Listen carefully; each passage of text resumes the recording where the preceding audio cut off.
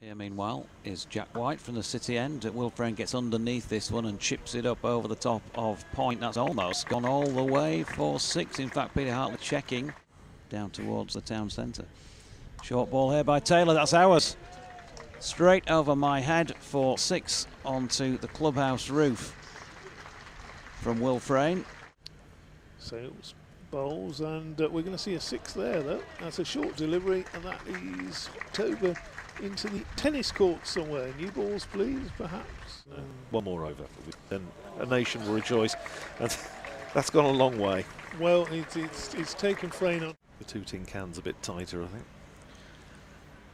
Oof. Now then, Will Frayne has hammered this one out of the park, and I think that might be a conversion. They didn't come off when it rained. Here's Zabe round the wicket, swept, and that could be coming straight to us. Whoa. And that hit just in front of the effects, Mike, as you probably heard. It's half a dozen. Nathan Buck bowling at the moment from the rugby ground end and has just been smashed straight back over his head for 6 more by Frayne. 137 then to him, 198 without loss. Here's Zabe in, and he's caught at backward point, and Frayne's terrific knock comes to an end. Just didn't get hold of that one. Whatever, yeah, is Taylor in, and Luxton is going to pick up 6 runs down towards Claude Rains. At the moment as Buck bowls to him, and he's hit that one high and mighty, and will it clear? Is it going to be out? It's not going to be out. It is going to be out, rather. It's going to be caught inside the boundary. Next delivery is a slower one, and is going to be the end of Harry Duke as he's tried to scoop that over the keeper. 4 balls to go. White in bowls, he's bowled him. So Don Bess, well, 6 and out. Used to say in the back garden. Running into bowl to Revis, who on drive, certainly going to get a single. Will they come back for 2? Emilio Gaze immediately to the ball. They're going to come back for 2, and he's going to be run out. So 1 run will count. Here is Cliff again. Now then, this could be the first wicket. Should be the first wicket. Is the first wicket. Dominic Bess has taken the catch at mid-on. Third man and beat third man as well, and there's a catch. Next delivery from Code. A little dab shot, trying to run it down to third man. Coming in around the wicket from the rugby ground end, and he's stumped. He's beaten safe Zabe, almost walked past it. Wayne Larkins would certainly have done that, wouldn't it? Down the pitch, start of this over, and another straight 6 for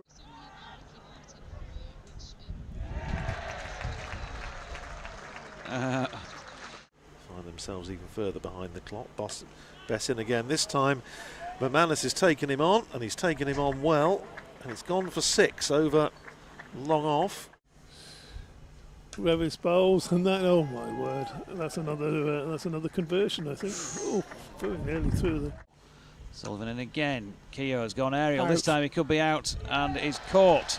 Dominic Bess, I think, is the man coming round. He's gone for 3 4s and 2 6s. Make that 3 4s and 3 6s because he's just been hit into the secret guard. Sales waits, and he's gone.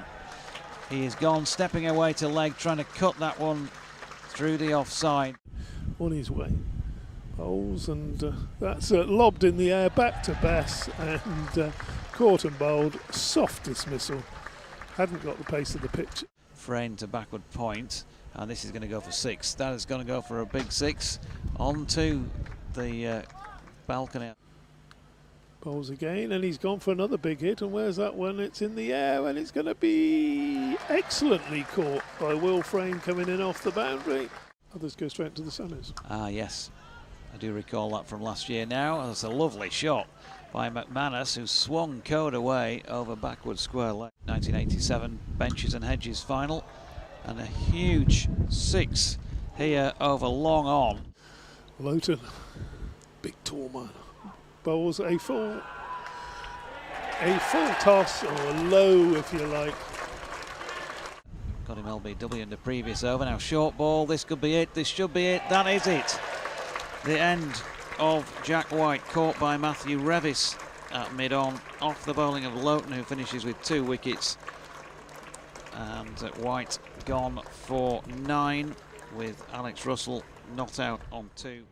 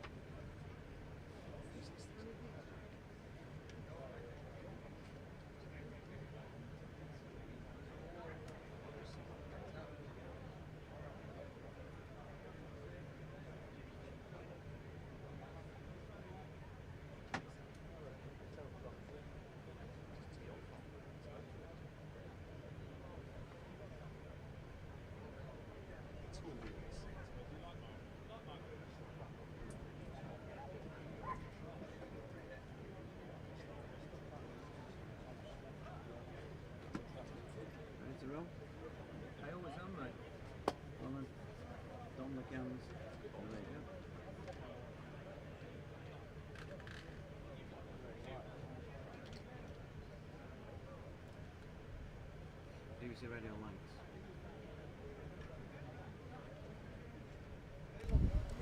Good morning and welcome along from Clifton Park, York Cricket Club.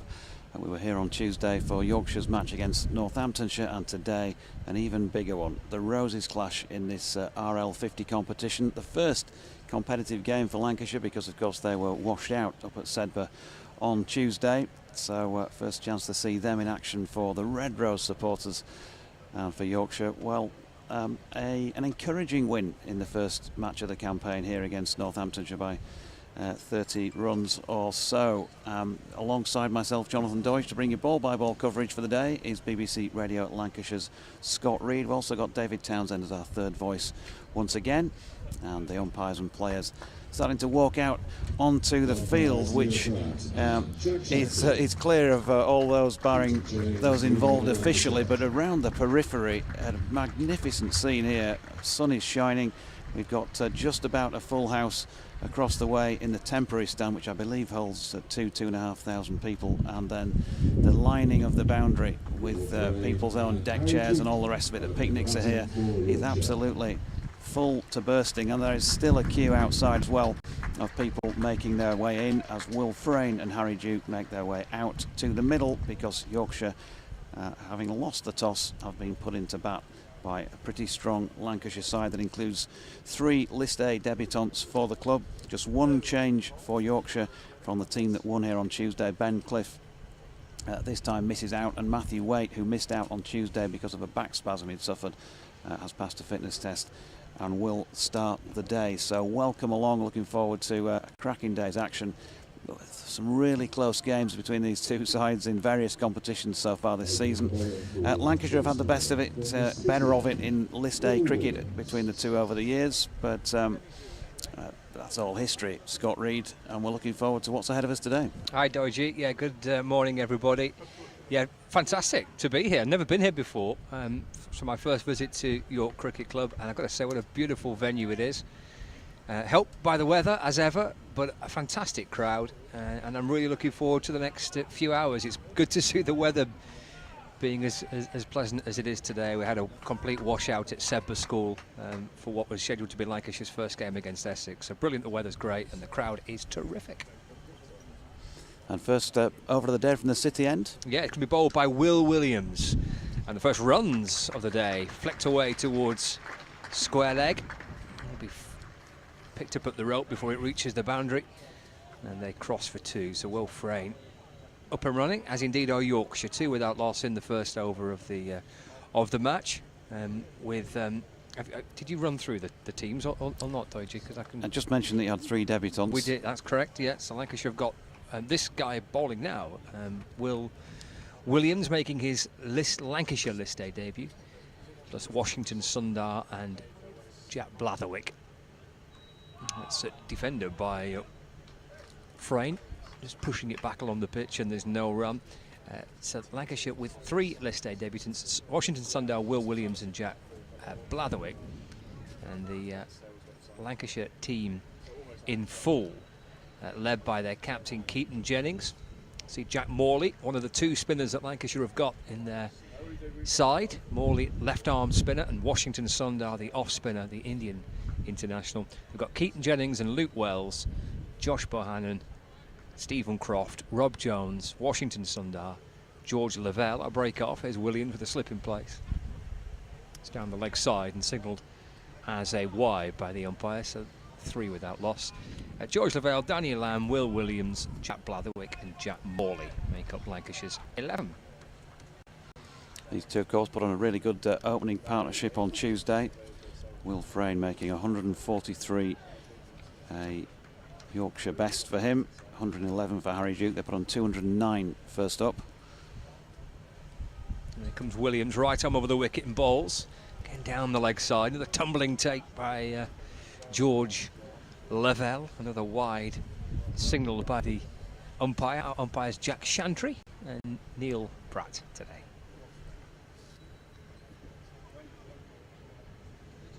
So Lavelle been a little busy already, the Lancashire wicket keeper, keeping wicket in this competition with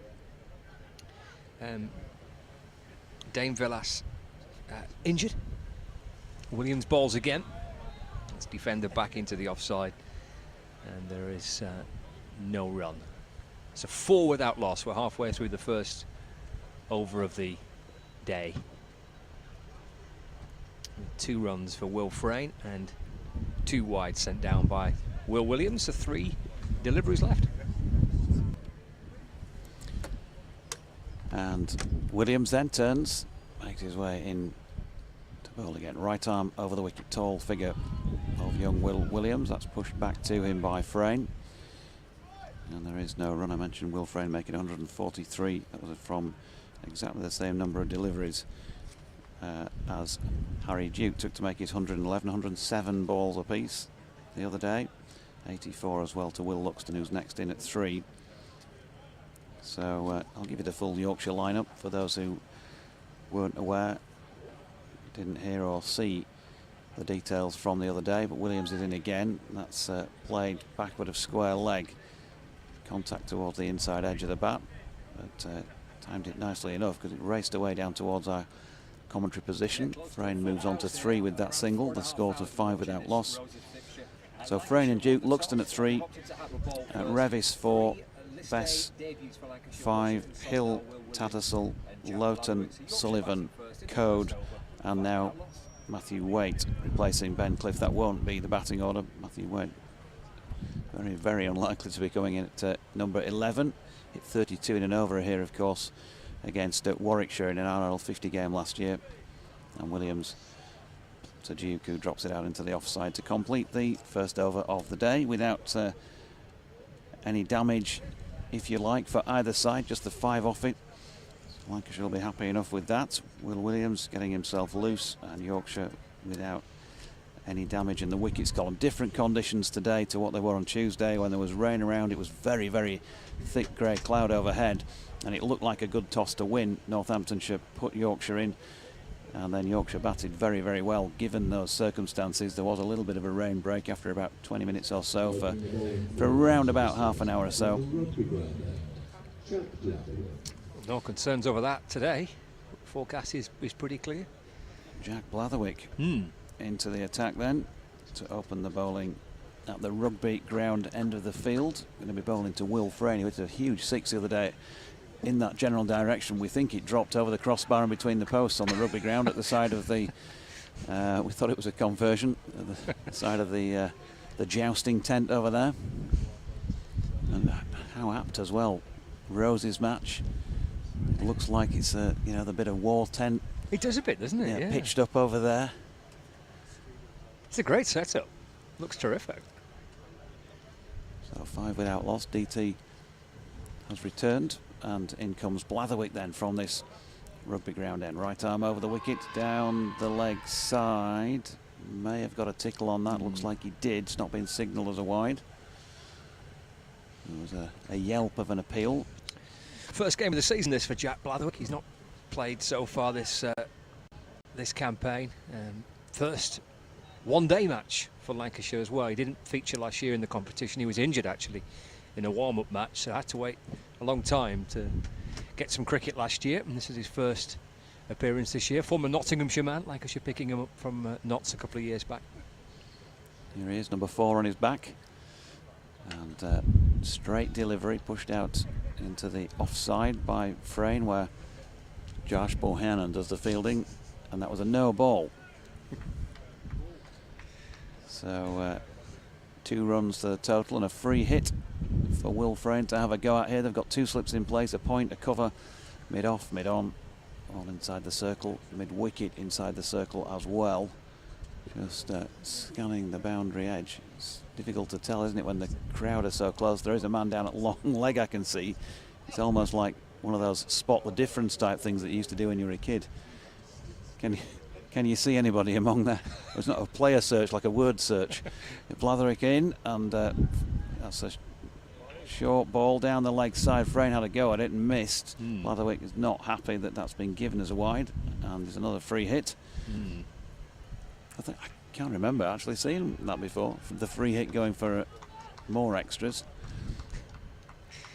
Been a couple of wides down the leg side in the first 2 overs. Yeah, Lank's just trying to get the radar right here. Yep. So 6 without loss, second over of the day.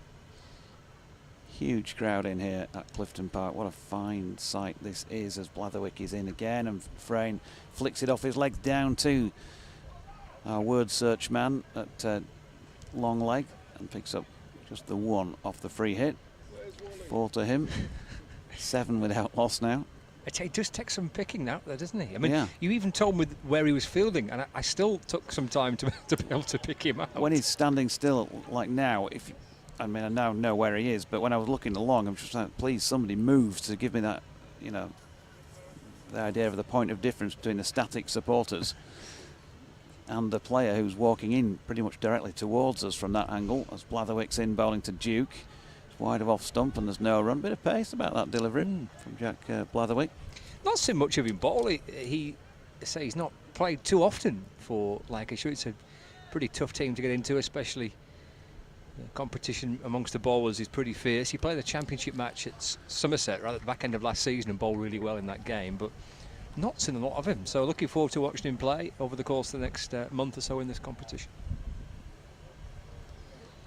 So Blatherwick turns again, running across from our right to left to bowl this to Duke. It's to the delivery that Duke shoulders arms to. Last time the teams met, of course, was neutral venue of Edgbaston recently. No man's land in the War of the Roses, and of course I can't remember quite who won that match, but you told me I was banned from even mentioning this game, and you've mentioned it in the second over. did you how did you go on in the final, by the way? I can't really remember that one, actually. We were all in the bars enjoying ourselves in Birmingham. Did you win? Blatherwick in, and Duke opens the face and pushes it out to point. And there's no run, and we really were enjoying ourselves, weren't we? Especially the climax of the whole thing, DT. We had a great time. You're a cruel man. Cruel man. It's a low blow already. Only team to lose a final twice, is that right? I thought they lost it more than twice, actually. I thought they've been beaten. Well, I they thought lost they've been beaten more than twice in They the lost it final. a couple of times on the night, didn't they? Yeah. Anyway, Royal London One Day Cup, and there's a full house. Blatherwick is just checking as he sets off to run in. Not sure what that little hold up is. Harry Duke maybe fiddling about with a bit of kit. And here comes Blatherwick once again, and flicked nicely off his legs. This will go for 4, despite the attentions of our man down at long leg. And that will complete the over with a boundary. And so Yorkshire will be feeling a little bit more comfortable about that. And Lancs, well, the pair of them, they just really need to get those radars right, don't they, these opening pair? Yeah, sorry, Doji. 11 without loss after 2. Yeah, I don't suspect many will have played here before. I was chatting to Lancashire's analyst the other day, and doesn't think that many within this Lancashire team would have played here before. I presume that Lancashire have played Yorkshire here previously. No? Not in a, right, okay. not in a List A game, and No. certainly won't have played in a county championship match, because the first one here was Warwickshire in 2019. There's Williams bowling, and that's defender up towards mid-on. There's no run. So so it's not hosted first-class cricket until as recently as 2019. Yeah, so there may have been, I don't know if the twos have played here against each other, something like that, but not at this level now. No. There has previously been first-class cricket played in York, but not at this venue. Okay, right. So 13 without loss. Here's Will Williams in and bowling. Oh, that just turns the bat around, trying to shape it towards mid-wicket. Disappears down towards third man for 4 runs. A little streaky, but just turned well Frayne around. Looking to work it to the leg side, that leading edge past the slip fielder Luke Wells down towards the boundary in front of the hospitality tents, and there is 4 runs for Frayne. He moves to 8. So it's 17 without loss. We're in the 3rd over of this contest. Williams bowls again. Bit of width this time. Frayne walks into it and punches up towards mid-off where Josh Bohannon fields. And there's no run. So we're in the power plays. The fielders outside the circle, down at third man, and a deep backward square leg. Fraying the batter on 8, so a slip behind him, which is Luke Wells. Williams running in from the City end of the ground. Balls, that's flicked over mid-wicket. Nice looking shot. He gets 4 more runs. It'll be the first of many you would think that the crowd will have to feel here today, with people gathered right around the edge of the boundary. Nice looking shot for 4. The timing was superb, wasn't it? Absolutely raced away. And yeah, the Speckies are going to have to be a little bit careful with those, because somebody got up to try and field it and it shot skyward off the rope as it went through. Could have hit somebody in the face. Yeah, you've got to be switched on, haven't you, if you're a spectator in the ground today. Williams to Frayne. It's flicked away off the hip down towards short fine leg, where it's fielded by Jack Morley. So there's no run. 21 without loss. Yeah, we had the sound of Fergie, Howard Ferguson, the golden voice across to our left the other day, just reminding spectators to keep their eyes on the ball at all times. Yep. Sound advice. Keep your eyes on the ball. He does have some voice, doesn't he? Williams in bowling. That's driven to mid-off, and there's no run. 3 overs gone. 21 without loss. Frayne 12, Duke on 4. Once again, ladies and gentlemen, if you're Right on cue, there he is. Today, please do ensure that you move fully down the rows to allow as many people as possible to get in. So please, no bags and seats, every seat used. Thank you very much. Look at that, they're queuing to get inside the ground. Thank you very much. Keep your eyes on the ball. Marvellous. Sir Geoffrey along to our left has popped out to have a chat with 1 or 2 of the press boys. 21 without loss after 3, so handy enough start. And these two thinking that they're playing on the same deck as they did the other day. Clearly a good one with 600 and plenty runs, nearly 700 scored in the day, as Duke leaves this one delivered by Blatherwick. And there is no run. You can get in touch on at Scott 16. Yeah, at BBC Links Cricket is probably the easiest one. And at Jonathan Doidge and at DO_cricket if you want to share any opinions. Or BBC West Yorkshire Sport at gmail.com. Blatherwick, short ball, pulled by Duke. That's going to be 4 runs. It's not really got the full Monty on it, but he got it clear of the field and managed to skip on to what is... There is a bit of foreshortening going on from our commentary position, but it feels like a pretty short boundary over there. Certainly just to the right of it, out towards the Cowan Sow. Feels like it's probably about the shortest boundary on the ground. The pitch set at an angle here, so they're playing sort of diagonally. If you've ever seen them play at Eden Park in the past in Auckland, that sort of a feel to it. As Duke pushing forward into the offside. And there is no run, but I can probably only see about maybe 10, possibly less than that, half a dozen blue seats, which tells you that the temporary stand opposite us is nigh on full, and I'm sure it will be in the non-too distant. Still people streaming in the gates here. Tremendous sight as Blatherwick is in, and Duke opens the face and runs it out into the covers, and there is no run. Great day here. Sad day as well today as far as Yorkshire cricket is concerned, because recently we lost Mike Cowan.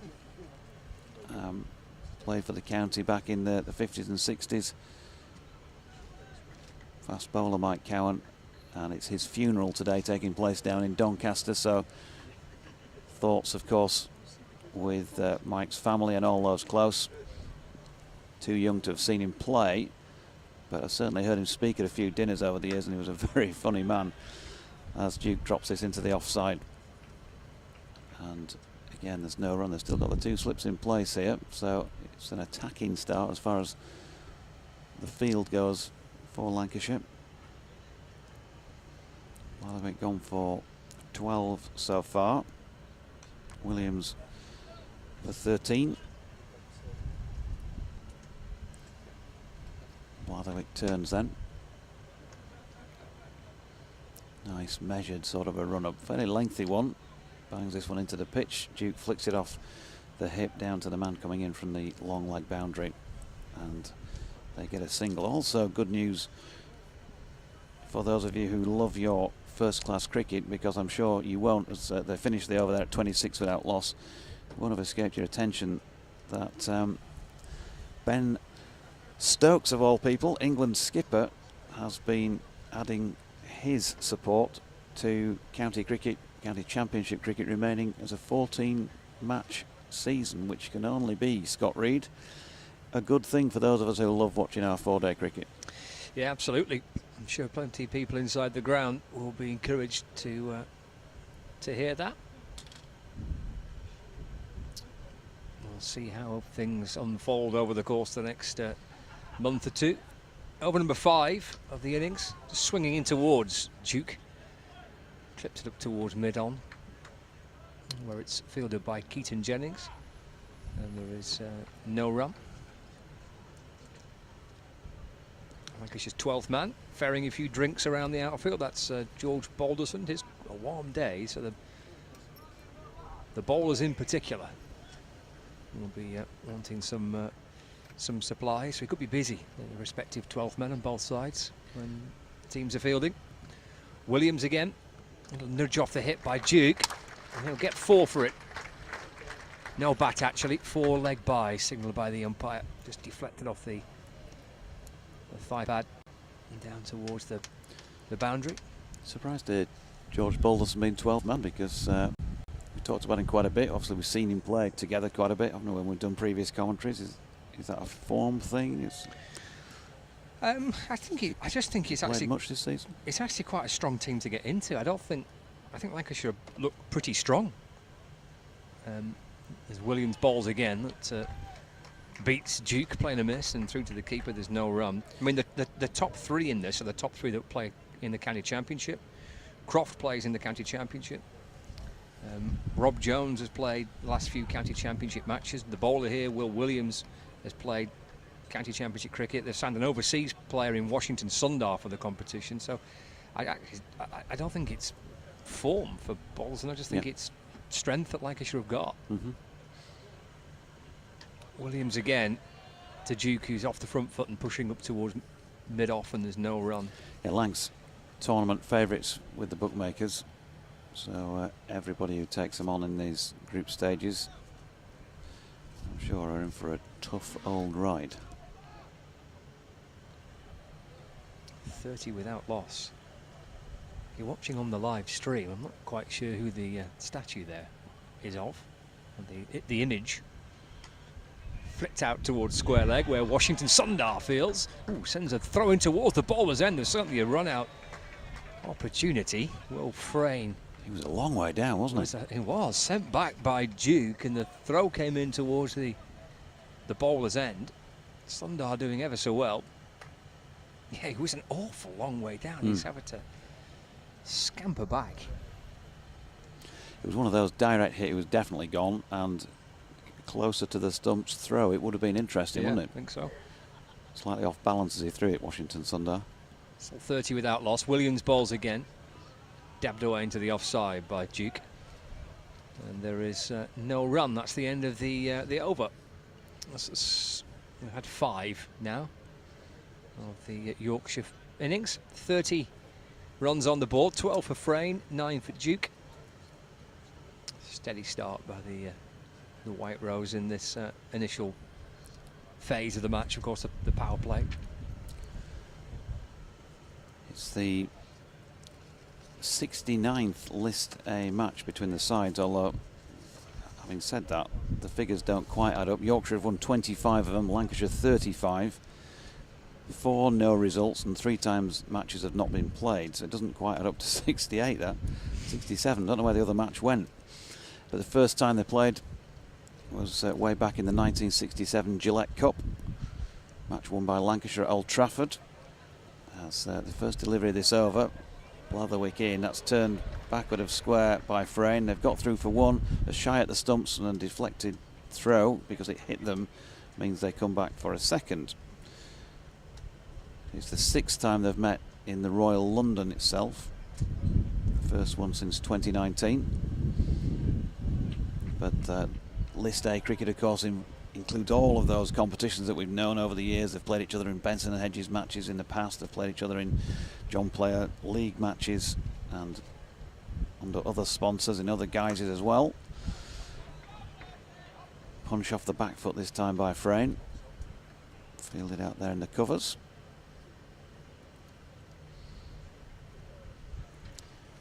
That was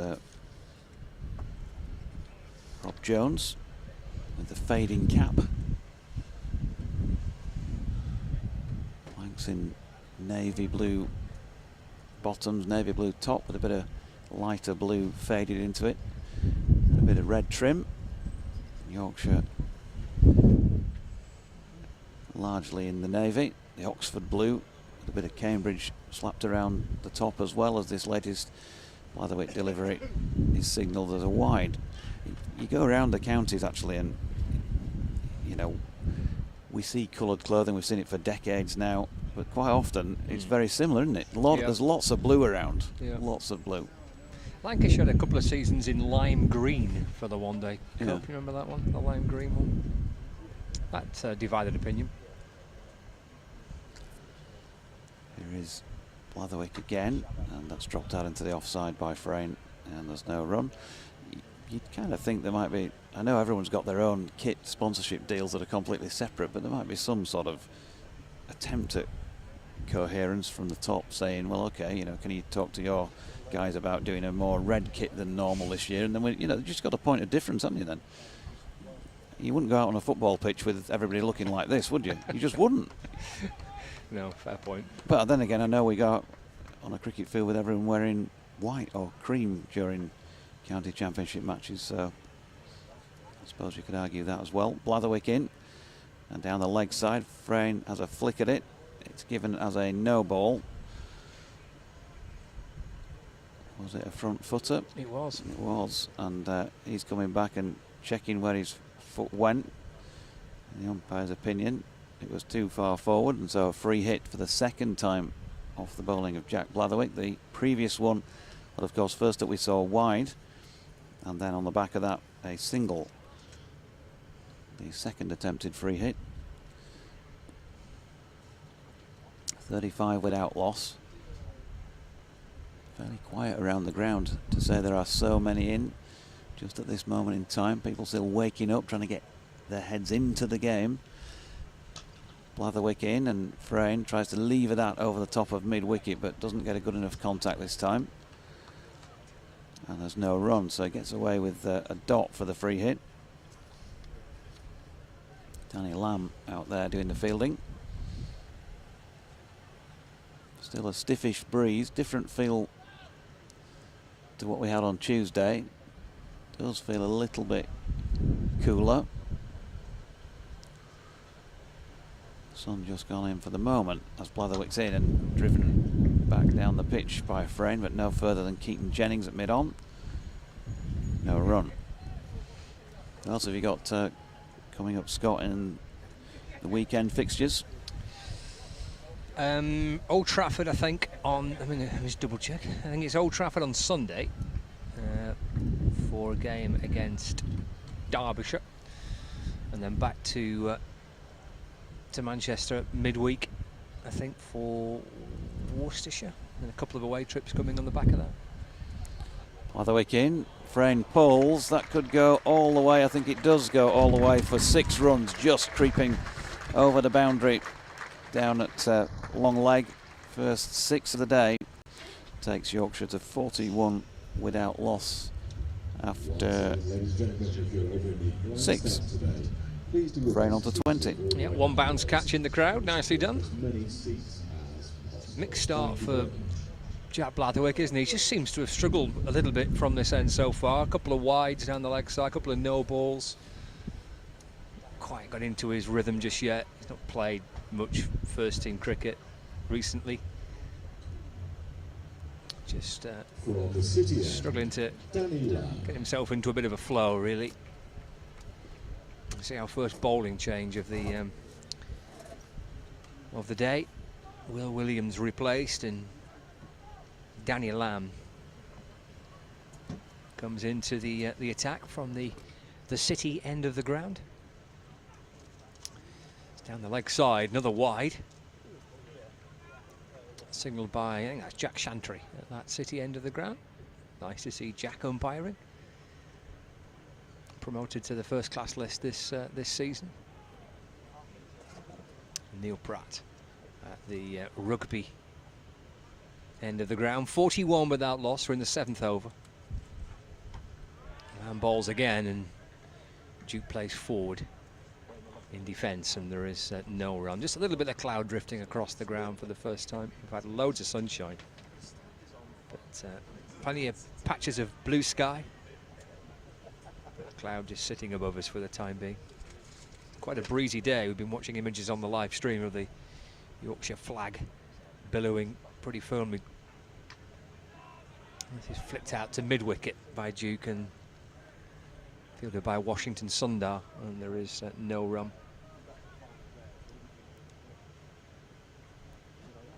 Plenty of spectators bringing their own seats, those foldable camping chairs, and plenty of cool bags full of supplies. No two spectators enjoying just standing up behind the edge of the advertising boards. And worked to mid-wicket by Duke with a slightly angled bat. Gathered by Washington Sundar. And there is no run. 42 without loss. Duke remains on 9. Already tucking into an early sandwich. Could be a breakfast sandwich. The two supporters. Wraps him on the pad. Shake of the head from the umpire. Duke again, aiming to work it away to the leg side. Not out, says the umpire. Yeah, Danny Lamb has he's caused Yorkshire a fair share of problems last few seasons in various forms of the game, but particularly short form sticks out. Good slower ball bowler, isn't he? Into Duke, who plays forward, and the ball nips past the edge of the bat, taken by the keeper. Sorry, rather I should say good variations, I think is fair to say. I think he's been used at the death. He has. Quite a bit. Yeah, in fact he bowled the final over of the game in the T20 at Headingley. Which was another absolute epic game of cricket between these two teams. A final ball of his first. No, it's down the leg side, signalled as a wide by Jack Shantry. So he'll have to bowl it again. 43 without loss. Started the over with a wide. The scheduled final ball of it was a wide. We've seen quite a few.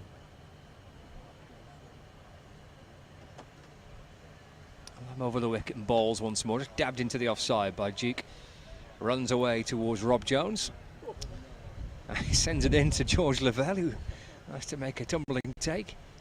And Lancashire wicket keeper. It's the end of the over. We've had 7, so 43 without loss after 7. Frayne has 20, and Duke is unbeaten on 9, with half an hour gone of this Royal London One-Day Cup fixture between Yorkshire and Lancashire. Watching someone tucking into what looks like maybe a bit of a sausage roll or something like that, cheese and onion pie. Speaking of food, here's Dave Townsend. Thank you very much for that intro, Scott. No doubt I'll have a chance to come back later on when you're back in the chair. As a moment though, it's Doidgy, and first delivery of the new over there goes through to the keeper, and there's a no run. Slip still in place. Just looking at this fantastic crowd here at Clifton Park for this one. Bowls, and that next delivery is pushed firmly up to mid-on. Will Williams, it is the number you're looking for is switched ends. I've got him down as number 33. Oh dear, an adjustment, early adjustment to the scorecard. So started off with a, but they've been a little bit wayward, haven't they, so far, the Lancashire bowlers. Williams again, and down the pitch, and well, that's unfortunate. That's gone off an edge. He was looking, Frayne was looking for a shot over mid-on, I think, or certainly over the leg side, and he's got a bit of an edge there, and that one's gone catchable height through second slip and away down to third man for the boundary, 47 for no wicket. Yeah, I think he plays the percentages pretty well in this form of the game, Will Frayne. He's trying to play one shot, but he knows that if he doesn't quite get it right, he's often got a way out. That maybe not entirely what you'd want there with a slip in place. Getting a bit edgy. Here comes Williams again, bowling, and that's, well, the sort of push at that one outside the off stump. He's gone through to the keeper. Optimistic inquiries from the bowler and mid-off as to had that just hit something on the way through. It obviously hadn't. It's not out. No run. It's a Luigi just checking something. Looking very puzzled there this morning. That's just people suggesting that we're a bit quiet, but we're just at the same volume as we were the other day. And Williams bowls, and that's pushed up to mid-off. No run. We're in the 8th over. People can't hear us. Oh dear. No. It does have its advantages, doesn't it? Alex W says, great to see. That's with regard to the big crowd. Looks a good day for it. It's a strange one, as the supporters will come out to the outgrounds for this, but probably struggling to get 4,500 to Headingley for a game like this, he thinks. Yeah, that's a good point. I mean, people love coming to a venue like this, don't they? Williams bowls, and again, play and a miss from Frayne, so good over that from Will Williams. The streaky boundary from it, 47 for naught then at the end of that over, with 24 to Frayne and 9-2. Well, yeah, 9 to Harry Duke. Both these players got centuries the other day, didn't they? They did. 143 for Will, and Harry with 111, and it's the latter who's going to be on strike to face Danny Lamb here. So taking a bit of time to get going, Harry Duke. He did sort of anchor things the other day. 9 from 8 overs out there in the middle so far. And Lamb in, and again he can't get that away. And it's almost like the field closes in when Harry Duke's on strike, forcing him to try and force the issue to get the ball. Well, clearly through the gap would work, but if it's a little bit closer to a fielder, his power's not quite there. Certainly wouldn't have the power of Will Frayne, his partner out there. More of a touch player, and there you go. He's just flicked one off his legs down to our left, where Will Williams comes into field from the square leg boundary. They pick up 1. Robert Winterset, morning to you, says, as they're in virtually identical kits, they may as well play in proper whites. When you were discussing that a minute or two ago with Scott, I was wondering which the first team will be to actually produce a kit that is all white, because it would be different. That ball struck back by Frayne in the air, just wide of Lamb. Sorry, you were commentating. I was, yeah, it's all right. Don't worry about it. I know you forget. Single to Will Frayne, 25 to him now, 49 without loss. Forget what? Who? James Green says, hi Jonathan, we appear to have one of the most inexperienced sides in the competition. Just hope we can follow up the win against Northampton with another good result. Do you have any info on if there are to be more comings and goings at Yorkshire? Oh, nicely played, this one by Harry Duke. Flicked off the legs, 1 bounce, and that was more than just a little push. Timed that superbly. And so Danny Lamb just getting his line wrong. That's 2 shots in this general direction. The second of them, Duke getting it far enough away from Williams to pick up a boundary. So 50 up in the 9th. 53 without loss. Duke now into double figures, 14. And Lamb in again, and this time Duke solidly behind it, pushing out into the offside. And there is no run. Comings and goings at Yorkshire. I think we're just going to have to keep watching this space, James. But you wouldn't be surprised, would you, if there are more changes to come, because new coaching team at the helm this year, and they'll want to shape things in their own way. Lamb in. Duke opens the face, runs that down to third man, and with a little bit of a fumble to help him, he's back for a second. End of that over, 55 without loss. What I would say on that front is that Otis Gibson said to us after the defeat to Hampshire at Scarborough that in conjunction with Managing Director of Cricket Darren Gough, they were looking for an overseas player, a fast bowler preferably, for the last 4 championship matches. So there might be something before the end of this season. And obviously we know that Matt Milnes has been signed from Kent for 3 years starting next season. Yeah, I wouldn't be surprised to see other comings and goings, James. But beyond that, not sure. So, start a new over from Williams. The 10th over, the last of the power play, of course, pushed firmly up to mid-on, no run. It's that time of year, isn't it, where you get all the gossip going on. So-and-so's going here, or he's been looking for houses or somewhere to stay down in Essex, or I don't know, over in Birmingham, or down there in Cardiff or something like that, where it's all, and so-and-so, well, of course he knows the coach down in Hampshire very well, etc., all that stuff. And I think probably about a third of them actually amount to something. Williams again to Frayne, and that's whipped wide of mid-wicket, but a good stop there by Washington Sundar. Just the 1 run, nicely timed by Frayne. I mean, yeah, he was having a chat with Burrell the other day. I heard him say Burrell when he was on his phone, but turns out it was Leroy rather than AD.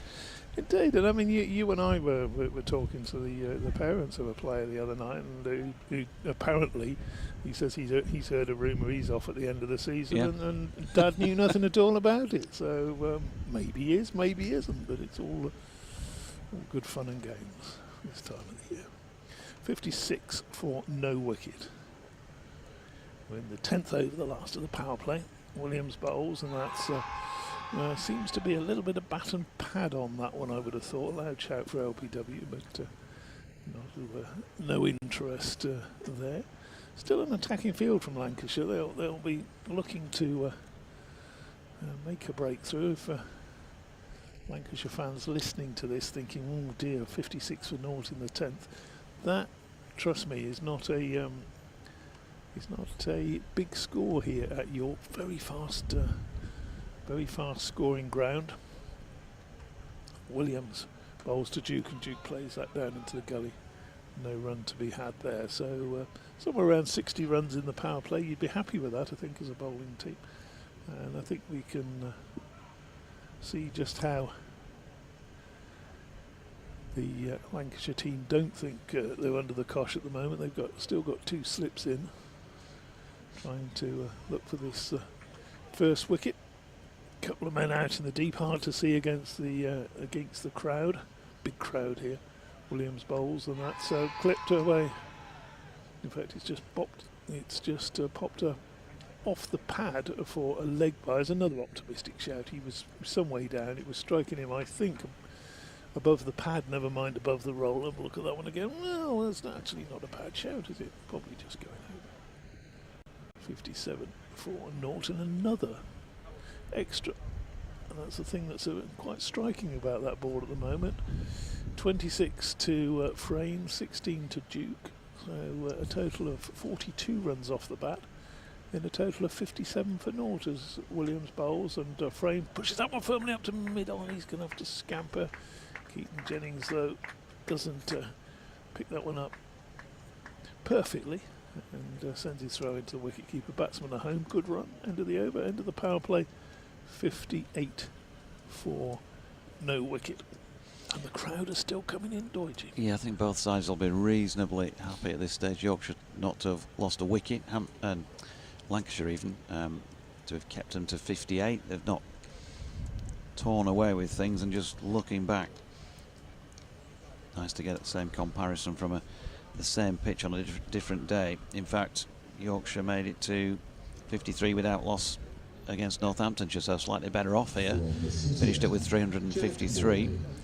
Jack Morley coming into the attack from the City end of the ground. And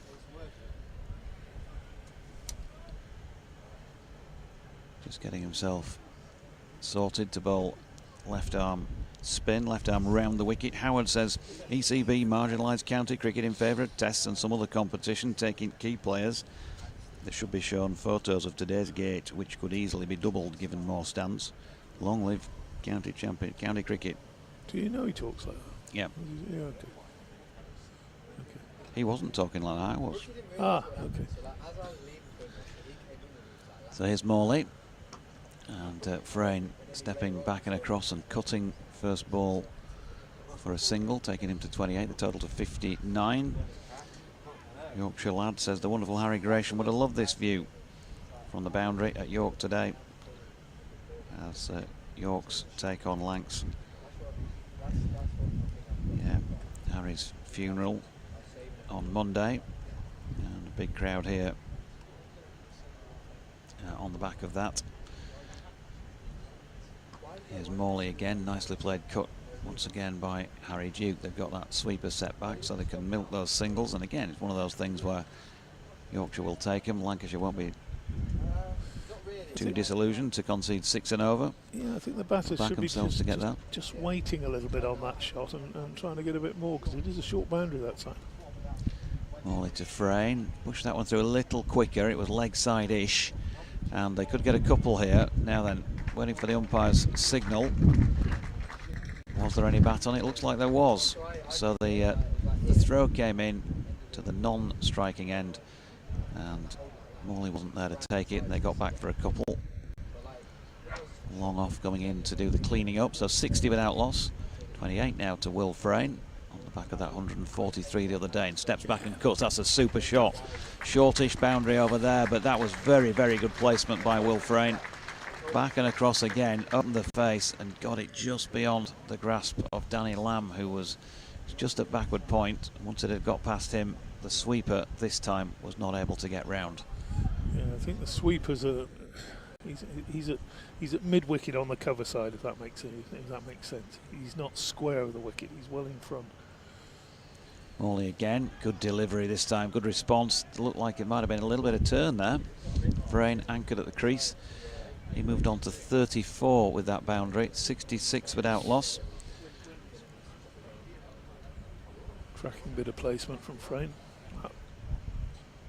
Morley again, and again, looks like there's evidence of a little bit of some tweak off the pitch. So the end of the 11th over, 66 without loss, still going at those 6 and over. Liz Mitchell says really enjoying the one-day cup matches, possibly even more so since the other thing started last year.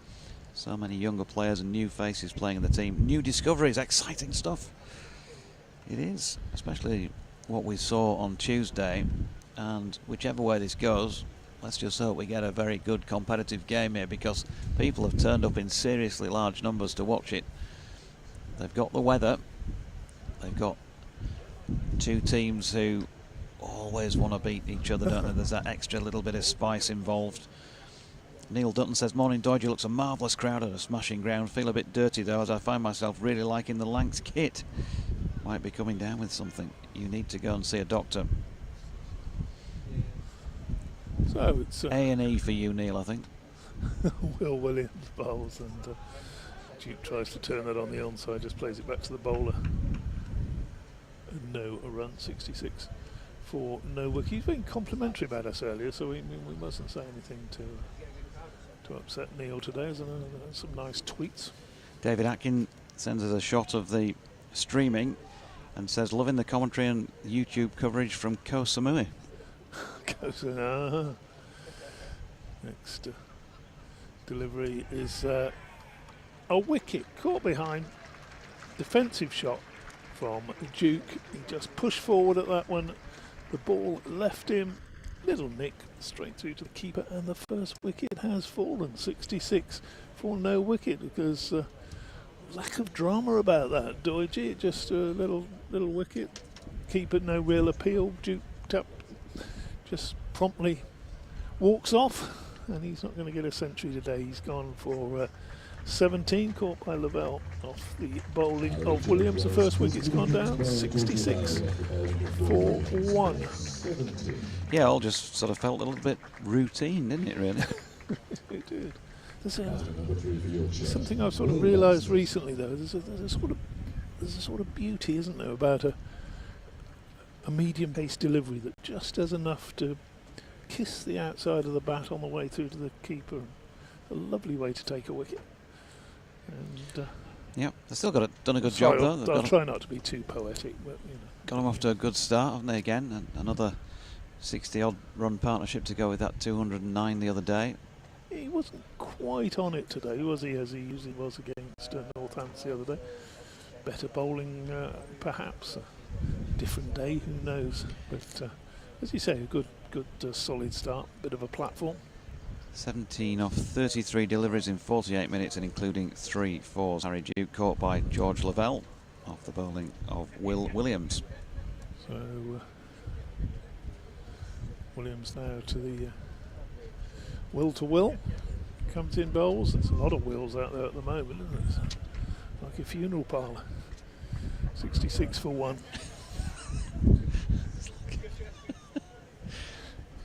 We got Will Williams bowling to Will Luxton with Will Frayne at the other end. Either that or a solicitor's office. I don't know what they do with wills and testaments and things these days. I suppose it ought to, really. Will. Here comes Will Williams bowling, and that's Luxton standing up and just striking that one firmly. There's an arrogance about his play sometimes, isn't there, Will Luxton? He's only a young man, but he's just got that bit of swagger about him, and he's great to watch. And for the crowd here, the Lancastrians as well as the Yorkshiremen, if he gets in and makes runs today, you'll enjoy it as a cricket. You missed why there's a Will as a cricketer. Williams bowls, and again, all just leaving the bat, going through to the keeper. 2 slips still in place, so Lancashire obviously think there's a little bit in this pitch yet to be exploited. They'll want to break this. They want to break the wills as soon as they can by taking a wicket. No more will puns, I don't think. Will you be quiet? Williams, 2 Luxton bowls, and a nice shot. Solid, defensive. But, well, if my calculation is right, that's the end of a wicket maiden for Will Williams. It was 66 for no wicket after 11 overs. It's now 66 for 1 after 12. So Lancashire will be a happier team at the moment, but well, these are 2 very, very destructive batsmen once they get going. In fact, Will Frayne the other day very nearly destroyed Doidge's laptop, but for the bit of cover we got in front of us, the rail and the protective perspex screen. So here's Morley bowling to Frayne, who's got it away beyond the grasp of Lamb again. Didn't time it as well as the one he did in the previous Morley over, and therefore the sweeper will clean up, and they get just the one, not the best of throws. Lavelle just wringing his right hand a little bit. Joe Smith says, great to see such a great crowd at York today, and Harry Turnbull is not impressed with the attire. I take it a colour clash is allowed in cricket. He says, well, yeah, clearly we've had white for many years, I suppose. Morley in, and Luxton steps away and cuts that out to the sweeper, and they get a single. And the other thing, I guess, that makes it allowable in cricket when it looks fairly close together, daft as it sort of feels, is that you quite clearly know that the two batters are playing for one team and the rest of the people out there, barring the umpires, or sometimes the umpires, are playing for the other team. Depends on your viewpoint, as Frayne cuts that out to the sweeper for a single, taking him to 36-69 for one. But not either of these two umpires, of course. Yeah, it is. But why aren't Lancashire playing in red? They play in red, don't they, for the 2020? Yeah. And Morley goes full and really does fire that one in at the feet of Luxton, who pushes it to mid-on. No run. Sorry, one run. Neil Dutton says, "Who's the best Will on show, though, gents? Is this a case of good Will hunting?" I thought we were banning more any Will puns. Morley to Will, who pushes it up to long off. Frayne, that is, for another single, 37 and 71. So they're just content to keep rotating the strike. They haven't been thrown up People are much. going to lose their will to live if you keep on like this, don't you? Morley in again, full again, and Luxton turning that to Rob Jones into the leg side, who fires it back into the gloves of Lavelle. End of another over. So Lancashire getting through these. Yorkshire 71 for 1 after 13. And again, different day, different opposition, different game. But just to give you an idea of where they were at this stage on Tuesday against Northamptonshire, after 13 overs, 74 without loss. So similar sort of pace to the innings, really, in the early part of it. Yes, Lancashire listeners, don't be alarmed if Yorkshire go past 300. I think anything shy of 300 and Lancashire will win at an absolute canter here. But probably Danny Lamb now is going to have a bowl swapping ends, coming in from the rugby end to bowl what will be the 14th over. Brisk medium pace, and that's clipped up in the air just over the top of mid-on by Will Frayne. Heart must have been in his mouth just for a minute. Have I got enough on that one? Yes, he had. And bounces inside the ropes. A couple of bounces down into the hospitality tent away to our right. Field spread out now for the medium pacer, as you would expect. 41 to Frayne. Bowls again, and he's hit that one in the air to mid-on again and has gone. So attempted that shot again, got a little bit, I think, possibly a leading edge to that one. It's gone a long way up in the air, and it's been taken, I think, by Keaton Jennings at mid-on. The previous delivery just cleared him that one. Well, I'm afraid that's the end of Will Frayne. He's gone for 41, 75 now for 2. So Lancashire, you would suggest, have the momentum with them as George Hill comes in at number 4 for Yorkshire. 2 to Luxton. A couple of important blows, those for the visitors, because those were the two Centurions just a couple of days ago. Both obviously enjoy batting here at Clifton Park. So give you Will Frayne's stats there. 41 was today's total from it always helps if your screen is updated before you start to give the stats. Still got him as 35. Funny thing, you know, he looked more disappointed to be out on Tuesday for 143. He was furious with himself than today, when he just realised he played a bad shot, obviously. Lamb bowls again, and this time it's it's Hill. George Hill. It's this new rule that, of course, the batsmen, even if they do cross, they have to go back to where they were, don't they? That ball was in the air a very long time before Jennings took the catch. Lamb bowls, and defensive shot there from Hill, who from memory, I don't think he got in, did he? Or he got in for just a couple of balls on. He got in right at the back end because they changed the order around, didn't they, a little bit as it got later on. And I think he got one not out from one delivery on Tuesday to George Hill. But he got 100, of course, in this. No, he didn't. He got a 90, didn't he, in this competition last year. Lamb bowls to him and comes forward, and he's not going to get 90 this year because that is the end of George Hill. 2 wickets in this over from Danny Lamb. Very successful change of ends with a medium pacer. Push forward, there was no bat on it. It certainly wasn't going over the top. We can tell that from our position here at deep extra cover. And clearly striking him in line, and the finger's gone up. And that's a 3-ball duck, I'm afraid, for George Hill, who makes his way off rather disconsolately. He's got a cracking batting pitch out there today, and possibly not as good as it was on Tuesday, but he's walked off and he's faced 4 balls in both these games at York Week. Yeah, he's just going through it at the moment, is George. It's the first time we've really seen it since he started playing, but 3 of his 4 Scarborough knocks ending in ducks, and a 38 there.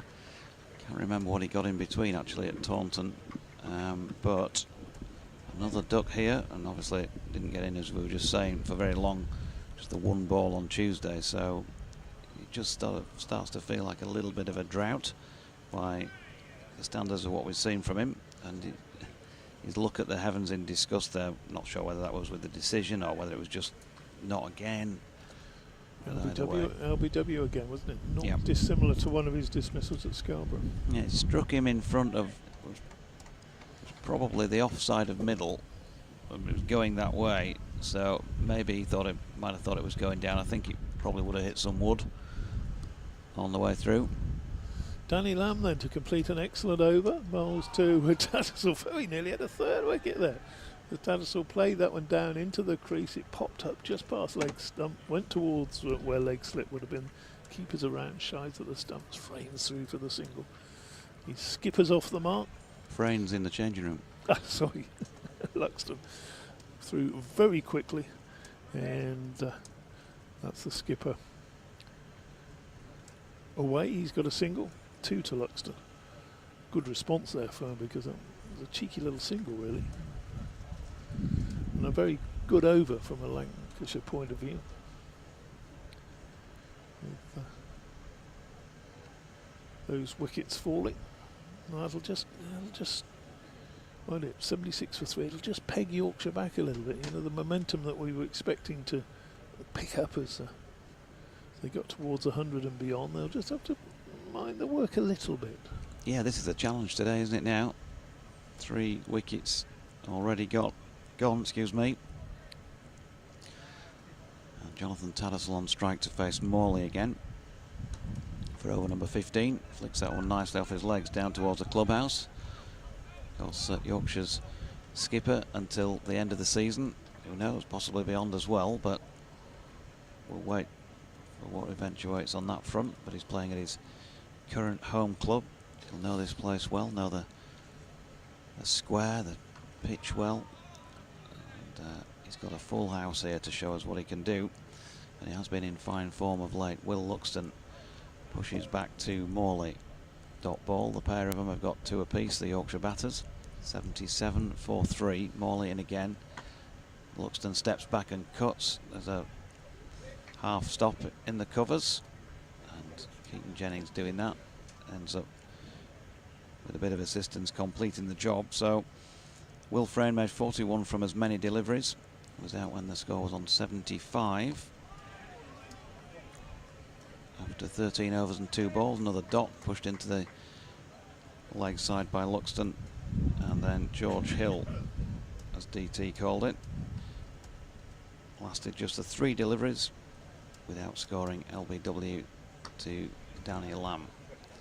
Another dot ball, Morley into Luxton. So Yorkshire at the moment, just a bit of pressure starting to mount, wickets falling. They're not able to get the ball away through gaps. Good bowling by Morley. He's just keeping things tethered at this stage. And again, this time Luxton gets a chance to free the arms and plays that one out off the back foot into the covers for a single, but another good over from the visiting side's perspective, because at the end of it, just 2 runs from it, 78 for 3 after 15, Yorkshire. Yeah, clever, intelligent cricket there from Lancashire, bustling through those, through that over, and if they can just hurry themselves through 2 or 3 more overs, and Yorkshire will suddenly realise that they've faced 18, 19, 20 overs, and the scoring rate has dropped. It's perhaps not appreciated part of the game sometimes, just slowing things down and speeding them up at the correct times in the field, or the best times in the field.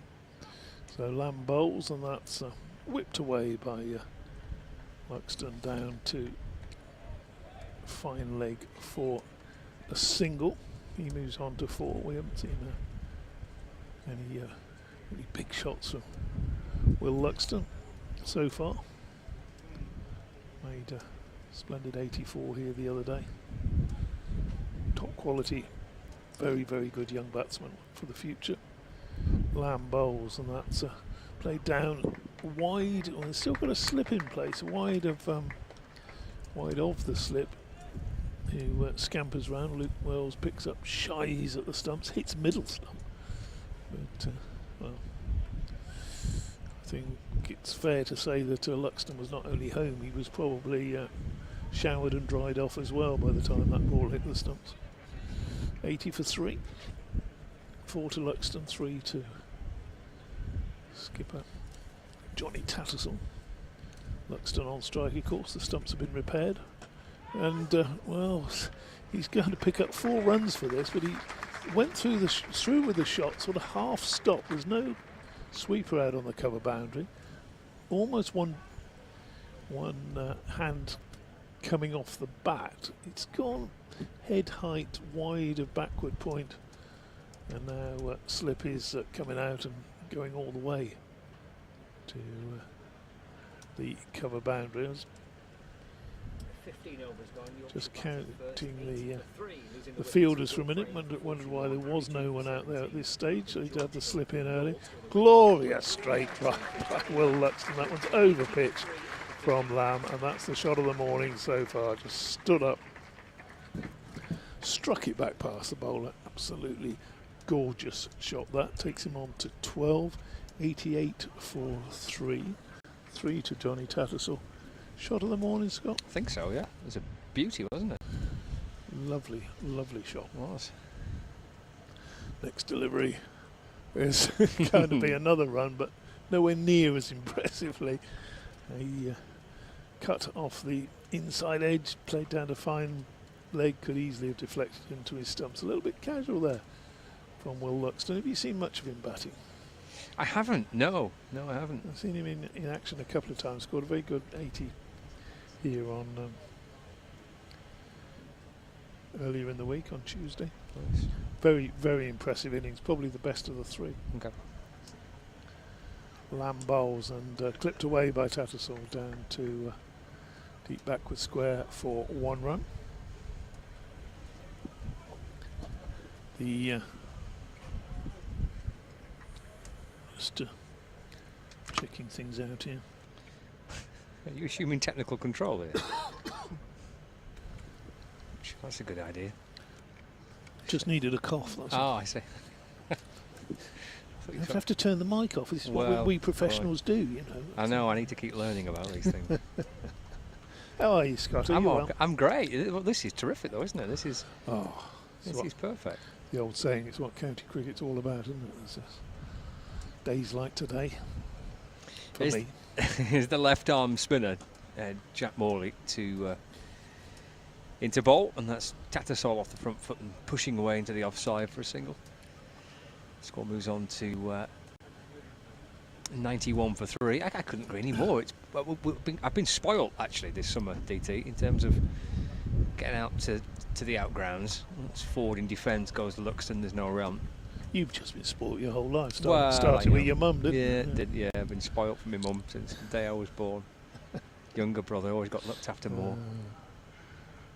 Morley, left arm around the wicket, bowls. Off the back foot, muscled away through mid-wicket. One bounce into the crowd, watch out. And on that mid-wicket boundary, good looking shot for 4. Score moves on to 95 for 3. You've been Yeah, seeing 20 matches in Blackpool and 4 games of pause. Up Sebber last weekend as well. Ooh.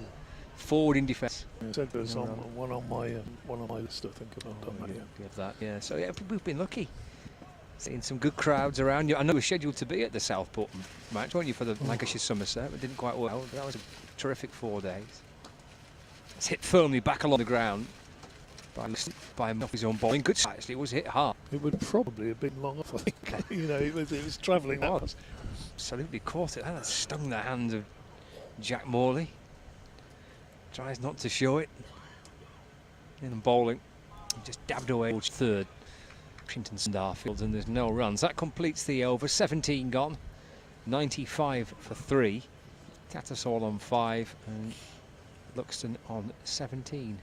Was it as splendid as ever, Southport? Was it? Yeah, it was. Great 4 days. Good game. Went down to the final hour on the final day. Still didn't know the result, and it was first 2 days was sold out. They were turning people away on days 1 and days 2.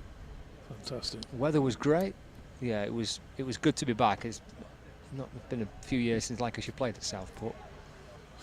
Was my friend Angus still parking the cars there? He was, absolutely was. Key man to know.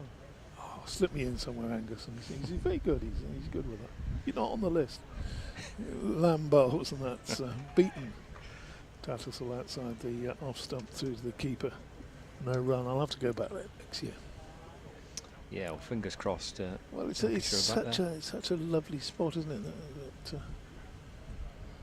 even if it's just for one of these games, you know, pop up and see my good mate Derek McGovern up in Liverpool at the same time. Make it a bit of a holiday. Lamb bowls tucked away. Nice, easy shot there down to third man by the New Yorkshire skipper. He moves on to 6.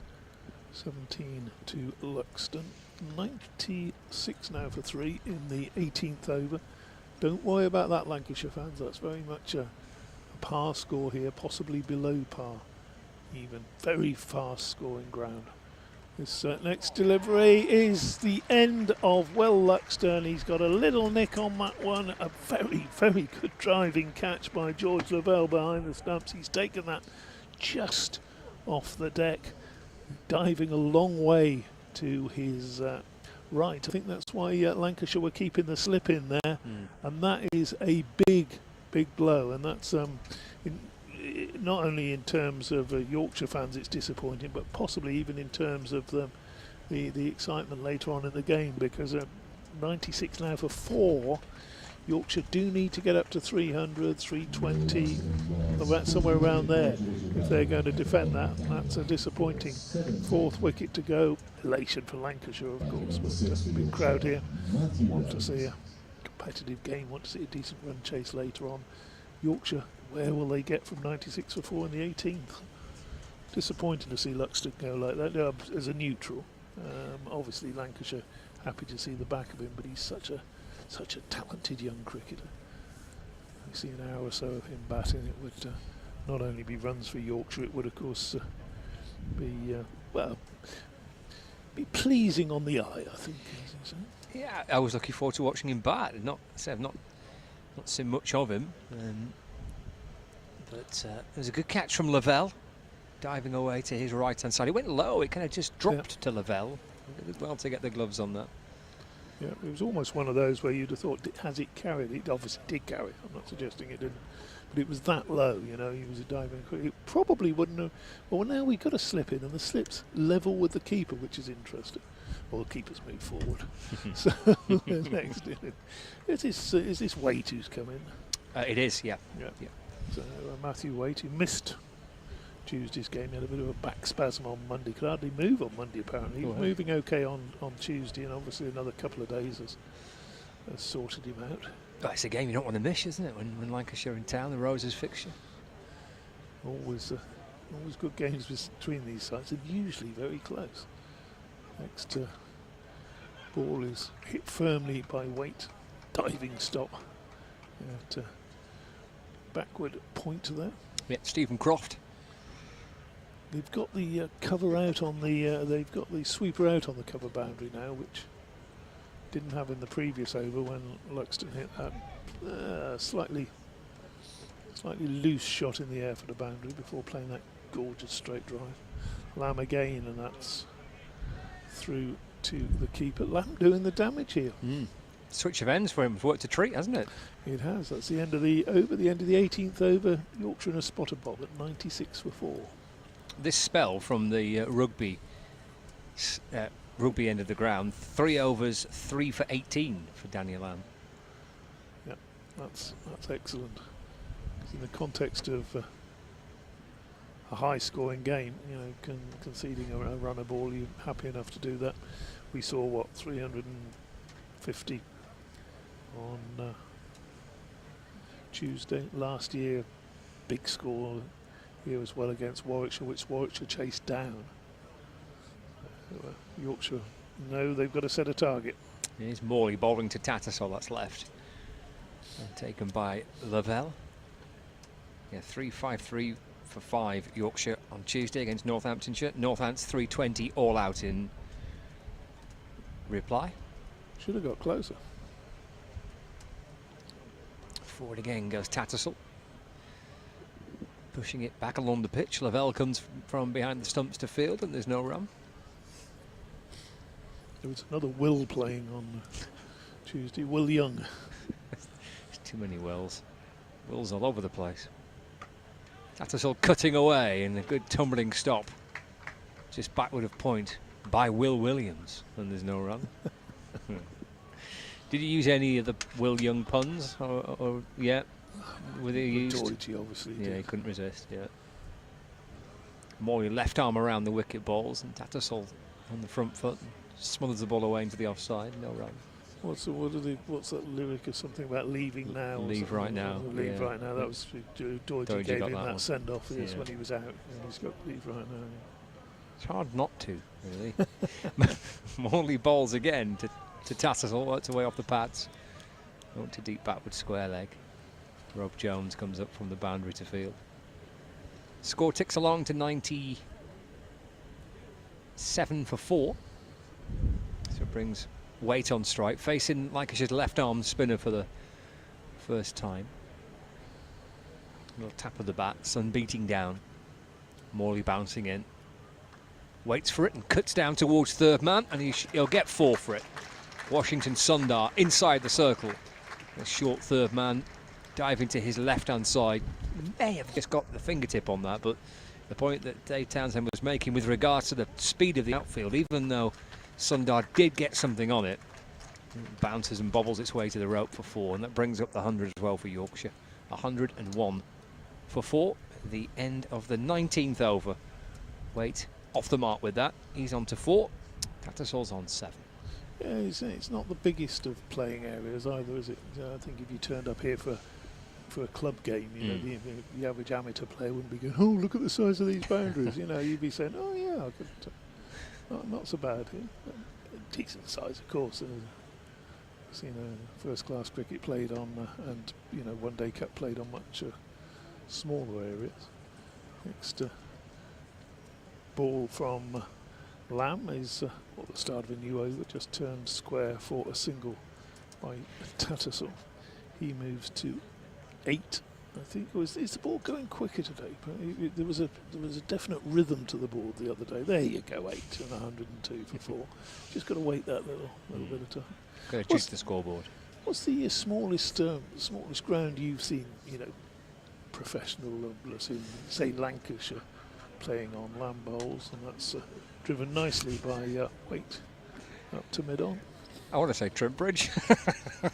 Well, no, that's I know. That's just the shortest boundary. I'm only isn't it? joking. Yeah. You could cough a 6 at Trimbridge, can't you? You could. Smallest. Kind of thinking of some of the outgrounds. Yeah. I suppose Maybe. Southport's not that big, is it? Here's Lamb again to the right-handed way, who hits that one in the air between slip and gully down to third man, very quickly down to third man. It's a single. I think, and I mentioned about the prospect of playing one-day cricket at Southport, and you touched on it just before, and I think Lancashire just a little wary of that. Can't afford the balls. Quite. Too many balls over onto the train track. But yeah, so Southport's not the biggest of venues. I'll tell you where it is small. I'll tell you the smallest ground I've seen. Okay. Is Lamb bowls, and Tattersall picks that one up. A couple of bounces out to square leg for one more run. Abergavenny. Oh, right, never been there. No. Abergavenny, Okay. where back in the day did a game there for cricket call when I was following Middlesex around, and they actually measured out the straight boundary was 40, shouldn't really have played, it was 48 yards I think, or 48 metres, and the limit was 50 in those days. Next delivery played down into the gully, no run there, the slips come out for weight now. I seem to remember Lancashire playing at South Northumberland Cricket Club. That's not the biggest of venues neither. No, I've not Played been there. Durham. Doidge No. was there on Sunday. That's where Gary Balance hit 95 Oh, or he did, didn't 25 he? balls. Yeah, That was there. So not a big ground. Next ball from Lamb to Wait, just eased through the offside for one run out to that sweeper on the boundary. Rob Jones sends his throw in. And that's the end of the over. So, reminder, ladies and gentlemen, that's Jeffrey Boycott is with us today, and we'll be signing copies of his new I book. just won't interrupt the honeyed turns of Howard Ferguson. And that's over. Maybe on screen now. 105 for 4. See the bowling change from the city end. Announcing that Sir Geoffrey will be here. Oh, signing, right, okay. signing copies of his new book called Nice. Being Geoffrey Boycott, I think it's called. Oh, right. Kind of like a manual on how to be the great man. Yes. Mum, can I be Geoffrey Boycott? Yes, well, here's the book. See how he did it. A lot of hard work involved there. Maybe I won't bother them. It sounds too difficult, yeah. Jack Morley's opening spell from the city end coming to an end for the time being. And Washington Sundar, the Indian international, who's played Test cricket, one-day international cricket, and T20 international cricket for India. Seems to have been around for a long time, but he's only 22. Yeah, he is, yeah. Lancashire's overseas signing for this competition, played 2 rounds of championship cricket as well. Slipping plays for Sundar. It's off the back foot by Waite, and just guided away to backward point. Daniel Lamb fields, and there's no run. Useful batter as well. Good signing. Yeah, he is, yeah. Good signing. Yeah, I think they view him kind of as an all-rounder, yeah. Bat a decent way up, maybe even 5, perhaps. I was going to say probably 5. 4, because Waite just worked the ball off his pads out to Croft at mid-wicket, and there's no run. So you're losing a good number of players, aren't you, to Lancashire, to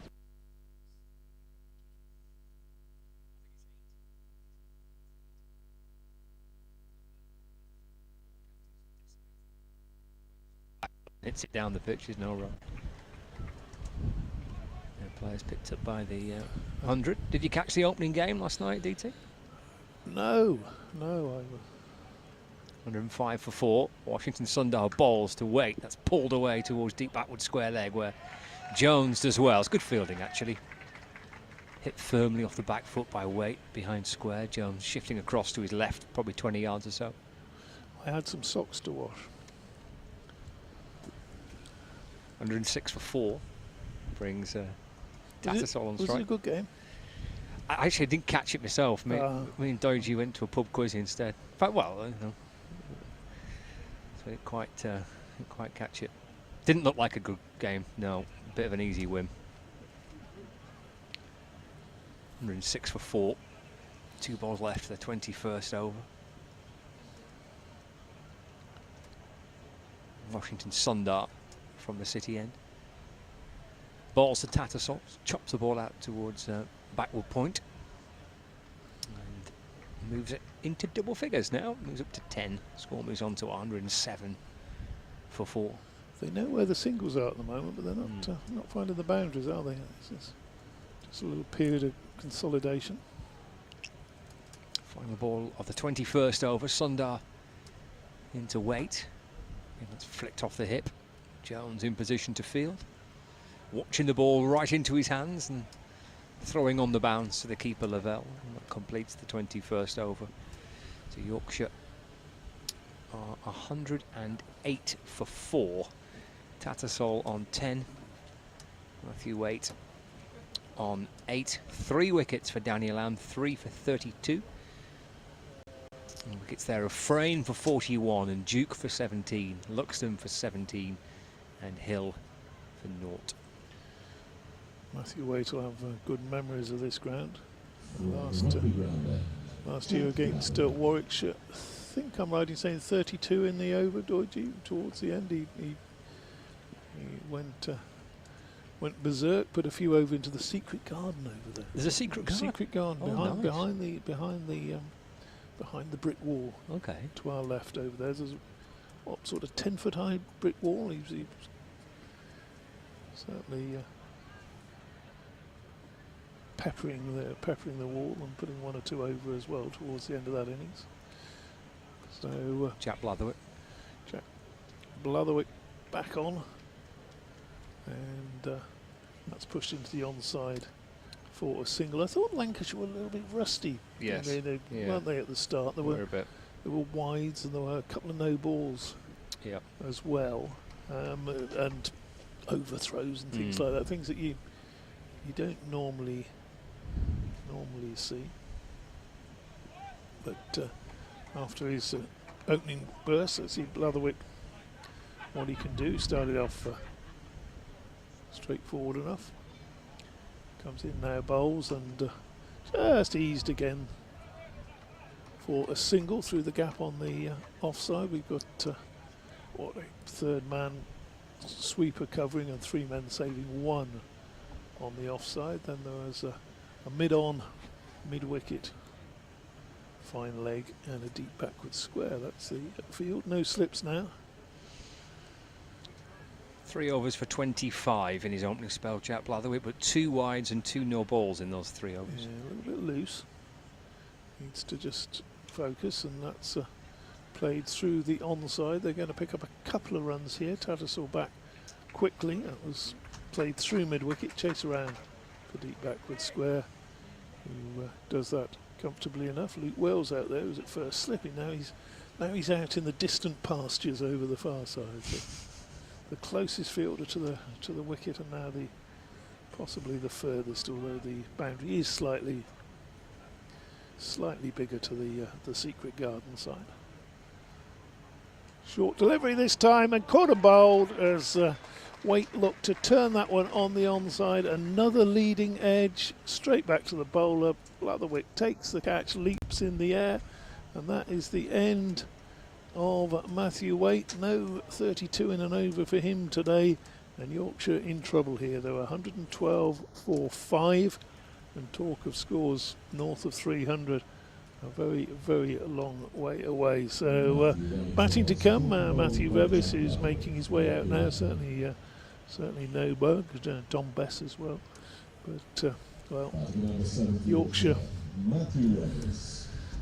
need to get some runs on the board, otherwise they're going to go down to a very heavy defeat here against their rivals from across the Pennines. And no Yorkshireman likes losing, but I'm told, Doidgy, if there's anyone they don't want to lose against, it's to lose against the Lancashire. So need to dig in here and put some runs on the board, give themselves something to bowl at. Just felt like that delivery was just a touch shorter from Blatherwick. It just seemed to rush Waite up a fraction. Yeah, he was looking to turn it, wasn't he? I think so. Yeah. Just very simple catch, really, back to the keeper. This secret garden, who does this belong to? We don't know, do you? Because Is it- it's secret. Well, is it part of the cricket club, or is it what? Or is it? Why is it secret? Well, just because it is. Okay. I want to know more about this secret garden. Blatherwick bowls to the new batsman Revis, who's away straight away with a nice confident shot down at the 2 fine legs. It's a bit like the Ken Dodd stand at Scarborough. It's just named that way because it is. You know. Fair enough. Although it was Dave Bracegirdle, I think, is obsessed with the Ken Dodd stand, and the secret garden is a Doidgy invention or Oh, naming right. or whatever. Come So out of his mind, does it? when he comes on in a few minutes, then he'll be able to explain to you why it's a secret garden. Blatherwick. Another short delivery swung away down to deep backward square by Tattersall. Again, didn't quite get it. Maybe this pitch isn't quite as true as the one we saw here on Tuesday. I've seen a couple of leading edges, a couple of just slightly mistimed shots. Frame going to one that he sent a long way up into the heavens, caught at mid-on, and that one from weight in that over as well. It's, we're having a little conversation between overs by the batsman. Interesting to know what the tactics will be from here, because if they sort of mind their work and push the singles around, okay, they might get up to something of a respectable score, but it doesn't win the game, does it?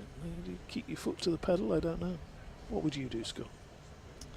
Well, it seems very old-fashioned to say try and bat through 50 overs, doesn't it? There's Washington Sundars in the bowling, and that's worked off the pads down to backward square leg and Jennings Fields, and they get through for 115 for 5. Yeah. It might not be the worst approach at the minute. It's for the benefit of Yorkshire batting first on the pitch, and obviously knowing the ground better than Lancashire. Sundar bowls, again that's worked away through mid-on for a single. Revis leaning into it, pushing the ball along the ground for 116 for 5. We had a game here 2 days ago where the opposition scored Yorkshire scored 353. The back foot and clipped away towards backward square leg for a single. So is it the same and, pitch? And Northampton really should have got them. Right. And the same pitch as that, we think. I think they played on the pitch that's a couple over. Okay. There. Right. Okay. 117 for 5.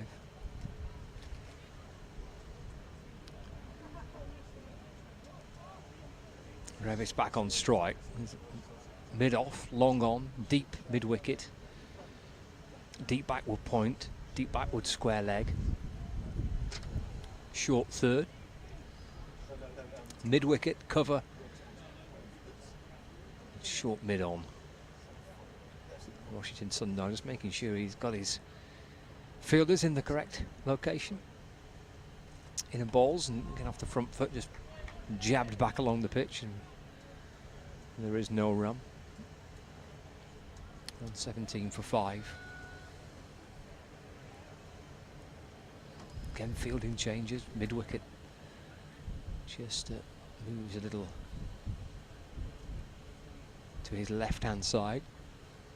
Maybe 4 or 5 paces. Sundar's bowling again, and Revis defends out towards extra cover. Jack Morley comes up to complete the fielding, no run. Final ball of the 23rd over, 117 for 5. Washington Sundar bowls and flick down to backward square leg. Gets through for a single, and that completes the over. 23 gone of the Yorkshire innings. Tattersall 14. Partnership is worth 6. Early stages as Yorkshire try and piece things back together. Little clatter of wickets, and over the course of the last half an hour or so, Dave Townsend's taken a breather. Jonathan Doidge is back alongside me. Yup. Kate Holsworth says the new law recrossing DT doesn't come in until the 1st of October. Just catching up on a bit of correspondence as we're going to see Jack Blatherwick continue at the rugby ground end. Here he is. Oh, that's gone skyward off the bat of Revis. And he's got away with it because it's dropped in no man's land over the bowler's head between mid-on and mid-off. Nearly goes for 4, but they've kept him to 2. Speaking to Rev's parents, who parked next to me in the car park this morning and made themselves known to me. Morning, Doige. You keep having a pop at our son on your broadcasts. Take you out the back of the tent now. Anytime. No, just actually clarifying with them where Matthew Revis started, because I've always believed it was Burley and Wharfdale Cricket Club. Turns out it was. So I think Keith Matthews' dad saying they used to coach the juniors there, and that's how he came through. Flicking this one nicely off his legs backward of square, and he's coming back for a second. Can play, can Matthew Revis. We saw quite a bit of that as he gets 2 there in championship cricket earlier this season when he was going in lower down. There'd be a little bit of reliance on him now at 7 to put on a partnership here with Jonathan Tattersall. That's what Yorkshire needed. Good, healthy partnership at this stage. Still a long way to go. More than half the innings, so plenty of chance to build. Blatherwick in again, top of the bounce. He plays this one out to point, does Revis. And there's no run. Michael Hickman says, how can there be no county cricket in August? I'm not watching 100 this year. I'm totally fed up with the T20. Whoever is running the game, whether it be Snowball, Strauss or Joe 90, should be sacked. Oh dear.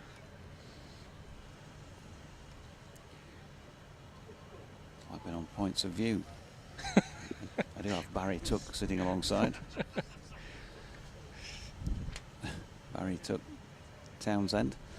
As Revis flicks in the air again here. That's not dropping too far short of Jennings once again. They've got through for a single, and just the way some of these shots have been played now, we've seen 20 odd overs. Lancashire have clearly bowled well. They've just kept asking questions there or thereabouts, but also 1 or 2 of these look like they might just be holding up in the pitch. What's the point I was trying to say? We're having a conversation, me and DT, about Yorkshire. They might well look to adjust what they think is a defendable total here, having battered 23 overs. I mean, obviously they need more than this, clearly, and probably do need to get somewhere in the region of 300, but 350 they got the other day might be above par. Blatherwick in again, and Tattersall turns this into mid-wicket, no run. PM Dutraline says he'll never catch on, DT. With regard to the cues and his video, and John Semester says for a game such as this, ground v stadium, no contest. Yeah, but when you turn up, you do also want a bit to cheer about, and at the moment it's been a very subdued atmosphere. There was the early morning enthusiasm before play began, but Lancashire have becalmed Yorkshire here to a large extent, and Tattersall, Yorkshire's skipper, running a ball, not himself, down to long leg for a single. 124 for the loss of 5 at the end of over number 24. Jack Blatherwick has now bowled 5 overs, no maidens, 1 for 36. Will Williams a really good 1 for 19 off his 6 so far. Danny Lamb 3 for 32 from 6. Jack Morley 5 overs for 25, and Washington Sundar so far 2 overs for 7, and he's going to continue at the City end. Just been watching Matt Fisher on the live stream there. How's his kind of recovery going, Doige? What is any kind of time frame on that? Well, it was originally written off for the season, but then came on at Scarborough the other week and told us he could play before the end of the season, possibly. Attempt to sweep this time from Tattersall, and Sundar bowls, appeals for the LBW. The umpire says not out. Well, that's optimistic then. Might see a little bit of him before the end of the season. Yeah, I mentioned, we'll come back after this ball. There's Washington in, bowled and 4 goes Tattersall. Just drops it into the offside. They jog through for 125 for 5. From his point of view, apart from the love of playing the game and wanting to play the game, that's what he does. It's his job. he's had the England sniff, the tours during the winter. If he got back and played a couple of games, you know, I guess there'd still be some hope for him of getting on a tour, and even if he didn't play that much, just continuing that experience. Washington Sundar in and bowling. And Revis goes back and cuts the ball out through the offside. Blatherwick on the point boundary fields. Score moves on to 126 for 5. So you never know. I don't know whether it will be possible. He said it was ahead of schedule on the recovery. Tattersall waits and leans into this next ball from Sundar and works it out towards square leg Rob Jones fields. Tattersall gets 1. He moves on to 17. The score to 127 for 5. Brings Revis back on strike. And Washington bowls. And that's flicked to back with square leg for a single. Clip off the pads for 1. Revis moves into double figures. He moves up to 10, 128 for 5. So a dot ball from the first ball of the over, and then 4 singles since then. This is the final ball of Washington Sundar's 3rd over. Off spinners in and bowling. Attempt to sweep again. And Sundar asking umpire Jack Chantry. That was LBW. As Tattersall went on the sweep. Not out is the verdict. It's the end of the over. 25 gone, so exactly at the halfway stage here at York Cricket Club. In front of a good crowd. Plenty of cool beers already been consumed. It's in 5 wickets to fall. 3 of them off the bowling of Danny Lamb. Yorkshire needing a partnership now. They've got Johnny Tattersall on 17 and Matthew Revis on 10. And those Yorkshire supporters will be hoping that these two can bat well now for a good period of time. Yeah, a lot of work to do to put something that is defendable or potentially defendable on the board. Blatherwick in, Revis with no slip in place, opens the face, runs it down to 3rd man. That's a very good effort by Matthew Revis. Sometimes, you know, when you see a shot like that, there's a tendency to think, oh, man, got it towards the edge of the bat and it's a bit streaky, but it was deliberate, wasn't it? And he had to get it away fine because 3rd man is not that wide. So lovely little bit of touch play, I think, there from Matthew Revis. And just the natural pace of that ball by Blatherwick carried it to the boundary for 4. So 132 for 5. Just past the halfway stage here of this Yorkshire innings, put into bat, of course, by Lancashire. Now then, he's got one top edged up in the air. Underneath it is Stephen Croft, and Yorkshire have lost a 6th wicket, and that is very disappointing because Matthew Revis just starting to get going. Lovely shot the ball before, but Blatherwick has struck again. 2 wickets for him, and it's looking like it could end up being a bit of a damp squid, this one, as far as the Yorkies are concerned, because they are 132 for 6.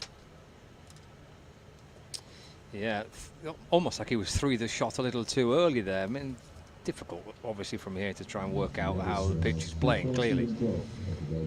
But maybe just a suggestion that it's not quite as quick as maybe we thought it would be. Need to try and pull the ball, but that top edge, Croft takes a pretty routine catch. Blatherwick's come back well here because he was expensive in his first spell, just settling into his rhythm. He's not bowled much. You've got to factor that into the equation. He's obviously played some 2nd team cricket, but in terms of competitive 1st team cricket, he's not bowled at all this season, so that's going to take a bit of time for him to settle into a bit of rhythm. He got the new ball this morning with Will Williams, and it was a wee bit expensive and taken out the attack, but he's come back well. He's picked up 2 wickets. And now Don Best joins his captain on 32 for 6. Early night, I think. Long way to go yet, Doji. Well, there is, and I think definitely playing on the slow side from what you can see. That's several shots now that have been played as the ball is not coming onto the bat. So maybe just the fact that there were, well, I was going to say 100 overs, 92 overs played on it the other day. So it is the same pitch. I think it is the same. Okay. DT wasn't sure if it was a different one. Well, I'm looking at the strip 2 away. It might check with the boys. It's certainly close to it as Bess's first delivery tries to flick into the leg side as an appeal. Graham Hardcastle is a couple of seats away and might be able to hear me asking him if he thinks this is the same pitch as Tuesday. Yeah, Graham thinks so as well. You can see on the live stream a couple of pictures to the right of screen there. That's the possibility of it being in the pitch that was used on Tuesday, but the feeling is it could be the same one. I think that was more netting. Okay. And this looks like the same pitch, so you know it just could be the fact that it's been used once, that of course it's been rolled again and that sort of thing. It might just be dead and not coming on as Best turns a single into the onside, so they've just got to get something on the board here to give themselves an opportunity to make a game of it as well for the people who have come in droves today. Yeah. Because there'll be a little feeling of disappointment at the moment, I'm sure. 133 for 6 now. Best off the mark with that single. Tattersall, Yorkshire's captain, 17 not out. And Blatherwick bowling to him, and he flicks it nicely off his legs out into the mid-wicket region for 1 run. Danny Lamb, I think, was the man. It was coming in. Even when you don't see players every week, you kind of do get used to some of them that you see quite often, the style of running or whatever, even if you can't see the number on the back. And so 134 for 6. Slip in place once again here for the new batter. Blatherwick in, and Best gets the ball short of length and helps it on its way down to long leg this time. Pick up another single. 2 to him, 135 for 6 at the end of the 26th. So still much hard work to do for the home side, and the Red Rose, well, they've got almost, if you like, got the foot on the throat here. They want to see this off. They want to just keep putting it there or thereabouts. If it is a bit sticky, the pitch, they just want to let the pitch do the work. And watch Yorkshire make a few more mistakes. They'll be hoping. Washington Sundar will try and induce 1 or 2 of those, I'm sure. He's not yet taken a wicket, but he's going to continue here from the City end. Yeah, there's quite a bit of activity around the ground here, Doji. There's obviously cricket, there's rugby pitches. Are there tennis courts on the far side as well, or just rugby pitches? Tennis courts. Okay. Clifton Alliance cricket ground over there. There's Washington Sundar and Bowen. That's just ramped by Bess, working the ball over his shoulder down towards fine leg for a single. 136 for 6. Yeah, plenty of sporting activity then around the cricket club. Rugby pitches and tennis courts. And the marquee looks fabulous. Big white marquee way to our right. It's Tattersall will dance down the pitch and worked this delivery along the ground through deep mid-wicket for a single. 137 for 6. We were talking the other day with Radders about the feel of a jousting tournament, and you'd get somebody like the pompous DT sitting there on a balcony like this, throwing his colours or whatever they used to do. Sundar in and bowls, and Best tries to work it down to third man, but a play and a miss. You know, that regal air with his crown on, and yeah, I could see him throw something out there which suggests, you know, which says game on. Off you go, boys. Looking down his nose at most people around him. Yeah. Washington in and balls to Best. Just dabs the ball away into the offside. Lavelle, the keeper, comes round from the stumps to complete the fielding. There is no run. 137 for 6.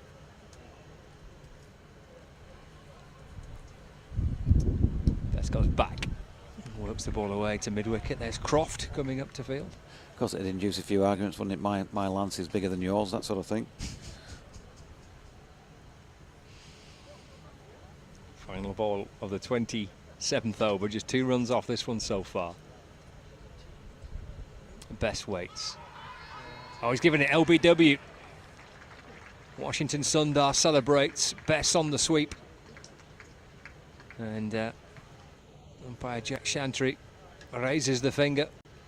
And Washington Sundar picks up his first wicket of this year's Royal London One Day Cup. He's got Don Bess, LBW. He's gone for 3. And Yorkshire's innings in a mess here at 137 for 7 after 27 overs. Yeah, they've not really, barring that that nicely, patiently built opening partnership of 66. Not really been at the races, have they, so far today? So 27 complete, as Scott says, 137 for 6. And Don Best disappears out of view beneath our feet. Back to the Yorkshire dressing room. He's gone for 3 from 8 deliveries. That partnership worth just the 5. And they've only had that one partnership of any substance. 66 for the first wicket, as Tom Lowton walks in at number 9 here. Partnerships from that point on: 9 for the second wicket, none for the third wicket, 21 for the fourth, 16 for the fifth, 20 for the sixth, and just 5 runs for the 7th wicket.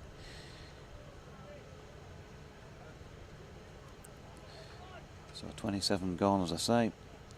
1, 3, 7, 4, 7. Can they get anywhere near batting the full 50 here? That's probably first and foremost question now. Tattersall on strike. Afternoon all, says Mighty Mariners. If it's the same pitch as Tuesday, Yorkshire didn't lose their first wicket until the 29th over, scored 209.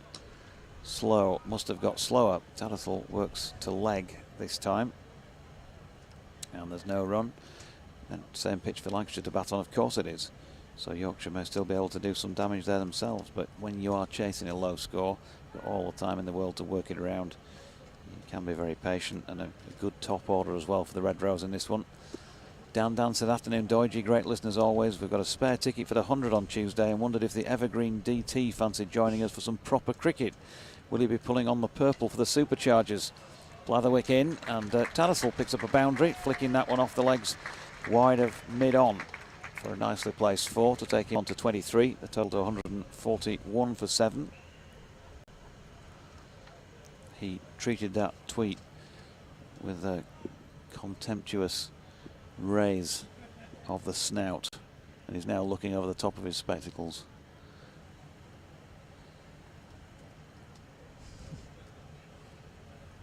Don't soil my garden with such talk. 141 for 7, Blatherwick in. Short ball, pulled this time by Tattersall down to long leg, where the fielder will keep them to 1. We have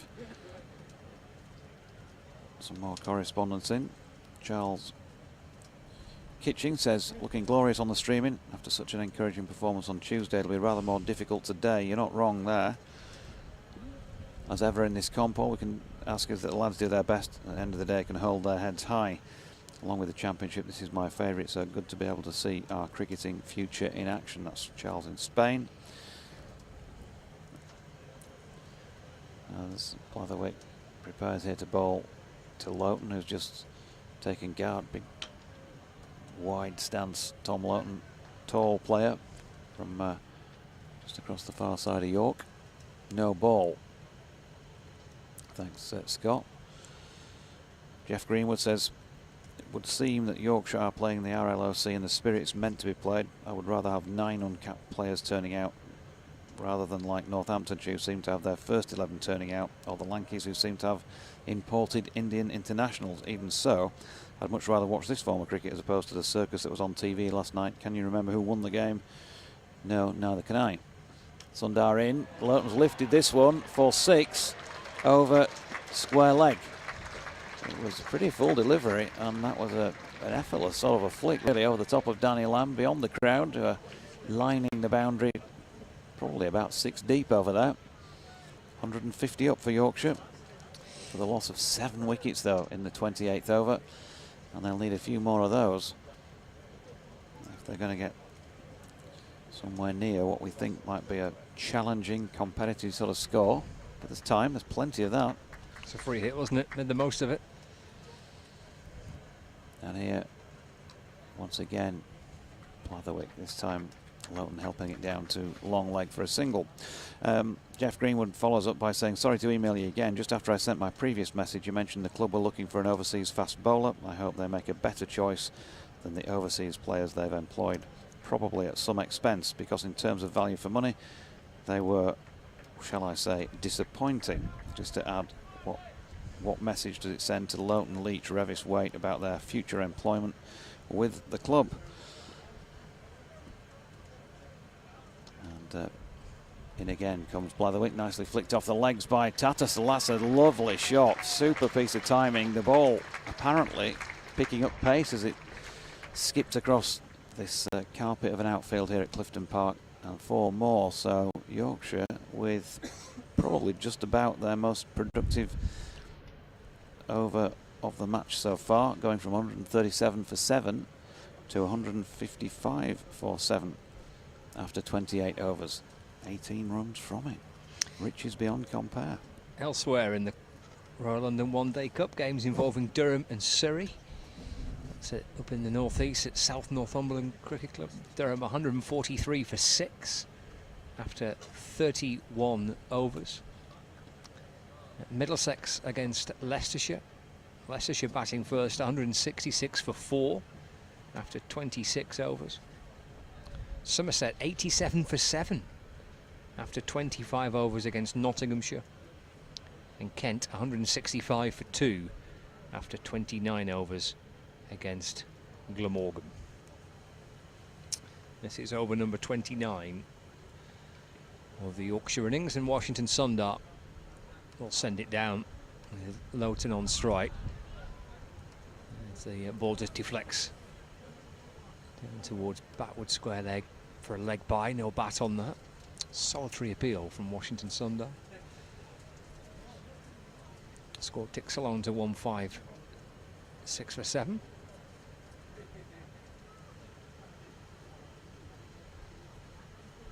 Tattersall on strike. Just gets onto the front foot and defends. Drops the ball away to the offside. Again Lavelle comes round to scoop the ball up, hands it back to Washington. Goes back and works his delivery off the pads.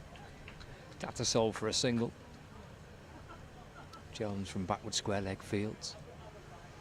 1-5, 7 for 7. Tattersall to 29 from 33 deliveries faced for the Yorkshire skipper. Got the sizable frame of Tom Loughton on strike. Sundar's in and bowling. Back across and just defends away into the offside. Jack Morley comes up from cover to field. Again, there's no run. This is actually Tom Loughton's first List A innings. Okay. Played in 2 previous matches, didn't bat on Tuesday, didn't bat on his debut, which was way back in 2019. Defends back to Sundar, and there's no run. He's got a chance now, batting alongside his captain. Yorkshire trying to get something on the board. He's unbeaten on 7. That hits the pad against Washington. Sundar appeals. Gets a little bit of support from the keeper this time, but the umpire, a little shake of the head pretty quickly to say not out. And that completes the 29th over. 157 for 7. Plenty of activity around the ground, and nets on the far side are being used. Plenty of kids around, which is good to see. Bat and ball and having a little game of cricket. Chance for the youngsters to enjoy the weather. From the rugby ground end, Luke Wells. Luke Wells coming into the attack at the rugby ground end. The scoreboard had it at 156 for 7. You said 157 for 7 from the streaming pics, and now the scoreboard's gone 158 for 7. Any more for 158 for 7? Any more? 159 for 7, sir. 159. 159. Going once at 159. Twice. Gentleman at the back there, 160 for 7. 160 for 7. Anyone? You'd be very good at doing that. Have you done that before? Yeah. Like a proper auction? Yeah. Have you? I can tell. The guys who do it at the racetracks, when it's the sale of a horse after a selling race, they've got they obviously practice, and there's a certain they absolutely fire out the words. You can barely tell. You need to go to a couple of those just to start to decipher what they're actually saying. Honestly, it's an art in itself. Wells in, and that is flicked in front of square on the leg side by Tattersall, who'll pick up a single. Wells replacing Blatherwick, whose spell was 2 for 27, I think it was. He's picked up 2 wickets. In total, he's bowled Blatherwick 7 overs, 2 for 61. So Loughton scratches out his guard that is retaken. So yeah, as I say, this is his first List A innings. Tom Loughton is from York. Nice. Not from this particular club, but from the area. Pushed into the offside. And there's no run. Born back in '99, 23 years of age now, but he made both his List A debut in a rain-affected game against Durham back in 2019. Don't think we saw a lot of play that day. From what I can remember, it was one of those that lasted about 20 overs, halfway through the first innings, and then no further play possible, something along those lines. Another dot ball there. So had to wait a long time from then until Tuesday of this week for his second List A game. Works that one off his pads square on the leg side, and we'll pick up a single. And then he made his first class debut in the final game of that season down at Edgbaston in another game. I think he took the rain clouds around with him that season, Tom Loughton, because in that final match it rained for about 3 out of the 4 days at Edgbaston. Tom Kohler-Cadmore got a big 100, and Loughton got his maiden first class half century in that match. Johnny Tattersall playing a nice cut shot out to the sweeping Rob Jones just down to our left on the cover boundary. Picks up one more, and yeah, so Loughton has been in and around for quite a while. He's a tall lad, isn't he? He's very tall. Yeah. Wells in, not the shortest himself, is he? Luke Wells. That's flicked by Loughton into the leg side for one more to complete the over. Wells doesn't often go for that many when Yorkshire play against him. Can't remember him disappearing for too many boundaries over the last few years when he's brought into the attack. And that over going for 5, 161 for 7 at the end of the 30th. But while Yorkshire clearly obviously want to tick things along, they're running out of personnel here, and there's still a long way to go. So it's just one of those games, isn't it, where because they've got into this position, they're just going to have to just tick it over, run it around, and try and take it as deep as they can. Yeah.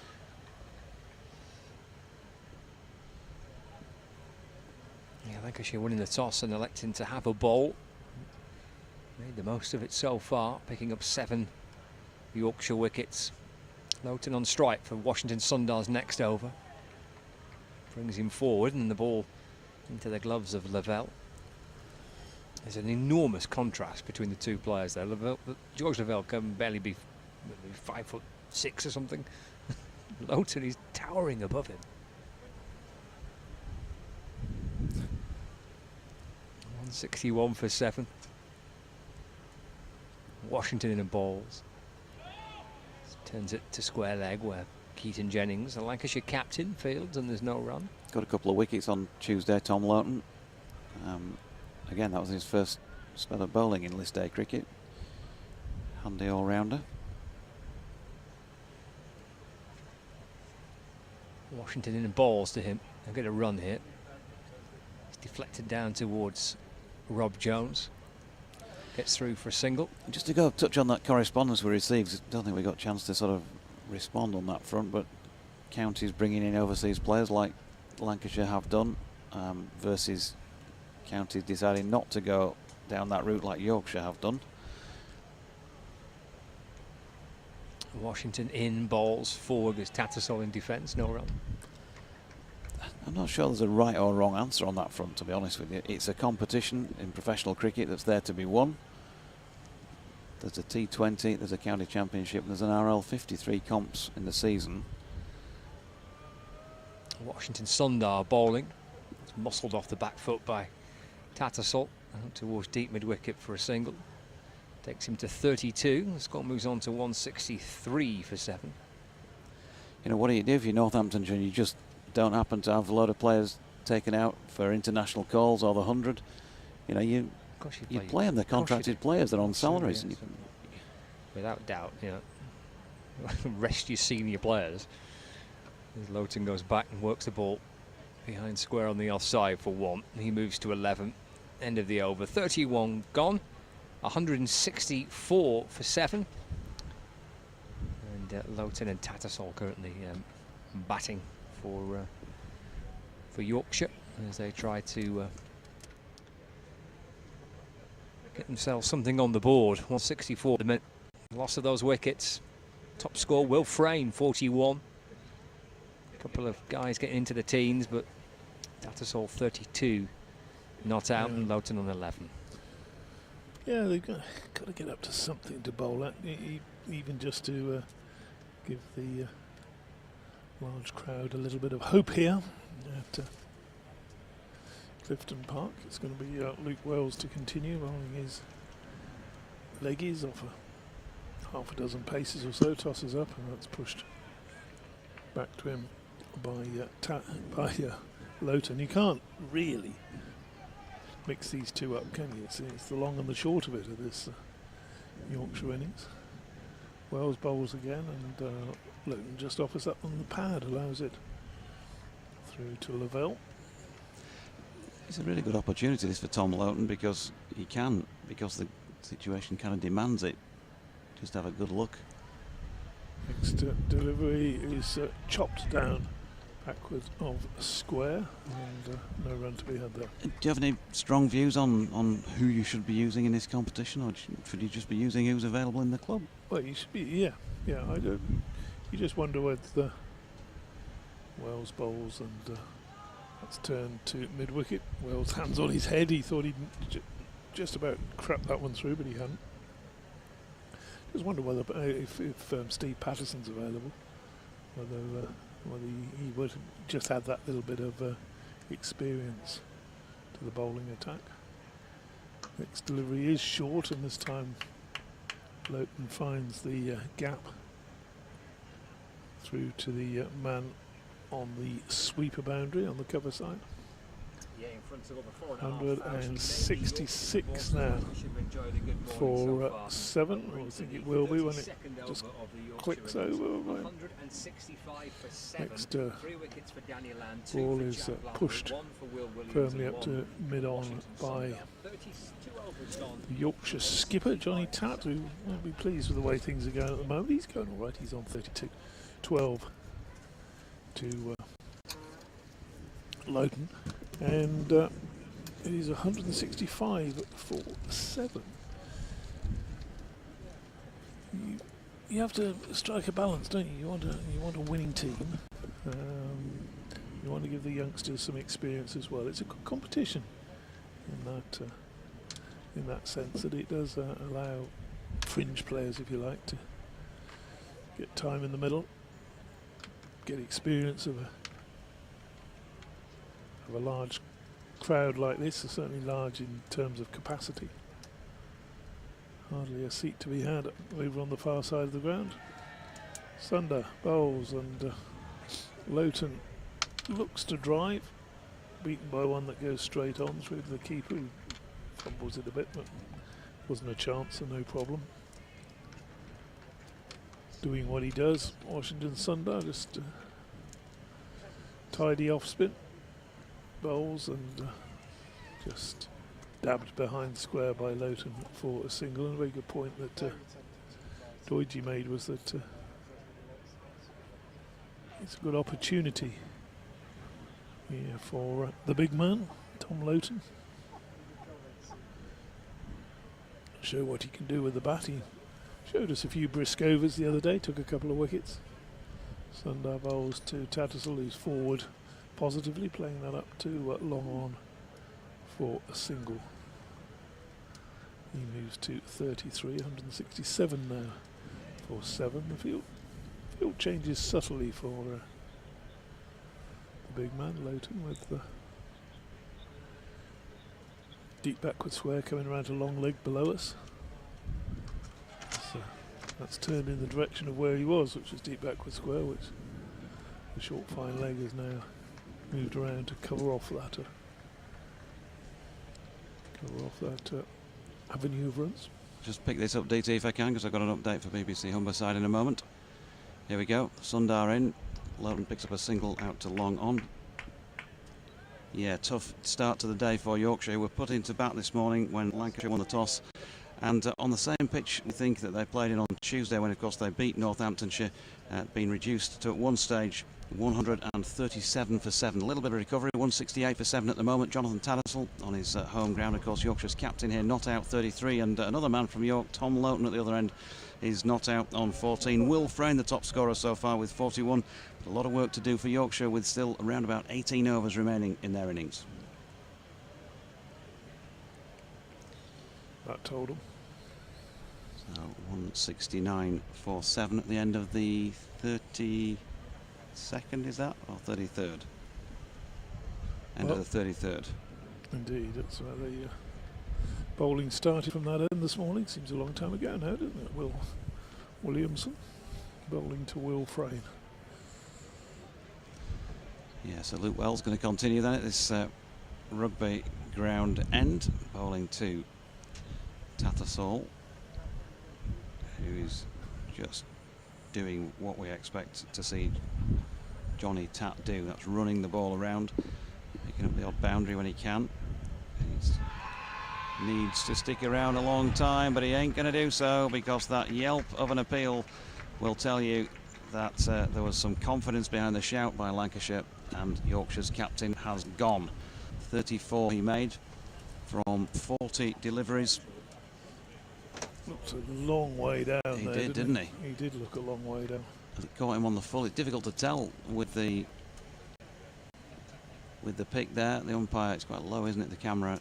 So I'm not actually sure particularly where it struck him, but maybe it caught him on the full and in front, and so...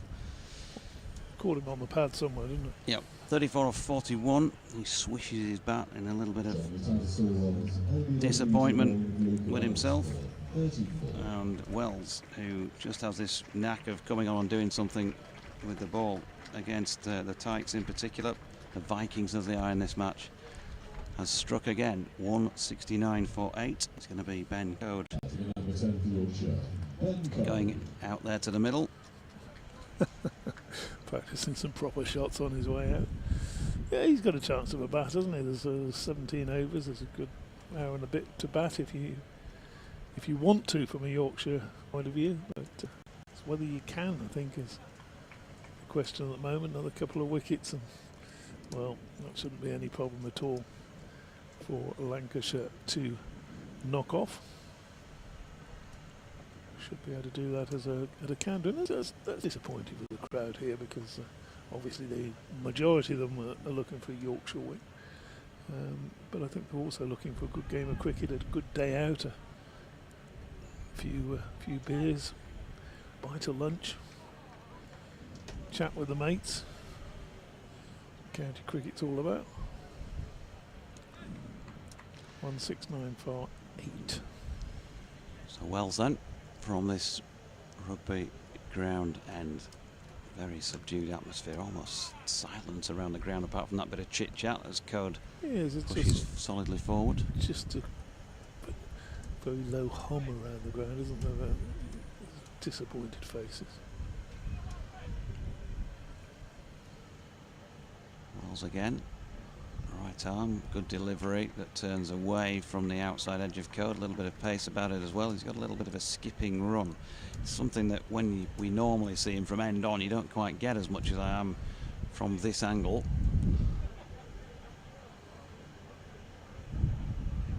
He's in again, and once more he pushes that one through. He's beaten Code past the outside edge. They've got a sweeper out there. Ben Code can whack the ball away square. He will play in front of the wicket as well. Is he going to give him a googly now? Beat him on the back foot. Another loud shout maybe. Wells again. Code flicking off the legs this time. Don't know what that was. It certainly wasn't a googly. Almost looked like just like a little seamer or something from side on, that one, didn't it? Yeah.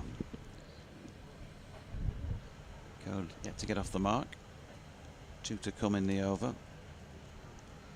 Wells in again. Code stepping back and not playing with particular confidence into the offside. In fact, just the 1 to come in the over it was. That is that for the 34th at 169 for 8. One of those valuable beasts, a wicket maiden. Or, my calculations are right. So Yorkshire got to scramble up to 200. 200 might make it interesting. Don't think they'd win though.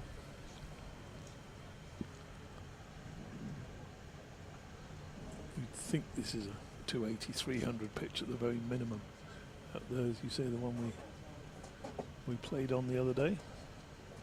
Well, they played on it. We talked about it. Sundar bowls to Loughton. Just comes forward elegantly, pushes that one up towards long on for a single. The throw comes into the keeper's end. Lovely sunshine, lovely scene here with a 4,500 packed in to this. Well, to be fair, it's a club ground, so they've done very well. They've got a temporary stand over the far side that holds 2,000 people, and you can't see a spare seat in there anywhere. I've had a look, I've had the glasses on it. They're just not there. So that's absolutely full, and then they're 4 or 5, 6 or 7 deep in other parts of the ground. Lots of people bring their own seats, of course, fold up seats to these games.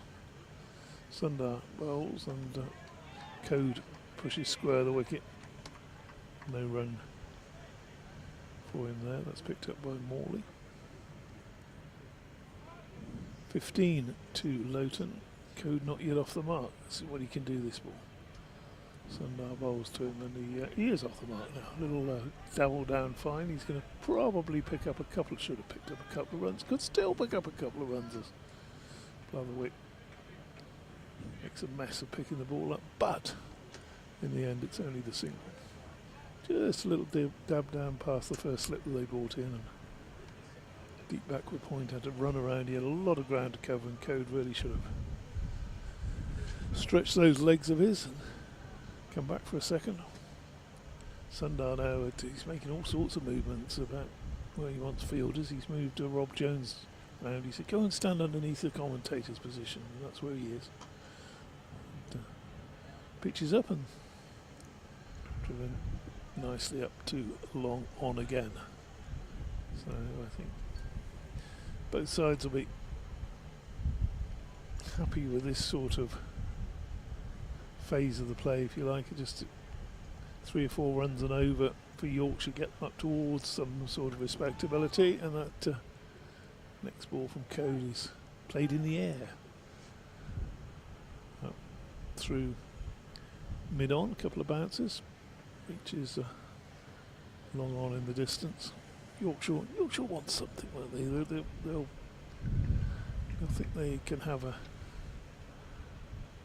bowl at something over 200 to try and defend that.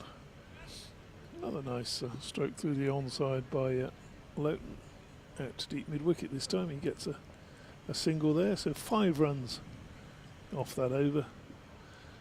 It's the end of the 35th over, so they could continue getting 5 runs each over to the end. They'd be up to around 250, 249 dodgy. That wouldn't be too bad, but with only 2 wickets in hand, you'd worry that they're not going to bat out their overs at this stage. Yeah, that's got to be a fairly serious concern. Luke Wells going to bowl then to Tom Loughton here. Yorkshire lad says, I may be sitting at square leg, but how was it that Tats was out when he was halfway to Easingwold? Yes, we wondered that. Umpires are, these days with DOS, they like to give them. Here's Wells to Loughton, flicking it into the leg side. No run. Long way down, but it was straight, wasn't it? Yeah, Wells again. And Loughton plays that into the pitch so late that it drops behind him. Gloves flicked off by the diminutive figure of George Lavelle. Halfway to where? Easingwold or something. Wells again with an open face. Loughton drops that out backward of point. Again, no run. Easingwold, you not heard of it? No? No. It's...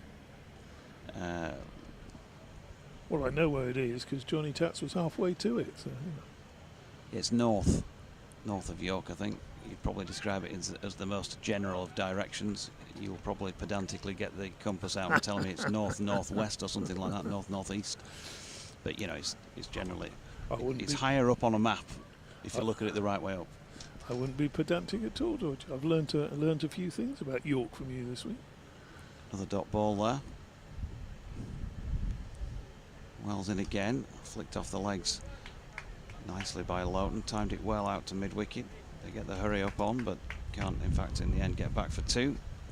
Yeah, well... including the old Roman name for it, was it Eboracum? Eboracum. Eboracum, okay, yeah. Rackham. Which is on the back of the stewards. Yeah, on the back of the stewards' fluorescent orange jackets, actually, around the ground. Famous York walled city, of course. Wells is in and flicked into the leg side by Code to complete that Luke Wells over. 36 now complete in this Yorkshire innings. 175 for 8 means they only got the 1 from it. Loughton's on 18 and Code on 2. Yeah, so the walled city, just a couple of miles, whatever it'll be, down the road from here. Well worth a visit if you never have done. Years ago, I think I went and saw the Shambles. Is it? It's called the old part of town. But that wasn't Roman. That's a lot more modern than Roman, isn't it? Yeah. Yeah. But the Romans, well, you can see why they were so keen on the place, can't you? Well, the Shambles looks sort of Middle Ages, doesn't it? Well, it probably is, isn't Yeah. it? Oh, yeah. Those old is it Tudor houses or whatever, where they used to go up and then come out a bit and then go up and come out a bit again. So they were very nearly touching when they got to the top one. Saved a bit of space, I suppose. Now change of bowling at the City end. Washington Sundar is out of the attack. And Jack Morley back on. Left arm around the wicket. You can see why the Romans were so keen on the place. I mean, the roads are good up here, aren't they? This next first delivery has Loughton coming forward, being struck on the pad. An appeal, as you probably heard, umpire Jack Chantry not interested in that one. Goes down to short third man.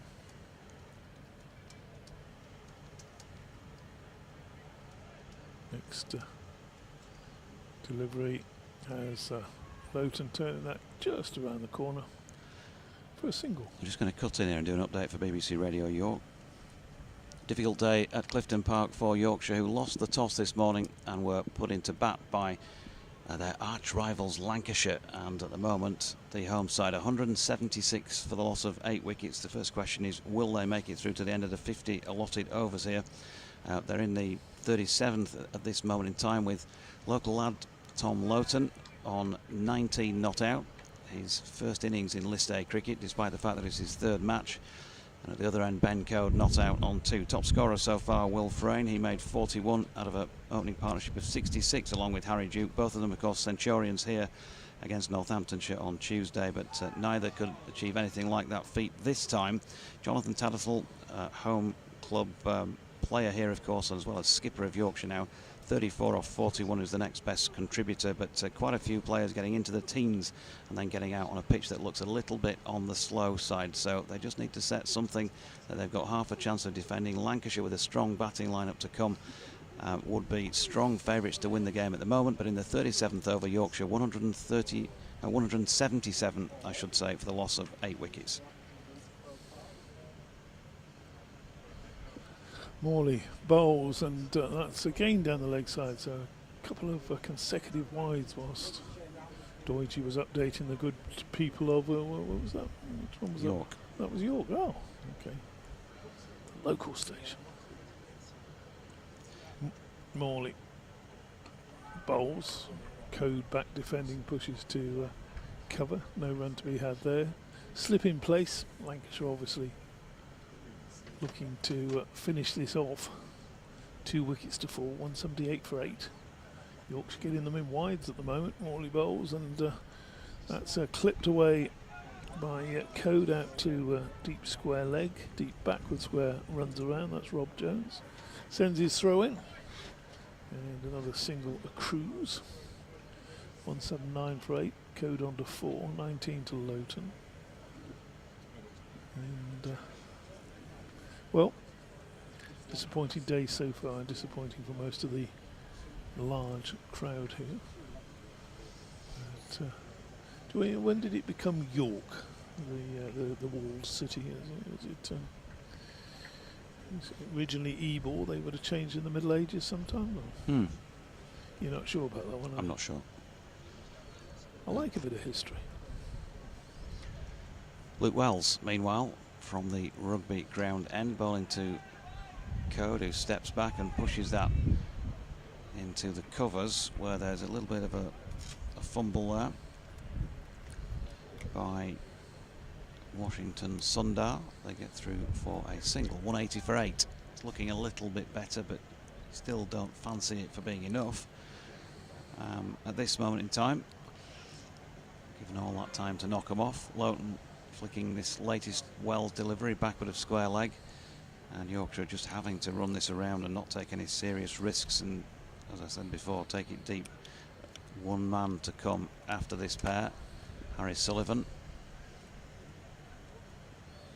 Wells in again, floats one up this time, met almost on the full by Code, who flicks it to leg. Danny Lamb doing the fielding at a straight mid-wicket, and there's no run. Fair bit of cloud around at the moment. It's still, as you can probably tell on the effects, mic, a little bit on the windy side, but not quite like it was the other day. And Code has just flicked this latest delivery into the leg side. Good sliding stop out there on the boundary edge. Prevents 4. It was just about going to bobble over. But that was a good effort there by Jack Blatherwick. Code gets back for 2, taking his score onto 6, and the team's onto 183 for 6. Wells again, and on the back foot, Code just uses the gap out towards the sweeping Rob Jones and picks up another 1. Lancashire, you feel much the happier of the two sides at this moment in time.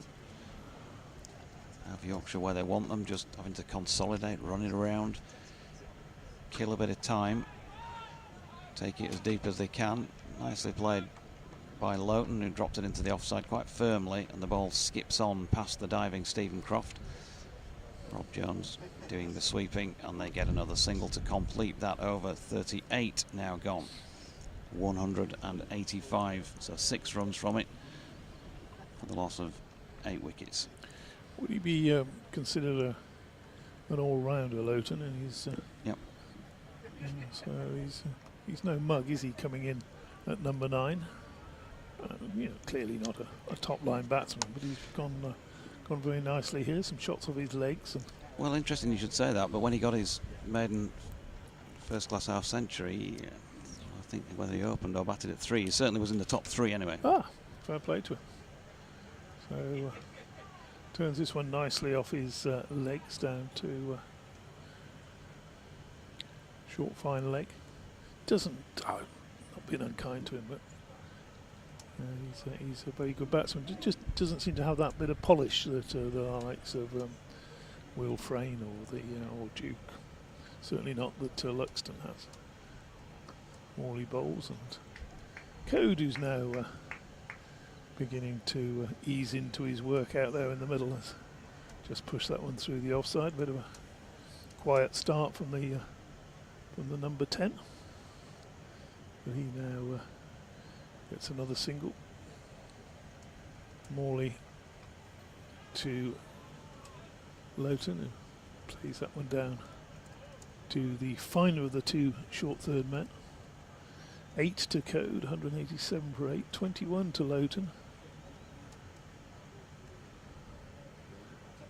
Morley, quick delivery, in fact, very rapid delivery, that one, and didn't find its way through the defences.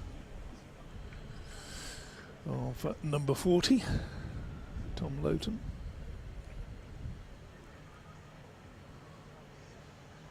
Next delivery is eased backward of point, but diving, tumbling stop prevents a run being scored there. Stephen Croft, is it? Was actually Danny Lamb with his splendid beard. Morley bowls and fielded out there again. In fact, who is that fielding out there? Danny Lamb. It is Danny Lamb, is it? Danny Lamb's got the white sleeves over the elbows, and beyond him, number 4 is Jack Blatherwick. Yeah. Patrolling the boundary. I thought it was Danny Lamb. Got him down for his splendid beard, Dodgy. That's easy to recognise. That's the end of the over. 187 for 8. 8 to Code, 21 to Lowton. Pretty disappointing scorecard from a Yorkshire point of view. Got off to a good start. We were expecting another decent total. 41 to Frayne in that opening stand of 66. Since then, though, really only that 34 from Johnny Tattersall, who's unlucky, really, I think, to be LBW. May have been a very straight delivery, but he was a long way down. And from the rugby ground end, it's Will Williams. We've had a few Wills today. What if he's Williams? Is it? Surely if your surname's Williams, there's lots of other names you can call your kid, isn't there? Well, he probably likes it, given it's a bit distinctive. Will Williams. Quick bowler. Well, brisk, fast, medium, isn't he? Is this your end, Dodgy? Yep. Here he comes. Right arm over and just tucks up Ben Code slightly, who drops that ball out into the offside. There is no run. Get in touch on @DO_cricket for the renegade to my left, at Jonathan Doidge.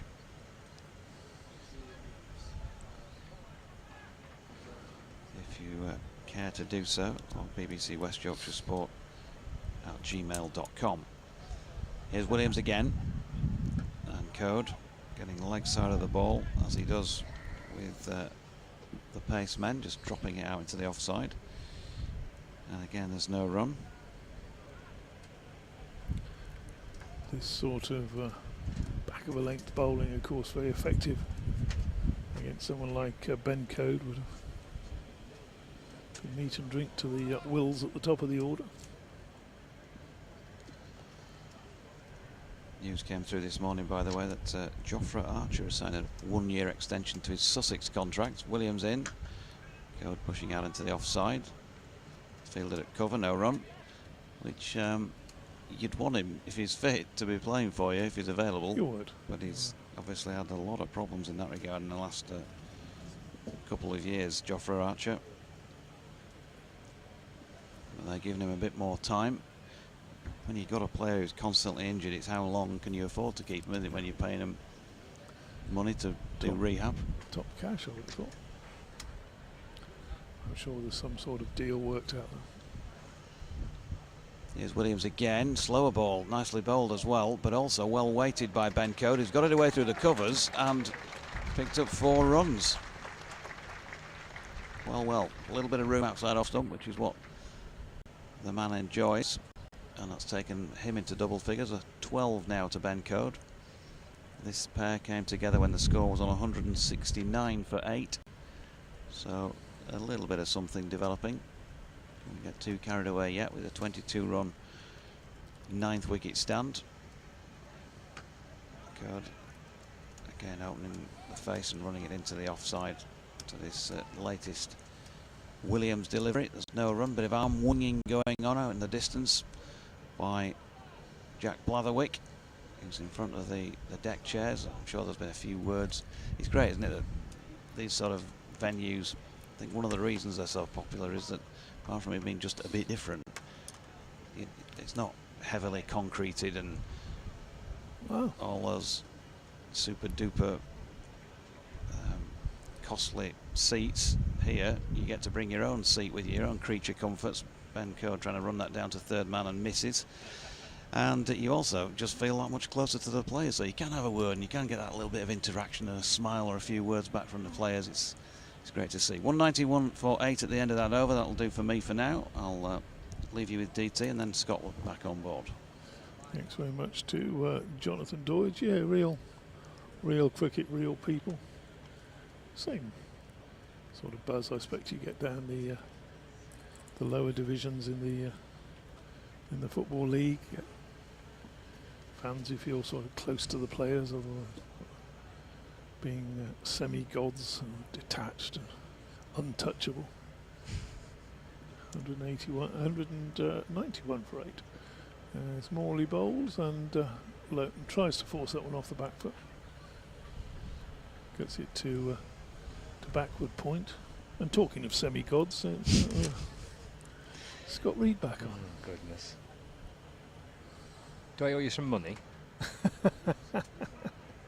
Bowley pitches up, and that's hit very firmly to mid-wicket. Well, the dot goes into the book. I don't owe Doge anything. It owes me 50p for half a quiz.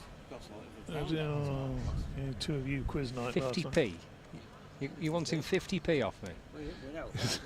Next delivery is driven nicely by Lowton. I think Keaton Jennings gets a bit of something on it there.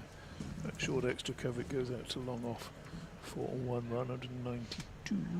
12 to Code, who's now going to be on strike. 23 to Lowton. Did you have to pay for this quiz last night? It was a quid, yeah. Yeah. £25 top prize. Quid per team. Oh dear. Code back. Works that through the offside for a single. The weirdest pub quiz I've seen in recent years was one in Derry, in northwest Ireland, or what it is, up there. It was keenly fought. And there were people sort of surreptitiously Googling things, and it was one of those where they were desperate to win. Morley to Lowton, who drives that down to long on for a single. And the prize was a large packet of crisps. And I kid you not. you know those sort of family size packet of crisps. Yeah. And I tell you, the winning table, one of them would have eaten the crisps. I tell you, they were big people. Morley bowls and tempted Yorker there, and Code just digs that one out around the corner. 25 quid's a decent, that's decent little win, but yes, a large packet of crisps. Especially, how can you be cheating to win a large packet of crisps? Yeah. Unless it's a super special flavour, like a rare flavour of crisp or something. That's the end of the over. 195 for 8. We got 19 points out of 30. That's not too bad, is it? We're quite happy with that. Yeah. No. Shame I wasn't there. I could have possibly added 2 or 3 extra points. Were there any sort of? You didn't get Kate Bush on the pictures, no. He was saying. No, I didn't. But Doge said, I think it's Kate Bush, but he wasn't. He just didn't back himself. There's Williams bowling, flicked away off the hip, up to Keaton Jennings at mid-on for no run. You've got to back yourself in pub quizzes. You've got to do. And he said, I think that's Kate Bush. And then he talked himself out of it as the evening went on, because you obviously had the length of the quiz to fill in your picture round. The others we got. That's good. 9 out of 10. Yeah, we were pretty good on the picture round. A couple of presidents and prime ministers in there. It's down the leg side by Williams. Is it though? I thought because I agree with you. Look, I don't know whether he's just stepped outside and has it passed outside his legs, or has it gone between his legs and the stumps there, giving himself a bit of ring? Look at that crowd behind there. That's great, isn't it? Fantastic. Just had a little bit of a walk around when I was off for half an hour or so. I went across to where the marquee is. There's Williams bowls again. They'll shuffle forward and just trying to angle it backward of point. Picked up by Croft, and there's no run. There's a really nice. It feels quite quiet from here, but there's actually quite a nice atmosphere around the ground. Maybe because we're up on the balcony of the pavilion, slightly detached, but there's a lovely atmosphere around the ground. The tent's all buzzing over there, plenty of conversation happening, and people enjoying drinks and food. more of a hum than a buzz. Yeah, well, Is that fair? So- okay. We'll go for a hum instead of a buzz. Well, you know, it's that nice crowd Yeah. hum, isn't it? Williams in, balls short. Code thinks about trying to take it on. Ball bounces into the gloves of Lavelle. There's no run. Did you have a wander over and see what was on offer in the Cow and Sow over the far side? Didn't get that far. I ended up seeing someone I knew, so I was kind of wanting to get way across to the far side, and I got collared. Oh dear. No, it was great. I've not seen him for ages. Fair enough. So it was a nice little catch-up, but I didn't quite get that far. That's hammered back over the bowler's head for 4 runs. It's a little kind of stand and deliver type from Ben Code. He seemed to get rid of that front leg and clatter it back over the umpire's head for 4 runs. He's just been waiting for Williams to put one in the right place, hasn't he? Yeah, yes. Don't want to feed his shot. Yes. Williams obliged. Yeah, 18 to Code now. It's a decent contribution. But as Doidge was saying, a lot of them have sort of got into double figures but haven't got a lot further in this Yorkshire innings. They'll be disappointed with this. 199 for 8 in the 42nd. Williams balls again to Code. Through to the keeper, no run. Yeah, the top scorer in the innings is still Will Frayne, isn't it? 41. And if you look down the list, obviously 34 from Johnny Tattersall, but you've got 17 Duke, 17 Luxton, 11 Waite, 14 Revis. I mean, they all can bat. They're all capable. Luxton particularly, I'm a big fan of his. You can perhaps make an excuse for George Hill, who was out third ball. You know, it happens.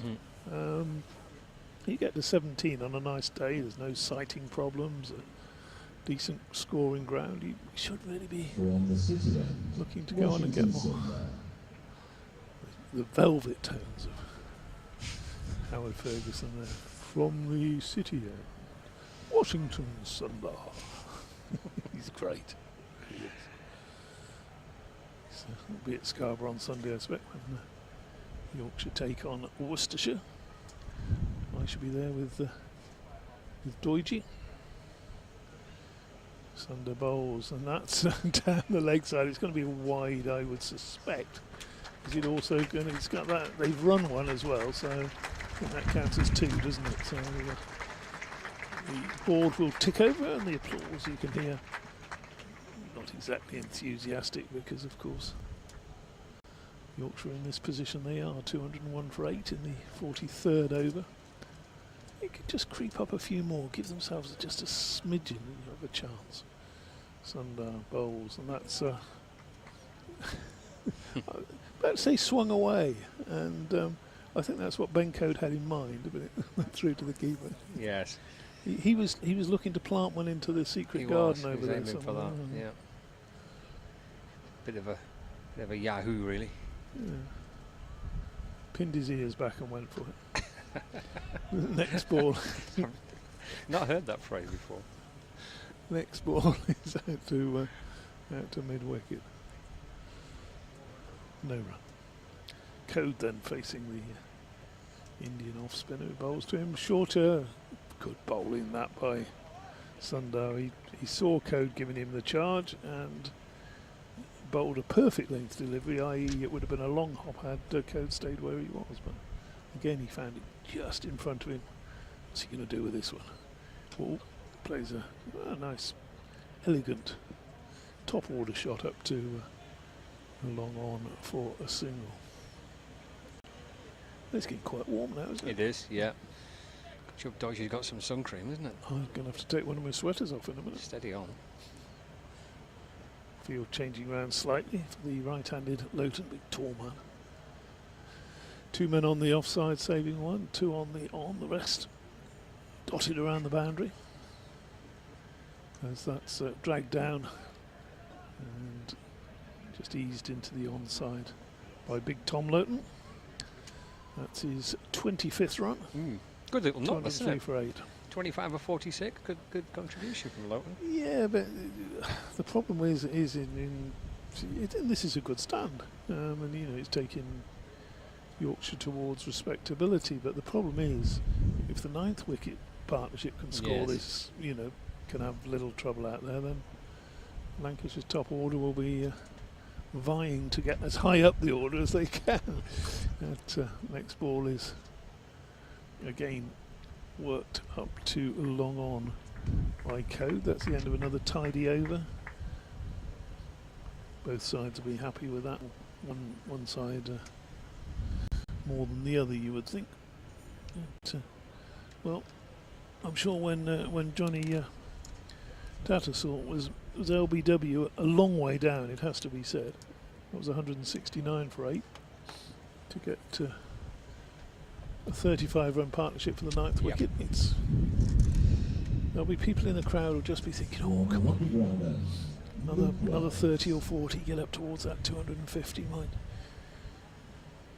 Couple of slices of good luck for early in the innings, get one of those top Lancashire batsmen out, you know, Keaton Jennings, Luke Wells, Josh Bohannon. It's a very good top 5, because obviously Stephen Croft to come after that, and Washington Sundar probably in there in the top 6, if not in the top 5. Yeah, plenty of strength there, Lancashire. Second highest partnership of the innings though for Yorkshire, this now 35. Luke Wells returns and balls all that spoon back over the bowler, and Washington Sundar comes up and takes the catch. And it's the 9th wicket to fall. And Ben Code, the man out for 20.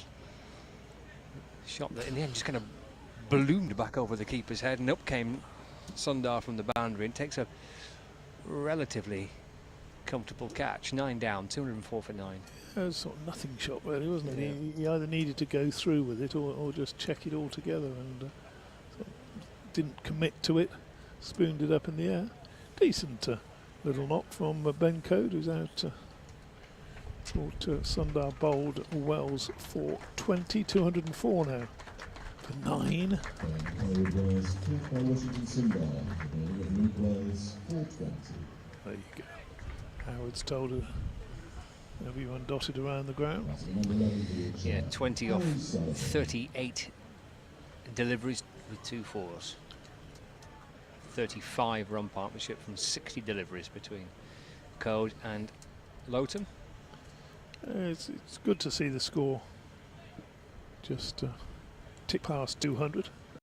It's always a psychological number, isn't it, 200? But Yorkshire, when they set out to bat here, would have thought anything less than 300 is not going to be enough, and this is going to be a long, long way short of 300. Harris Sullivan, last man out for Yorkshire, another teenager, just 19. Boy born in Leeds, playing just his 2nd game for his county, and his debut on Tuesday. He was absolutely delighted when he took his first wicket on Tuesday. You know, that sort of, yes, I've got it, you can't take that away from me now. And I imagine it's probably only his mum who calls him Harris. Harry in the dressing room. Oh, right, so, okay. Oh, Harris. yes, I mean, don't. Right. Harris is his name. There's Wells in a balls, and forward, and the ball just squirts away to backward square leg and gets a run as well. That's his first run for Yorkshire as well. Didn't have a bat on Tuesday. Left arm spinner, is he? He is, yep. No, not dissimilar to Morley. Okay. But probably it gives it a bit more flight. Wells to Loughton. It's left, taken by George Lavelle, and there is no run. Bowled well, hasn't he, Luke Wells, for a part-timer? I mean, I know he gets on regularly, but he's not a front-line bowler. 2 for 12, yeah, into his 6th over. Loughton hops back into the crease and defends away to the onside. No run. He's bowled a decent amount in the blast this year for Lancashire. Yeah. When Matt Parkinson was unavailable, he kind of took quite a bit of Parkinson's overs. Bowls leg spin and can bowl off spin. Started out as an off spinner and then worked on his leg spin. That's flipped to mid-wicket by Loughton for a single. Takes him to 26. Score moves on to 206 for 9. It's a valuable skill to have. the leggy and occasional offie. Of course, you got Liam Livingston as well, who isn't with Lancashire at the moment, but it's very, very useful to be able to bowl both competently, because you know, in theory, you're always turning the ball away from the batsman. Haven't seen any ambidextrous bowlers yet, have we? Round the wicket to Sullivan, just jabbing the ball away into the offside for one. He wasn't sure if there was a single there, but Tom Loughton was already kind of halfway down to take the run. And it's the end of the over as well. 207 for 9, 44 overs gone. It does take. It is a thing in certain parts of the world, and certain bowlers who bowl left arm and right arm, and you can in the same over, of course. You just tell the umpire right arm over, and then left arm round or something. Oh, hang on, what's going on here? I must say, the first time I saw it in the Women's World Cup qualifiers a few years back, hold on, why are you taking guard? We're halfway through an over. Oh, hello, this is different. Young spin bowler. 207 for 9. That story would be far better if I could remember who it was, wouldn't it? I'm sure it's on. I'm sure it's on. Mr. Google will know. But all you really need to do is see it. Sundar then with a slip in place for Harry Sullivan, or Harris. Pitches up. Oh, and I think probably a mis-stumping there from George Lavelle.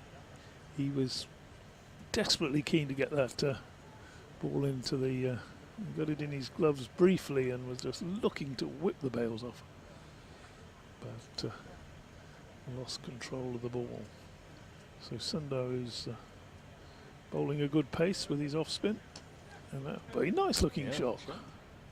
Splendid shot up to mid off by Harris Sullivan. He moves on to, I think, 3. Yes, the ball does take its time over there. 209 for 9. You just got to get into the sort of rhythm of the scoreboard. Back over the wicket for Loughton, and anguish cry. I'm not quite sure what that hit. It beat Loughton, beat the keeper, and dribbled down to short man. No run is the net result. He likes an anguish cry, does Washington, when he's not actually appealing. Bowls again here, and as Loughton playing back defensively. No run. 26 to the big man with the number 40 on his back. Very wide stance. Bat looks tiny in his hands. As next ball is played out squared. He got a bit of bat on that, did he? He did. Gets one more run, 27 to him, now 210 for 9. I think, A, the fact that he's so large, Scott, and B, the fact that he stands with his legs so far apart, the bat sort of accentuates the round the wicket, and Sullivan struck on the pad. Again, an anguish cry rather than an appeal from Washington. It just sort of exaggerates the fact. Looks like a twig, doesn't it, in his hand? Yes.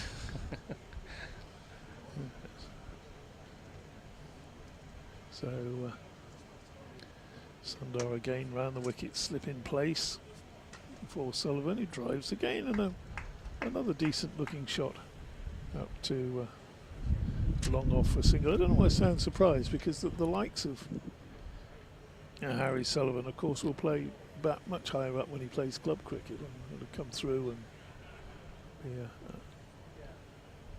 decent enough, and he's got the shots there. But obviously at this level of cricket he's coming in at number 11. 211 for 9 at the end of that over. Just looking at some of the scores elsewhere in the Royal London One Day Cup. Scores on the doors. Well, Durham are all out for 181 after 40.2 overs against Surrey. That's the one they're playing at that ridiculous north-south. South-north. South-north, isn't it? Yeah. South Northumberland Cricket Club. Yeah, just like a sort of what's the word, an oxymoron name or something. Yeah. Isn't it? Southmore. So 182 the target for Surrey to win that fixture. There's Luke Wells bowling around the wicket. Played nicely off the back foot for a single through the covers. Oh, he's enjoying his time in the middle age. In fact, it'll probably be a good while before he gets this long to bat again for Yorkshire. Sullivan coming in, with what were there, 7 overs to be bowled when he came in.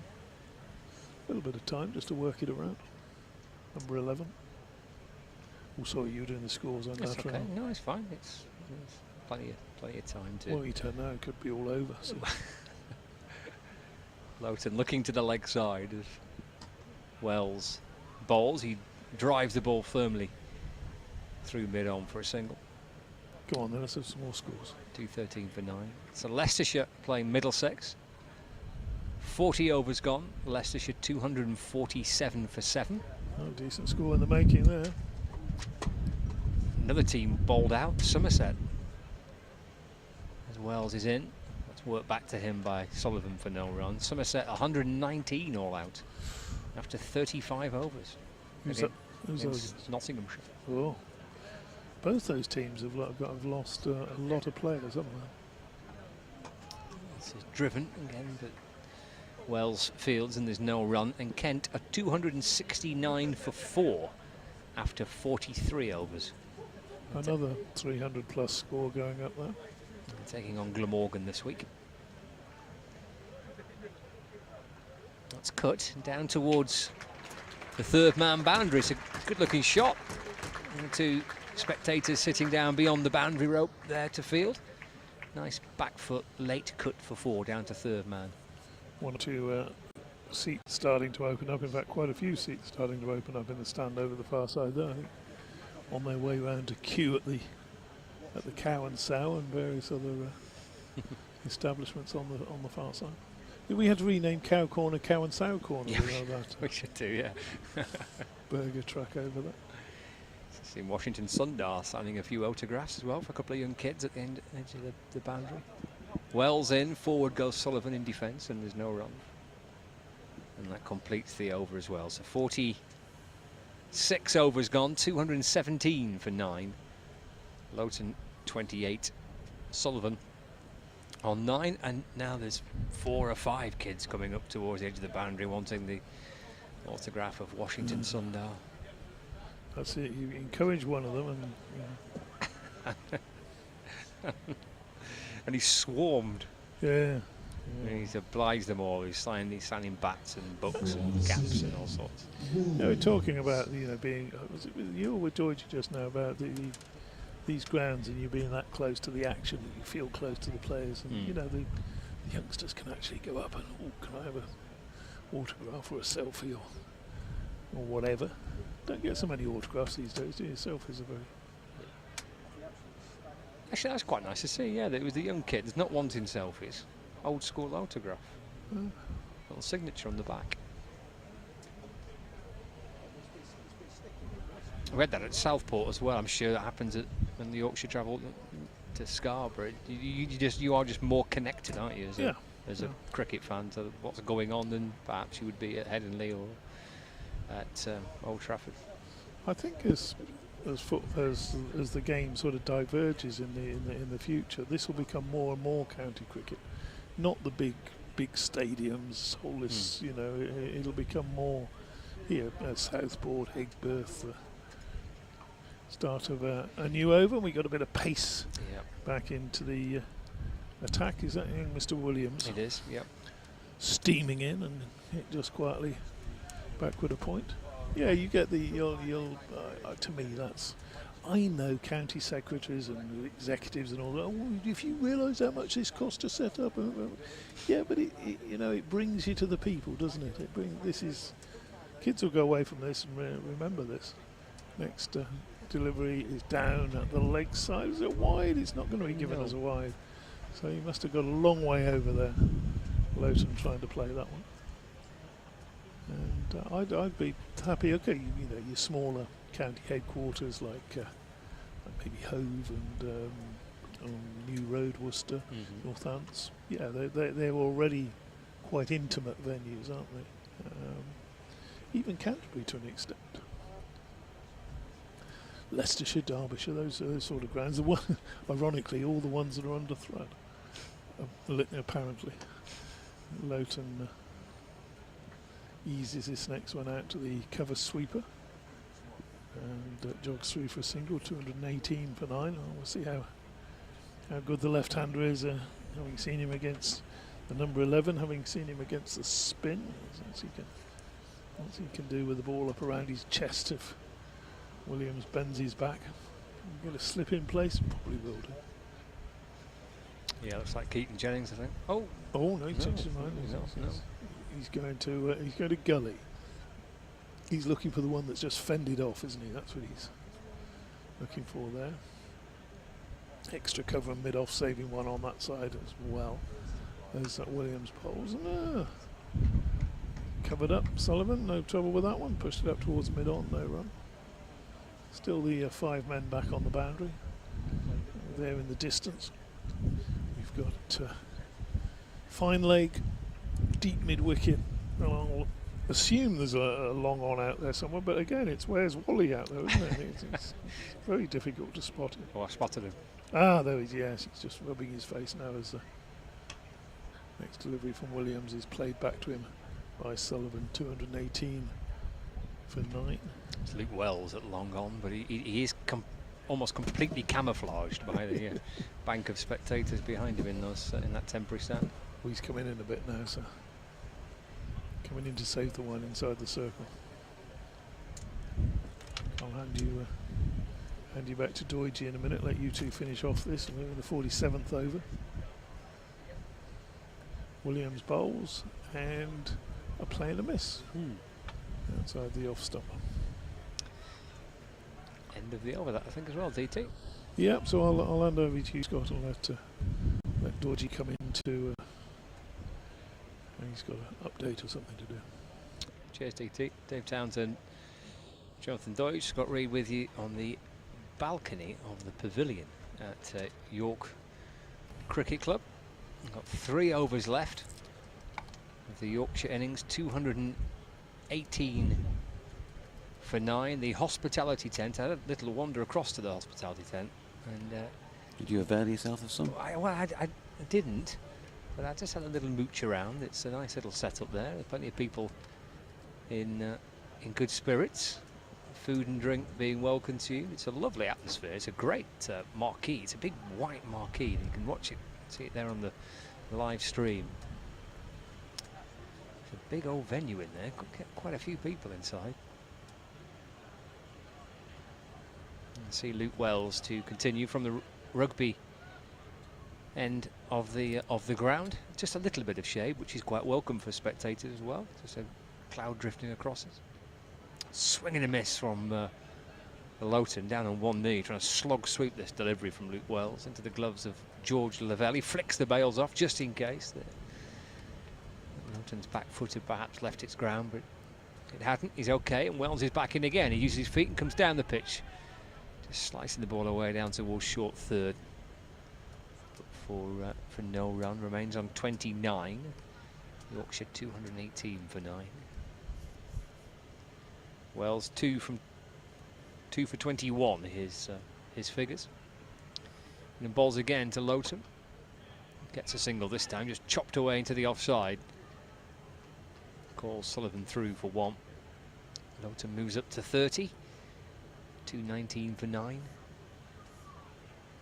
3 balls left of the over, then 2 remaining for Yorkshire to bat through and see what they can sneak out of this 50 overs. Try and push it up to 230, 235 maybe. And Sullivan off the back foot, comes off an inside edge and ball deflects about of square on the leg side. Sullivan moves into double figures. He's up to 10. 220 for 9. That cloud sitting above the ground now, just offering a little bit of shade from the sunshine.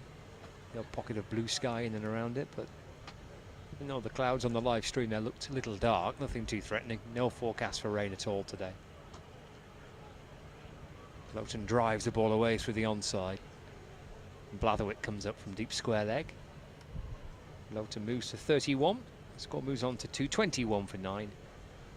With 1 ball remaining of this over.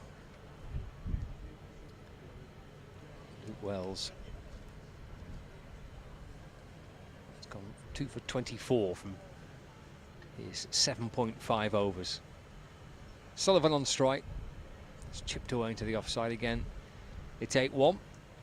So 222 for 9 at the end of the 48th over. 2 overs left, so 12 balls left for Yorkshire. Working hard for every run. 222 for 9 with 48 overs gone. 222 for 9. Yeah, so just the 12 balls remaining in this Yorkshire innings. There's a feeling of damp squib about it with so many people here. Nice day, Rose's match. You want it to be super competitive. That's not to say that I'm writing them off, but I think having got 350 plus the other day, then clearly they're a long way short of that sort of total, and hamstrung by the fact that they lost wickets after that opening partnership, which lasted 11 overs and 1 ball at fairly steady intervals. Sullivan, left-handed, pulls this first ball of the 49th over, bowled by Will Williams, out to mid-wicket for a single. Lowton on 31. Can he have a bit of fun these last 11 balls and maybe get himself to a 50, get Yorkshire up to 250, something like that? Lancashire have got Yorkshire at 223 for 9 with 11 balls left of their innings. Williams 1 for 29 so far into his 10th and final over.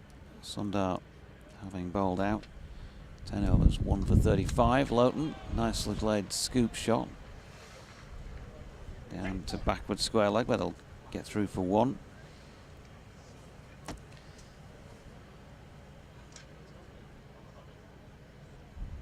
They were coming in still at the gate after 12 o'clock. Obviously hadn't seen the score at that point. Oh well, I've taken a day off, we'll go anyway.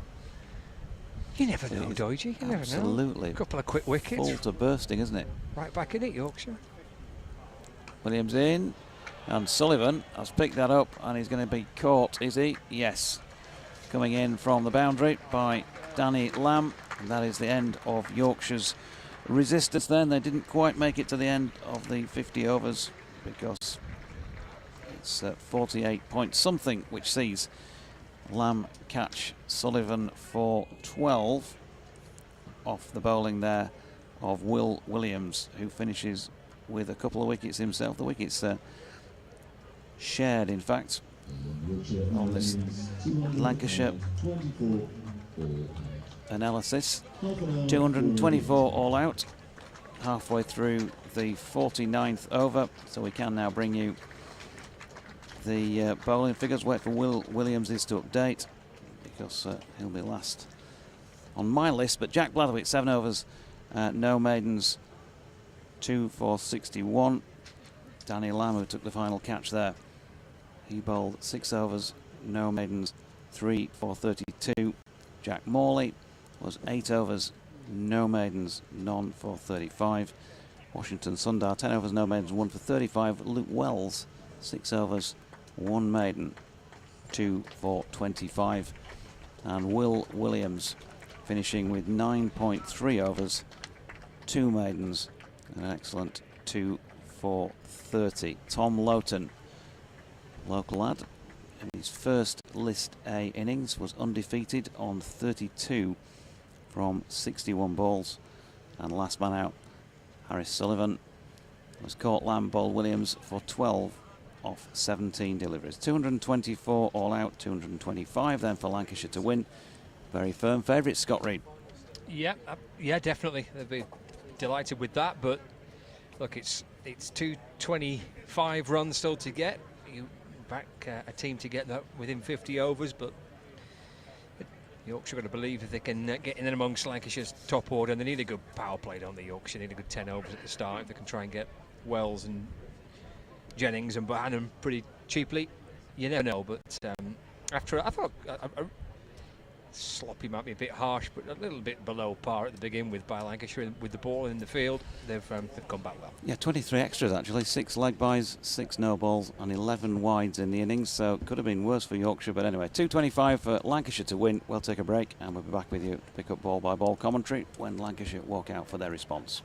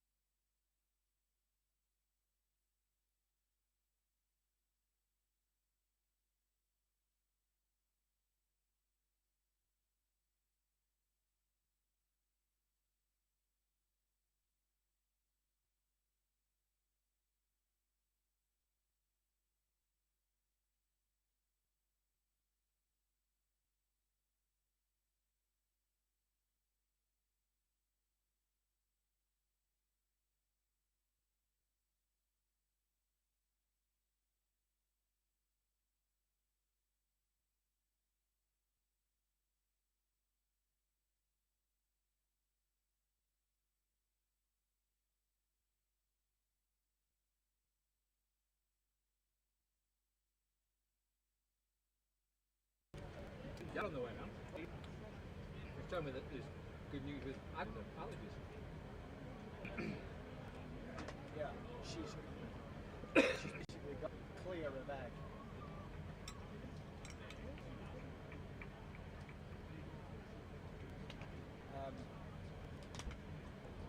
Difficult to explain it. Basically, the level they have, I don't know exactly what levels they call, but I think it's all there. They're not like super scales like that. We're resuming meetings and we find the time to Mr. Ray off the effort. Thank you. I think they clap an alley like 8 on the scale, and 7. Not 7. Egg is around 4.9, so it gives you an idea of how close it is to clear. And the peanut is over 100. Probably not going to. And the salt measure over 100, it's never a medical one. Because orange to have the class come on. Obviously, the milk and the egg. But milk will shoot this again, and the egg will go. It's not salty. Cheese.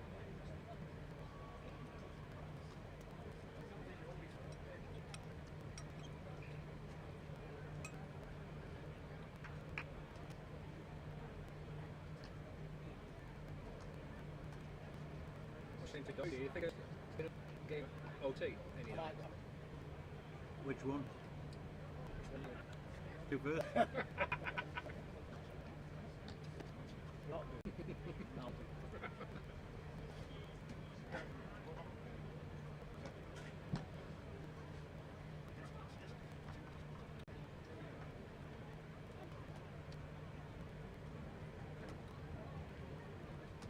Steelbacks and Yorkshire.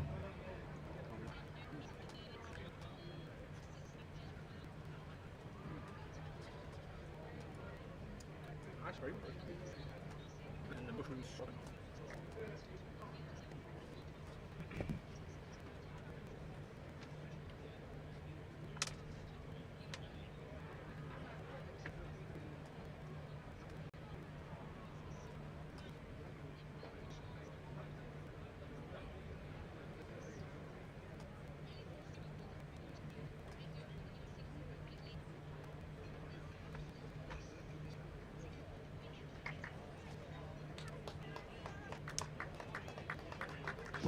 Leading out Yorkshire.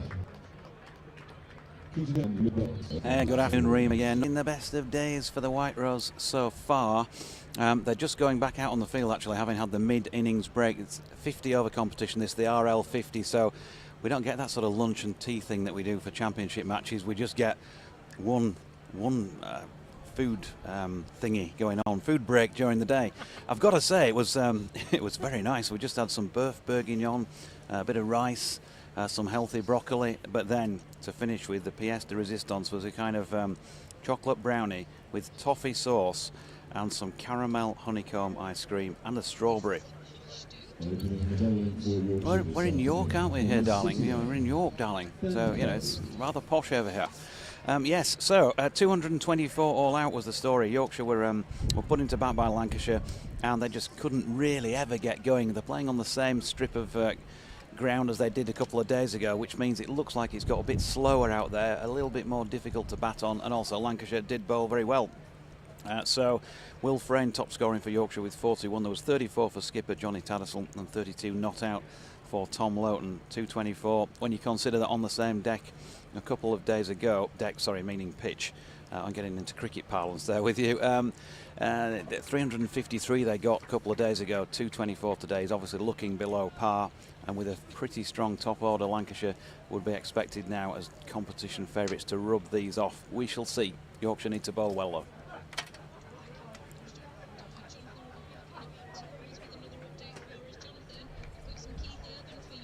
Oh, Keith, yeah, I was just saying to Scott, my co-commentator from BBC Radio Lancashire, you know, of all the people I could pick today for Rima to play me out with, Keith Urban would be the one.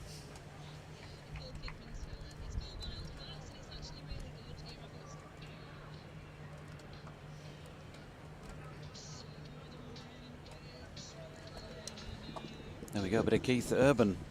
Who's Keith Urban? to play me out from my BBC Radio Leeds update. We've got a run on the board here for Lancashire, and Yorkshire opening the bowling with Ben Code from the City end to Keaton Jennings, who's opened the face and run it out to point to Luxton, and there is no run. The majority of the crowd have resettled. It was great to see.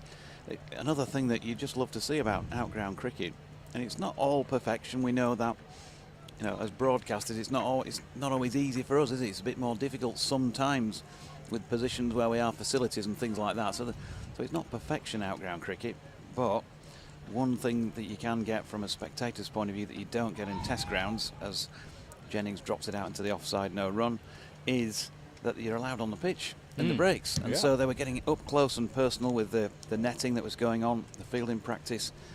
The spectators on the field lining an area that was clearly sort of cordoned off to keep them back from, but great that they can get right up there on the pitch with the players, as they do at places like Scarborough. I'm sure probably the same at Blackpool maybe, and Southport and Egbert. Definitely. Yeah. Here's Code round the wicket, good delivery, which looks as though it's angled in towards Jennings and then holds its line. Keaton Jennings, well, Yorkshire will not be comfortable with the fact that he's turned up to play for Lancashire today, because he has just had the wood over him in recent times, whichever form of the game he's played. Very, very good player. Did it again, didn't he, the other week in the T20 semi-final. He's done it in red ball cricket. Drops this Code delivery, squarish on the leg side, and out there to do the fielding is Revis. They get a single, 2 without loss, but all the time in the world to knock off these runs. 222 more needed.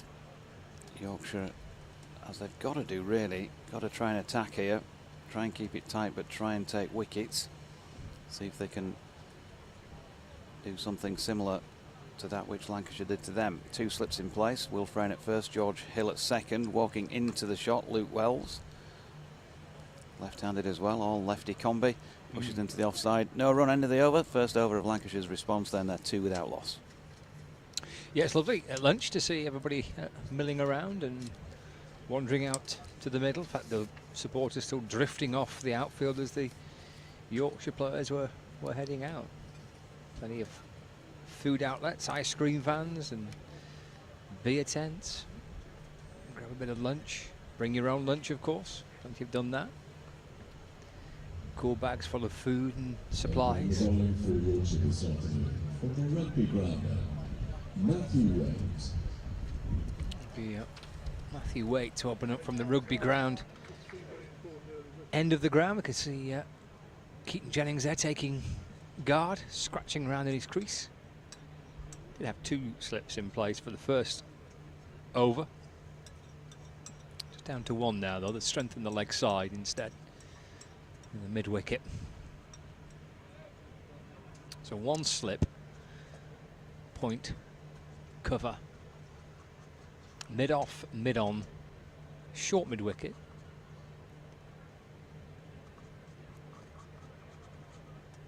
Square leg, long leg. It's left by Jennings.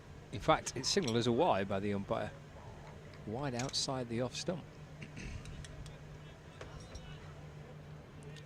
First ball sent down by Matthew Waite. So very slim margins here for Yorkshire. They're going to need to create plenty of chances and take all these opportunities. Need some early wickets, trying to put some pressure back on Lancashire, but plenty of time to get the runs. Waite balls again. That's cut for 4 by Jennings. There's a third man and a fine leg. The 2 fielders on the rope. It's cut out towards deep backward point for 4. The first boundary of the Lancashire innings.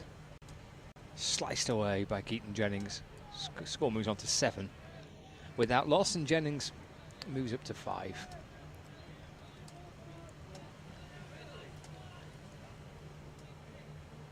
Tap of the bat from Jennings, as Jonathan Dodge was saying, has a good record against Yorkshire. to drive away into the offside. Gathered at cover by Matthew Revis, and there's no run. He's had a good season in the 3 formats, or the 2 formats prior to this one, the County Championship and the T20 Blast. He's had a good couple of months. Opening the batting for Lancashire. Just defends his next delivery, just dropping it out towards point, and there's no run. He's not going to manage 300 today, of course, but No, that was something to watch at Southport and Birkdale a few weeks back. Career best 318 in a game against Somerset. Slip in place as Waite moves into bowl. He's playing and beaten. There's Keaton Jennings, and through to Harry Duke. Again, there's no run. Playing a miss from Jennings. Not seen too many plays and misses in the match so far. I think the key to Keats is just his temperament, isn't it? Just so unruffled. Yeah, real calm demeanour. Turns this ball behind square on the leg side for a single. Just easing it across his pads and jogs through for 1. Moves to 6, and the score moves on to 8 without loss. Have you ever actually seen him rattled in any way? I don't think I have, no. No. It looks pretty unflappable. Captain, of course, for Lancashire in this competition, Dane Villas, recovering from a finger injury, so he is ruled out at least for the first part of it. He might actually miss most of the competition, if not all of it. We'll see how quickly he can get back. So Jennings is the captain. He's Wells off the back foot, just steering the ball away towards backward point for no runs. That completes the 2nd over of the Lancashire innings. Target of 225 to win the game. 8 without loss. 2 overs in, live from York Cricket Club. In front of a terrific crowd, in excess of 4,000 to 4,500. Glorious weather. They'll be hoping for some wickets and a game that can swing back in favour of the home side. Yeah, just hoping for a bit of a competitive match. 8 off the first 2. Steady away start for the visiting side as Code is in round the wicket to Keaton Jennings once again. Bowled well, Ben Code, the other day. Just 1 over late on, went for 20, 22, something like that. But up to that point had been very tight. First up, other bowling options for Yorkshire, in addition to Matthew Waite, Matthew Revis, also Harry Sullivan, Dom Bess, of course. Code in, that's chopped into the pitch. Luxton round to do the fielding, and again no run. And then, well, George Hill would be a bowling option if he hadn't suffered that broken toe in the championship game at Scarborough a couple of weeks ago, which is still preventing him from bowling as far as we're aware. Code in again, and Jennings opens the face and runs that out to point once again. Most people have returned from their break back to their seats. There is a bit of blue opposite us. A bit of movement around the boundary at the far end of the ground.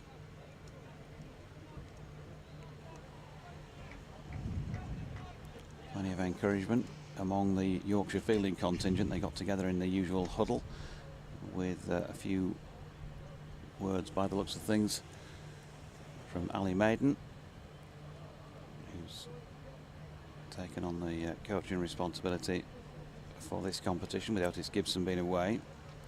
As good delivery, Jennings walking into it.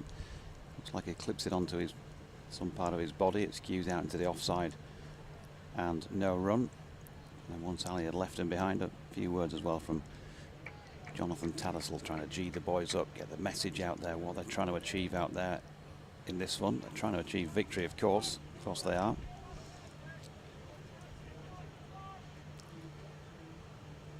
Code turns again, running across us, left to right, into Jennings, who drops it into the offside. And again, there's no run, but in addition to your achievement of wanting to win the game, Scott, you know, we talk about these things to other sports coaches as well. You do your football coverage, same with me sometimes, rugby league. And it's about the performance, isn't it? And the process, not always about the outcome. So if you can still do a few good things out here, learn a bit, make some progress in some areas, even if you lose the game, then it's not all been in vain. As Code's in, that's pushed out into the offside by Jennings, and that is a good over by Ben Code because it is a maiden, so 8 without loss after 3. Yeah, definitely. I think most sports management or coaches will look at that. You're going to lose matches, aren't you? Everyone loses matches, but it's more the manner of a defeat, especially if you start, for example, as Yorkshire have with Lancashire firm favourites to get these runs, to unravel quickly. You don't want to be on the back of a heavy defeat. Try and make Lancashire work for every run possible, and you never know.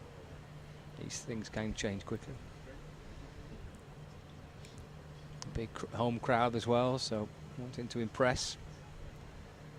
Here's Waite. That's chipped up and over point down towards the boundary. Struck it well, Luke Wells. He got plenty of bat on that. Flashed up towards the right of Will Luxton, just at backward point, and down towards the boundary for 4, so 12 without loss. Is Otis Gibson with a 100 set up, or is he? Yeah, the superchargers.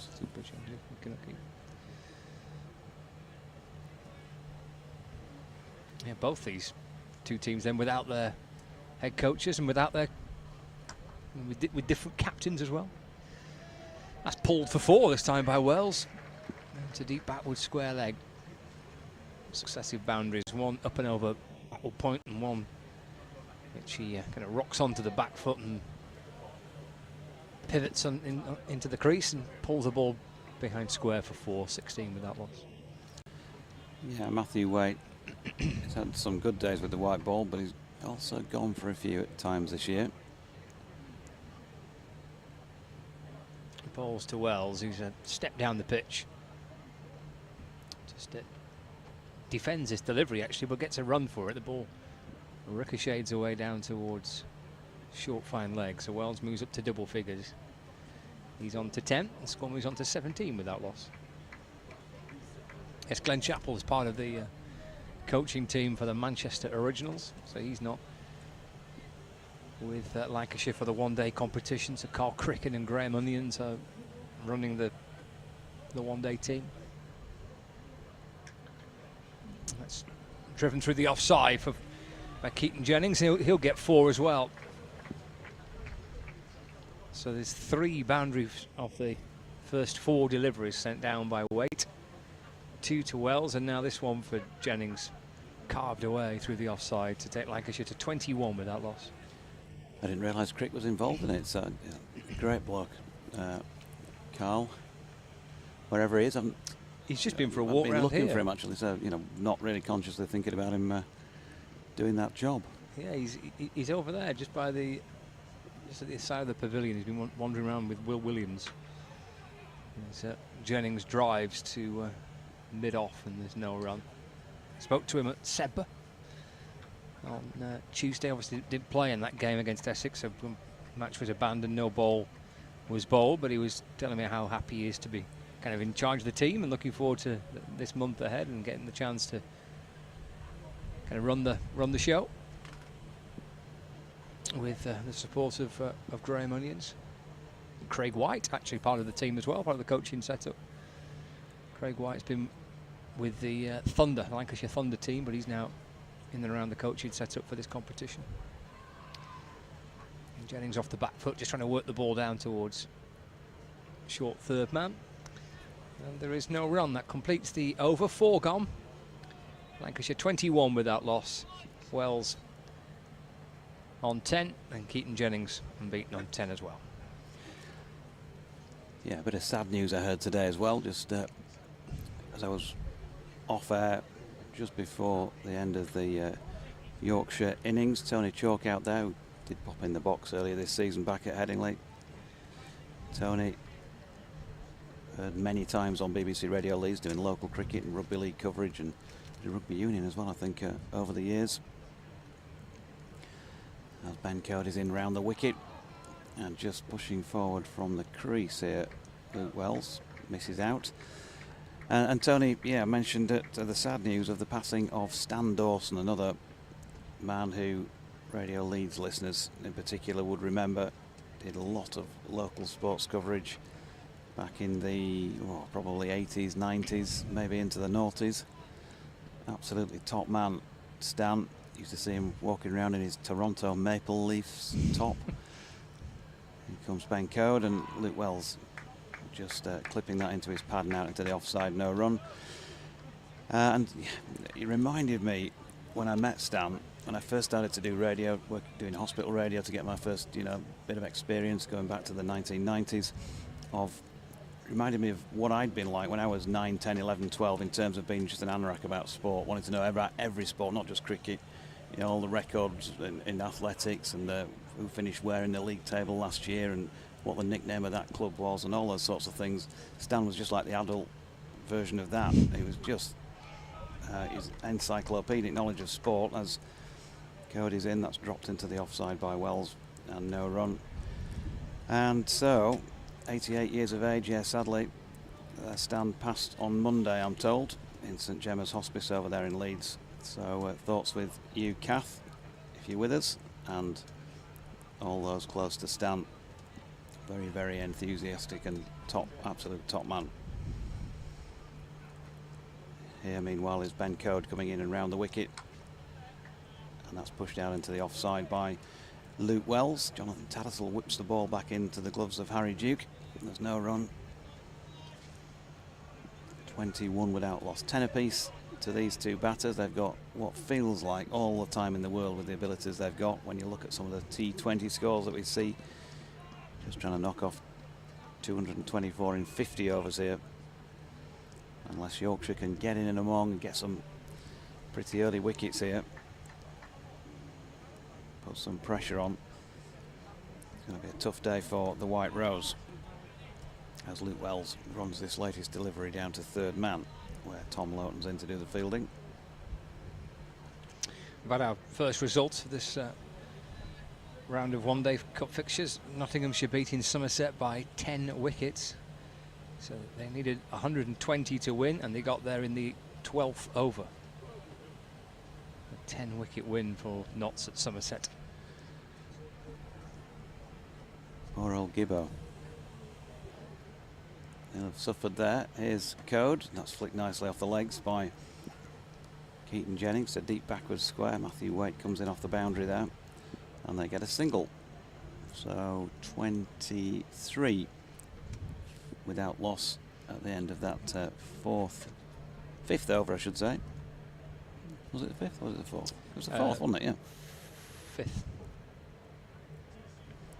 Code, Waite, Code, Waite. Code, yeah, of course it was Ben Code.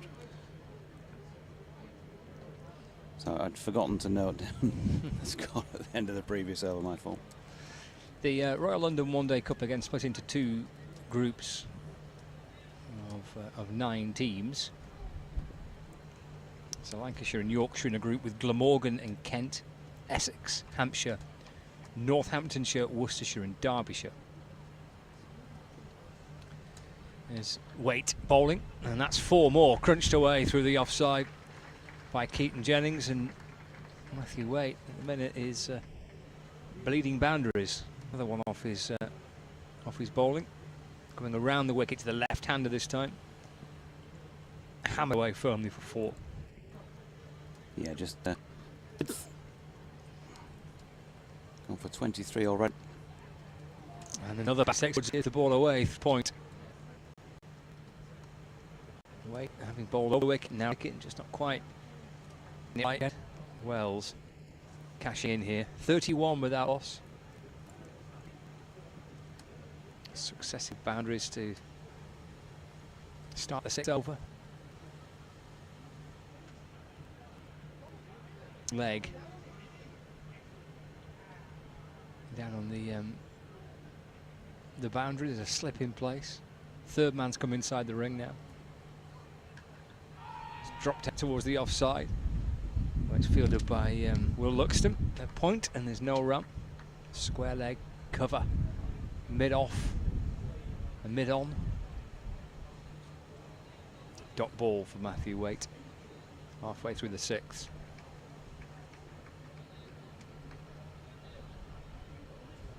If you finish top of your group, then you're straight through into the semi-final.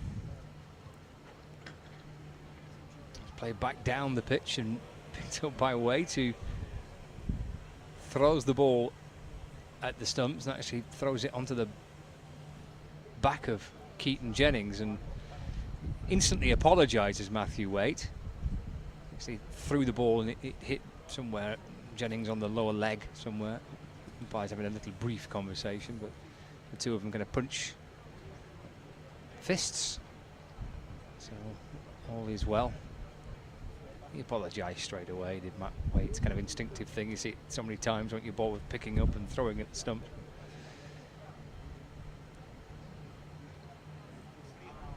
All good-natured. Keaton Jennings there just saying everything's okay to the square leg umpire. Waite balls again, leans into it and defends. Ball picked up by Waite off his own bowling, and there's no run.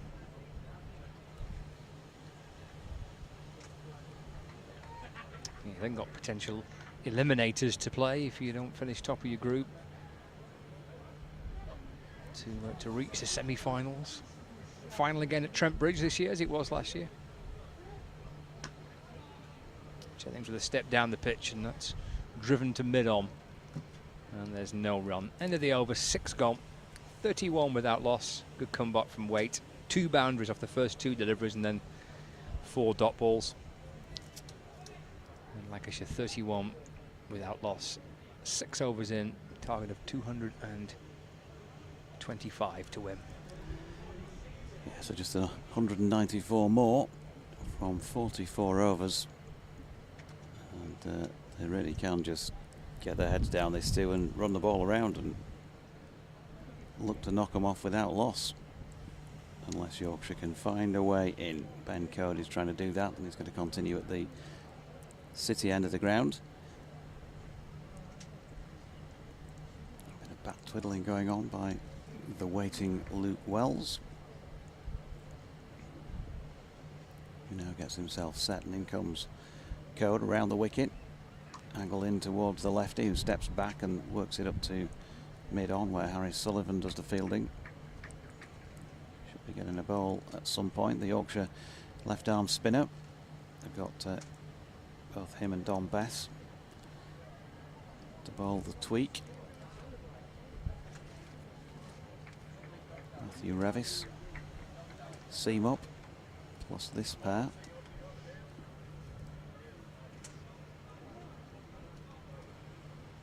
And as far as we're aware, no George Hill.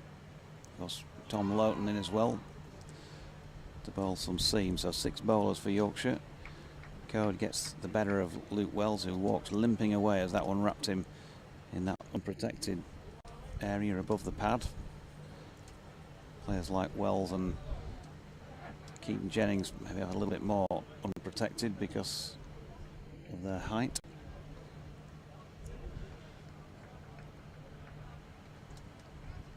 Code turns again, running from left to right as we look here from the first floor balcony in the clubhouse. Pushed back to him by Wells once again.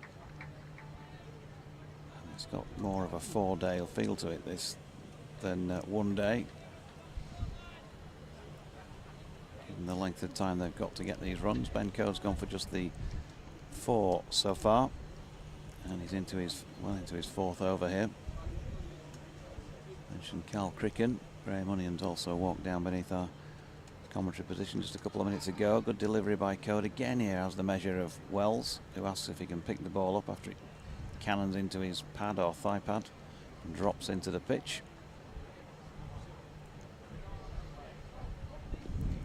Feeling that. I think there have been several words between these teams in the last couple of years in games. Luke Wells, by the sound of things, not averse to getting involved in that, but I think one or two of the Yorkshire lads who encroached there had a more like a good-natured word, and he nearly lost his wicket there. Ball short of length by Code, banged into the pitch. You don't often see Ben Code do that, and Wells off the back foot has flat batted that into the covers, where a diving attempt by George Hill to reel in a catch. I think he did get a hand to it, but it was just too far. Probably fingertips to it, just too far to get the full hand on it. 32 without loss then with that single. Bring DT in at the end of the over. Scott's got an update to do, we'll give him a breather. And that's dropped out into the offside by Keaton Jennings to bring up the end of that over. We'll do a quick swap of the cans and be right back.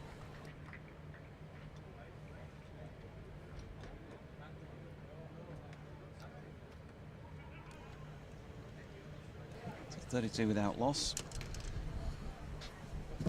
19 of those to Luke Wells and 12 to Keaton Jennings, who are having a chat in the middle, as are the two umpires. Maybe it's still just a word about that previous incident where Matthew Waite flung the ball in, perhaps. I think he was within his right. I mean, the batsman was just outside his ground, and the bowlers were allowed to do that. I know it was more a little bit of frustration, a little bit of anger there, wasn't it? Change of Matthew bowling. Waite.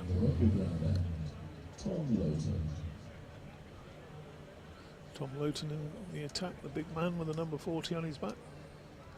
Need wickets, don't they, Yorkshire? They could have just nibbled a couple out early. It might have given this run chase a different complexion. At the moment it's looking very easy, and while Code isn't giving many runs away, the valve has been opened at the other end. Yeah, can Tom Lowton prove to be the local hero?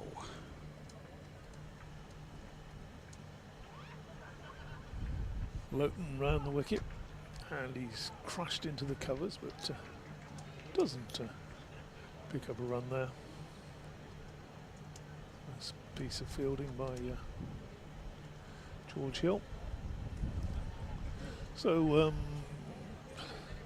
it's an attacking field. He's got a slip in place, which is short third man, just inside the rings, and quite fine as well. Almost a fly slip, you could say there, couldn't you? Next delivery is push square the wicket, and that's fielded by the backward point.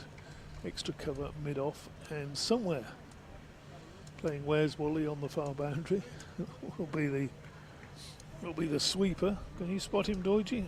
I'll probably get the glasses on now. Oh, not easy to pick up against that crowd background. In fact, there is nobody out there. Is No. there? So it will be difficult to pick Drive up to mid-off that next delivery. Where are the two chaps who are out on the boundary then?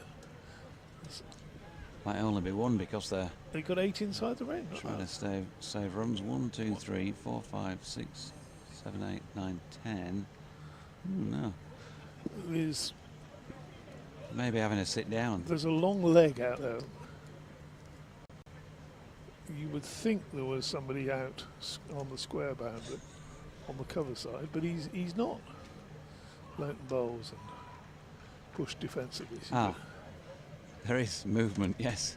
Matthew Revis out there at the cover point boundary, out towards the tennis nets. He really did. He could join the camouflage in there, wasn't he? He could join the SAS with camouflage like that. Hiding in plain sight. Matthew Revis, secret agent. He's gone again. Oh, there he is. Yep, found him again. Yes, there are two out.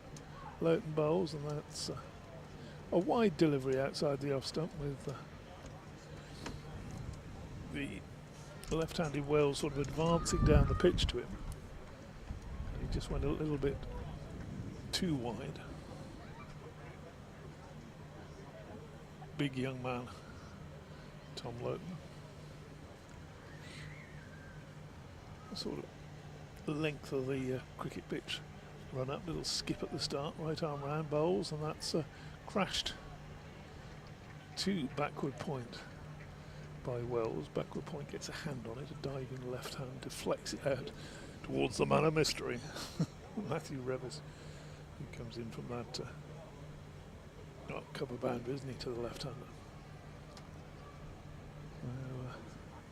It is quite difficult background to pick up. If they're playing with a red ball, it would be very difficult here, I think, for the players, but they're not, of course. Lowton bowls again, nice looking drive, and there's Revis into action, springing into action. Keep them down to a single.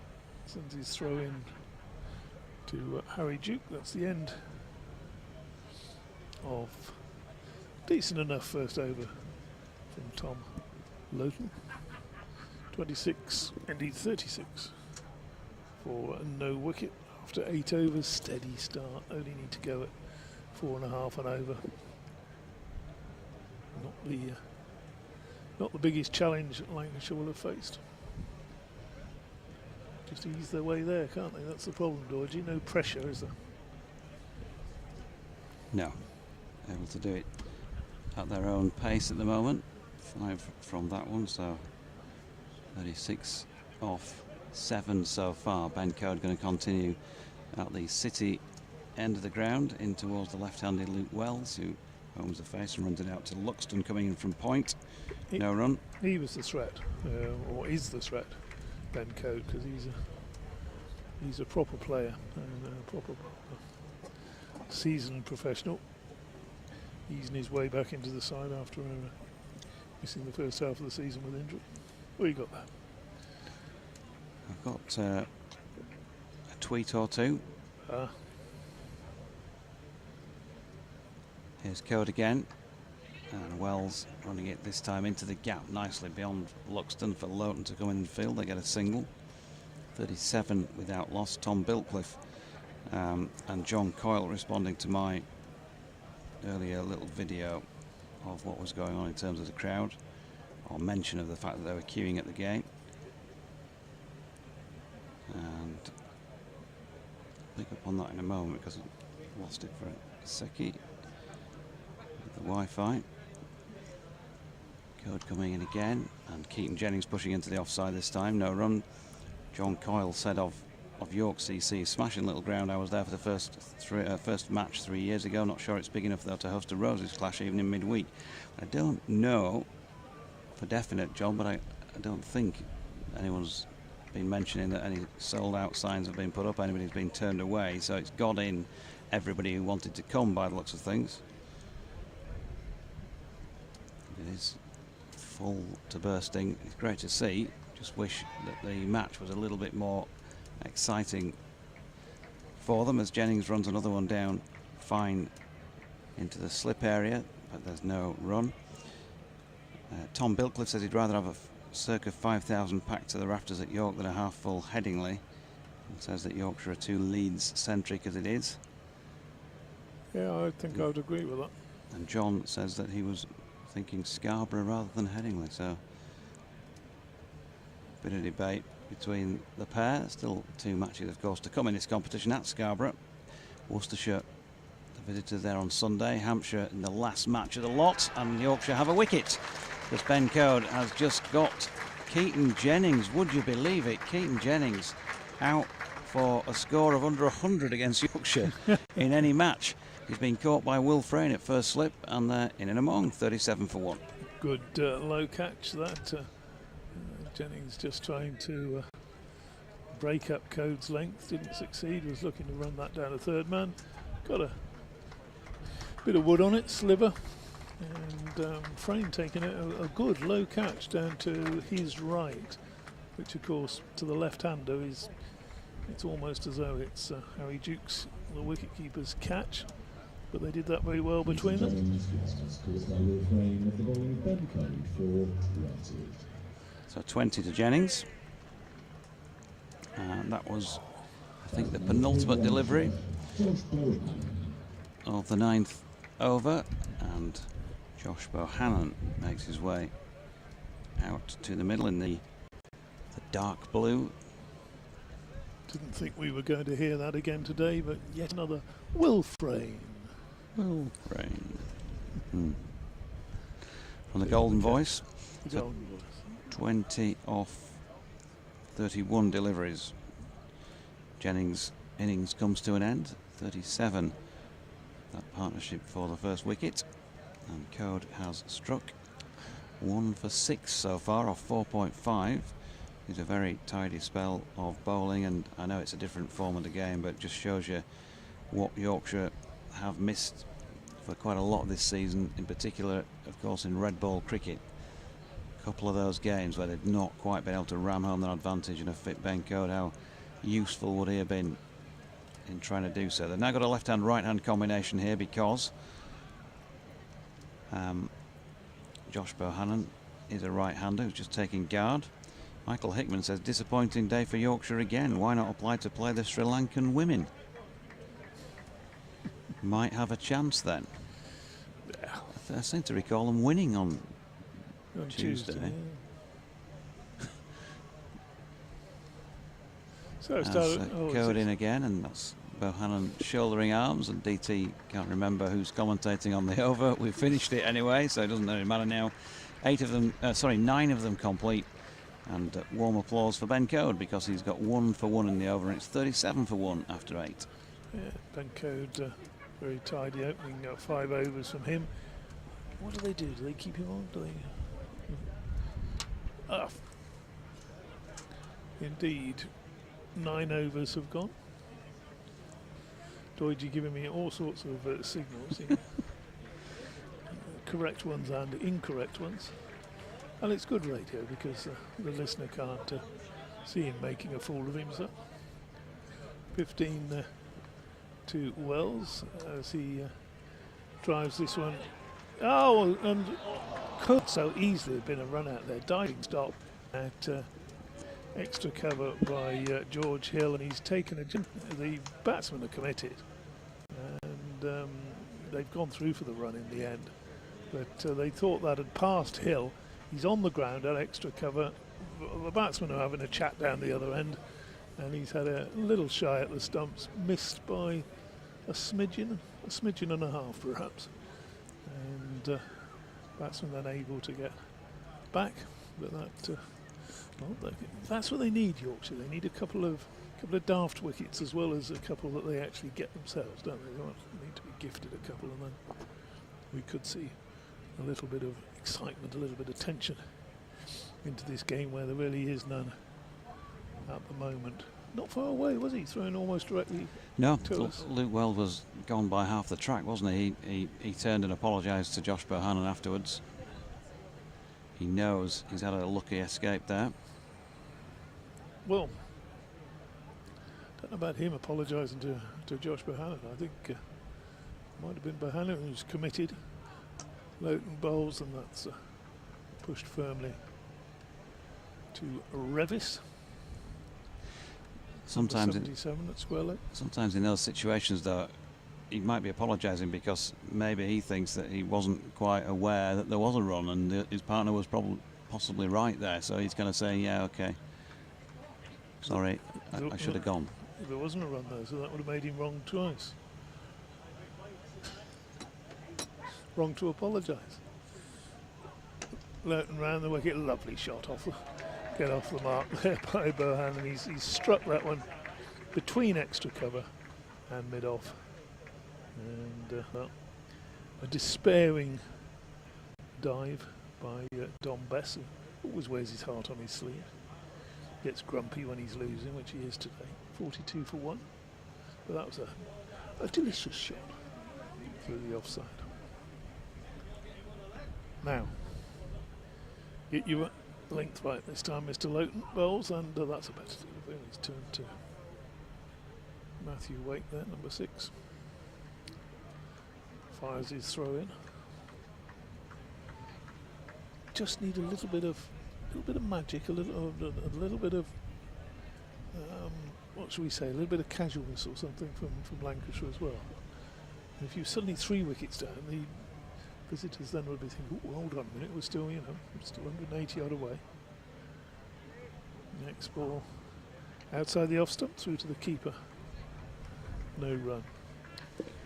You were thinking of having a quiz this afternoon, Dorothy, weren't you? Did you got any questions? Yeah, just to, liven things up a little bit, because we thought it might be a steady old chase, and that's what it's proving to be.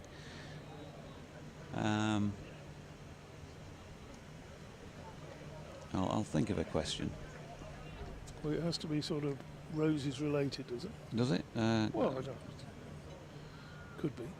Lurton to the right-hander, and that's down the leg side, and a good tumbling diving stop, but no surprise at all. That one signalled E wide. I suppose it could be who wrote The Secret Garden. Ooh, we've got a secret garden there, haven't we? Yes, I ought to know that, but I don't.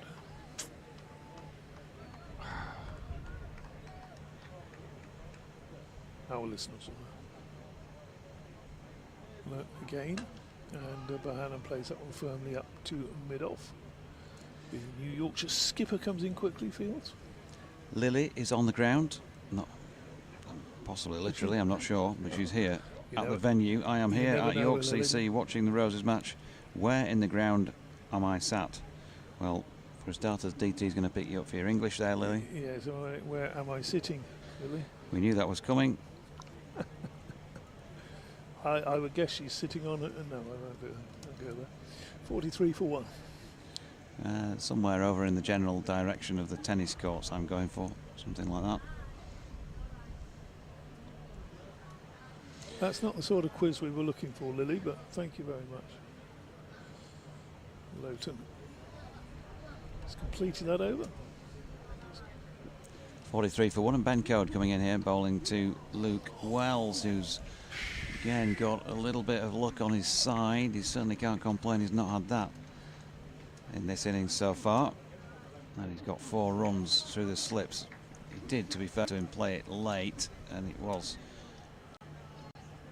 along the deck for a fair while, but it was a little bit edgy. So 47 for 1. Would you not think of a second slip in there at the moment? This is almost like a, with no sort of time pressure, it is almost like a first class game, isn't it? Next, sorry, you all right there? I was just covering for you then. Thank you. One's defended and pushed into the offside. Bit of that ice cream gone down the wrong way? Yeah, it must be just being allergic to sitting next to you. Too much of it this summer. Too much of a good thing. Martin Rowe says, afternoon Jonathan Sogg. It was Graham Thorpe's birthday on Yorkshire Day. Do you got any idea how he's getting on, please? And no, I'm not sure at the moment. Any word on that front, DT, as Code bowls to Wells, who pushes into the onside but no run? No, but I would assume no news is good news as far as that goes. But and Sally M says, Secret Garden author, too easy. Francis Hodgson Burnett. You know it's set in Yorkshire, right? I certainly do. Yeah. Middle. In York. Middle. That isn't actually the garden itself, is it? That. Yeah, I think that is. That's why I call it. It's the wall with the odd bit of stuff creeping up it that reminded me of when I read the book as a child. The illustrations as Wells pushes that one beautifully. Lovely straight drive off Ben Code. Just about the shot of the day. Straight along the deck for 4 runs. Either that one or Will Luxton straight drew it 4 earlier. So, yeah. I knew that. Who was it? We're not back to I heard that pardon. I heard that pardon, yes. Francis Hodgson Burnett. It was written in published in 1911. Yeah. So you would remember it. Oh, it was read to me as a child. 51 on the board now for Lancashire, and Wells pushing this latest Code delivery into the onside, and there's no run. What's it about then, the secret garden? It's about a garden. What's secret? No. But it's a secret. I can't remember the whole story now. It's a long, long time since I read it, but I do remember being hooked when I read the book as a nipper. Remember characters called Colin and Dickon in there. His code, and that's pushed out into the, well, I'm going to say he tried to push out into the offside. Did Luke Wells? It's gone back up the pitch to the bowler. Just kept a little bit low as well. That one, not nothing alarming, but Yeah, Misselthwaite Hall or something like that, Misselthwaite Manor. all right. Where it was the fictional Yorkshire setting, I think. And Tony Sweeney is posting pictures of you to the count now. Such the Berg van. Van. It's hard to sort of manage. Driveway, I don't think. Quite big. Sort of caravan or something. Bonvan. Well, it's got van in.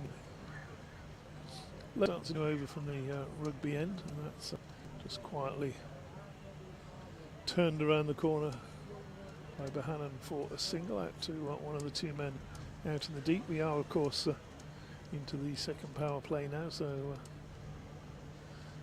allowed to have 4 men out in the second power play. 5 in the last one. I can't remember what it was. Yorkshire have certainly got a couple out on either side. At this stage, 5 men inside the ring.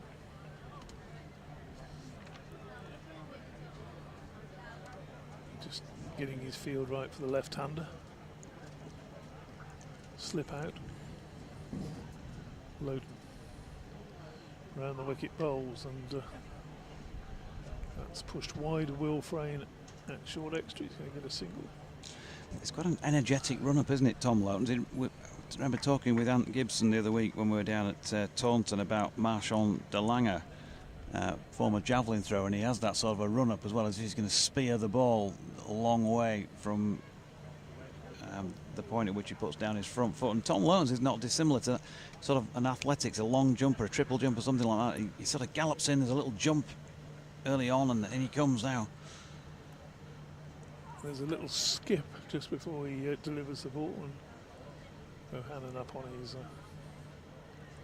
on his toes, turning that again down towards square leg for another single. So the single's coming very easy. You can imagine if there was a stretch of sand in front of him that, you know, he'd be doing the long hanging jump from putting that front foot down rather than delivering a ball. Jonathan Edwards, wasn't it? Triple jump. We don't know. We don't have a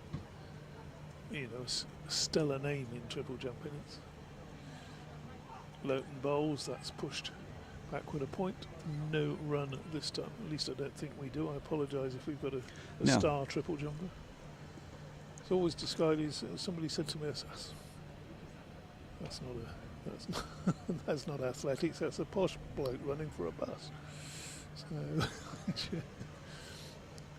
it's quite descriptive, I think. Tom Lowton, certainly not a posh bloke running for a bus, comes in, but he does have a very long delivery stride. That one's turned by Wells into the deep. They're going to scamper back for 2 as Matthew Waite charges after it, slides, turns, and the throw in. He does have long legs to accompany the long. Well, he does, but delivery his delivery stride seems. I would like to see him standing up a bit taller in his delivery stride. He delivers it quite low, doesn't he? With that long stride. Something to work on. Perhaps let's have a look, see what he does with this one. See, there he's not really jumping up and getting into it for my liking, but that's defended quietly by Wells. But I'm not a coach of any level, so what do I know? I just watch the game a bit. 56 for 1, the end of that over. 27 to Wells, 6 to Bohannon. 225 the target to win. The same stage, Yorkshire were 66 for 1. They just lost their first wicket. So Lancashire behind that, but of course know what they're chasing here. Every chance. Andy Walker says enjoying the match in the comms. A fantastic turnout today, which shows this form of cricket is extremely popular and not just in big cities. Yorkshire 50 runs short, but I hope our bowlers can get among the wickets. Thanks, Andy.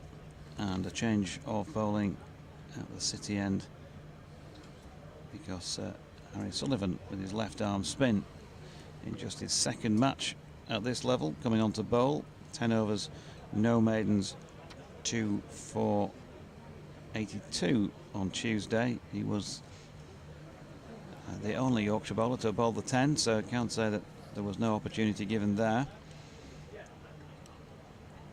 Ken Parsons this afternoon, as I've said before, if you can't defend the runs, never mind, keep it tight. Attack, attack, attack. Yeah, treat it like a first-class situation. Here is Sullivan and Bohannon stepping away to leg and then having a long wait before he pulls the ball around to the onside of straight. A diving miss by Tattersall into the York dust, puff of dust as well as he landed. Just getting to his knees at the moment, and Revis fielded it. They got a single. Dan says, quiz question.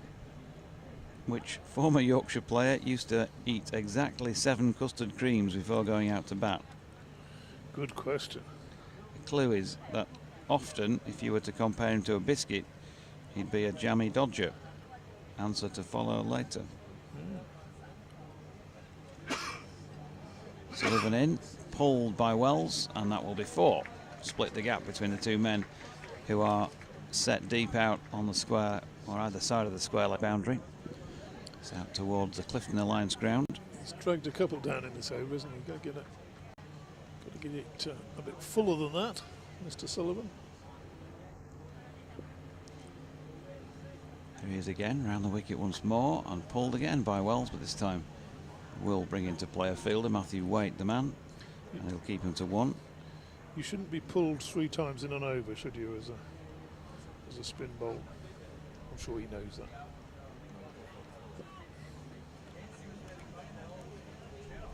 Cue for a song there. Lionel Richie, Commodores, isn't it? 3 times and over. Sullivan again, an open face, that's pushed into the offside by Bohannon. He'll pick up a single. 3 times and over.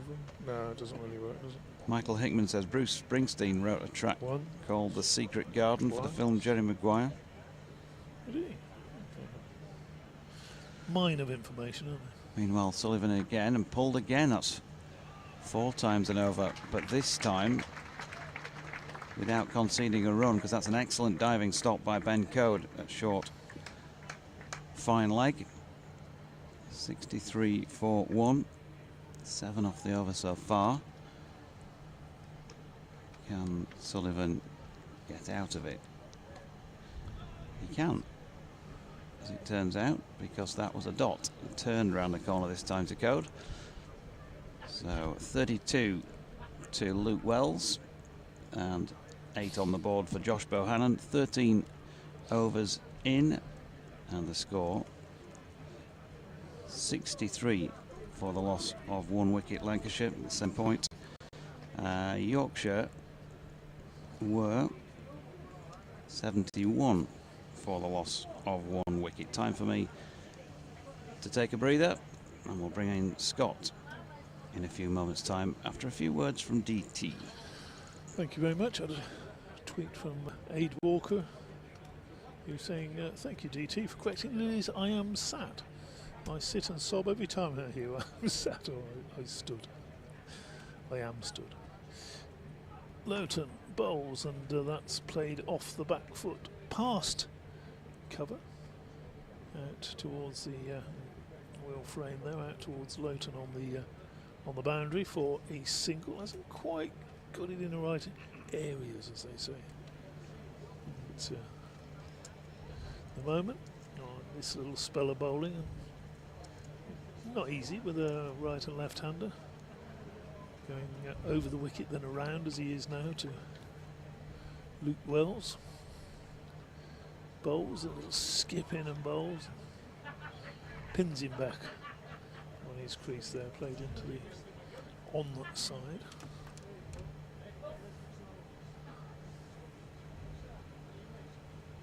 Scott Reed, who is sat to my right. Afternoon, DT. Good afternoon. Or is it sitting? Thanks for that little tweet, Aid. I missed that. What was it? You've been saying something, DT, again? I have, yeah. Indeed.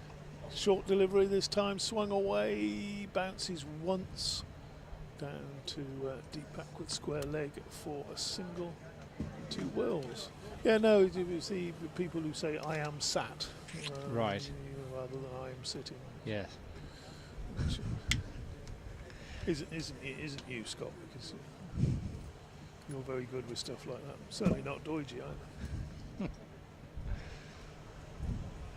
Next ball from Lowton is just eased into the onside, and Lancashire don't need to take any risks. The runs are coming, the singles are coming, the odd fours coming. Yorkshire desperately need his wicket. 66 for 1. Yeah, need a little clutter of wickets, don't they, really, Yorkshire, to get themselves back into the game, get the crowd back into believing they can make this a good contest. In a minute, it all looks pretty serene for Lancashire. Pretty straightforward. Lowton around the wicket bowls. Oh my goodness gracious. Luke Wells has hit that well.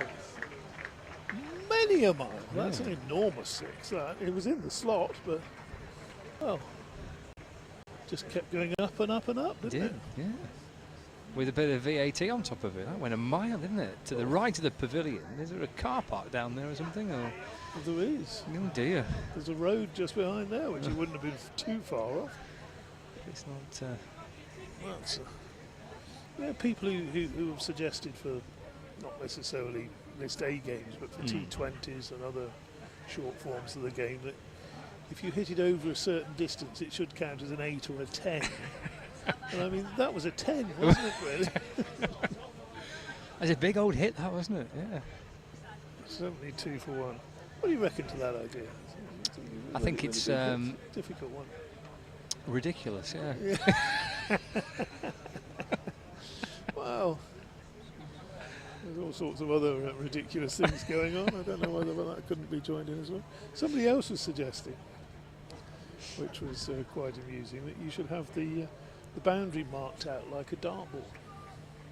Right. Okay. So you can score 20 if you hit it in a certain if area. you hit it in a certain area. Okay. All around the board. That's played firmly to extra cover. No run there as Frayne does the fielding, and that's the end of the over, and Mr. Lowton can wander away and lick his wounds. I doubt if he's very often been hit for a 6 as big as that, if ever. That was just enormous. It would have cleared the boundary by a good 40 metres. So there you go. It's a sort of theory that if you have different areas of the ground marked out, and they said you could then have scores of 1,000, which would be chaseable. Where would you have, say if 20 was the top score you could get for a shot, what part of the boundary would you have that? What do you think is the most difficult part of the boundary to hit? There is the next over from that City end, which is pushed away into the offside, and there's no run from Sullivan, the left-arm spin. Would you have to have it any differently to how a dartboard is set out? Because you could have 20 at one end and 19 at the other. Left arm around the wicket balls to Bohannon. That's weaved along the ground through extra cover. There is a man sweeping around there on the cover boundary, Matthew Waite. So Bohannon comes back for 2. And he moves up to 12, and the score to 74 for 1. You could have the 19 and 17 for straight hits at one end of the ground. Okay, and, yeah. 20 and 18 roughly for the other ends, and different bits. Okay. It'd be a shame if you'd gone for a 20 and got a 1 though, wouldn't it? Which I always do when I'm playing darts. You see, I quite like that. Yeah, you got your 20 and your 1 next to each other. I'm going to go for this straight drive. Oh, just the wrong side. Look at that bounce. Look at that bounce. It was going. Oh. Bohannon waits for Sullivan, who's skipping in and bowling. And he's hit it back along the ground, tries to stop it off his own bowling, low to his right-hand side. He's okay, he's got some support behind him. Revis at long on fields. And Bohannon through for a single, so he moves on to 13. 75 for 1. Bad enough for, conceding 30 in an over. Imagine going for 120.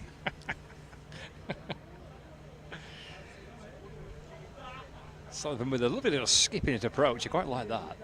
bowling to Wells. He goes off the back foot and just nudges the ball away through mid-wicket for 1. Not seen this lad bowl before.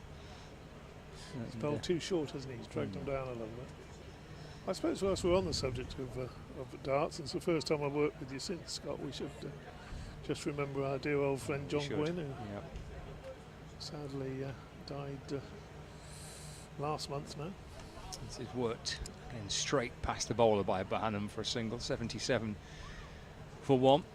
Greatly known and loved by Lancashire Cricket Club and all its supporters and members and everywhere else, really, wasn't he? He's one of those guys that no one had a bad word for.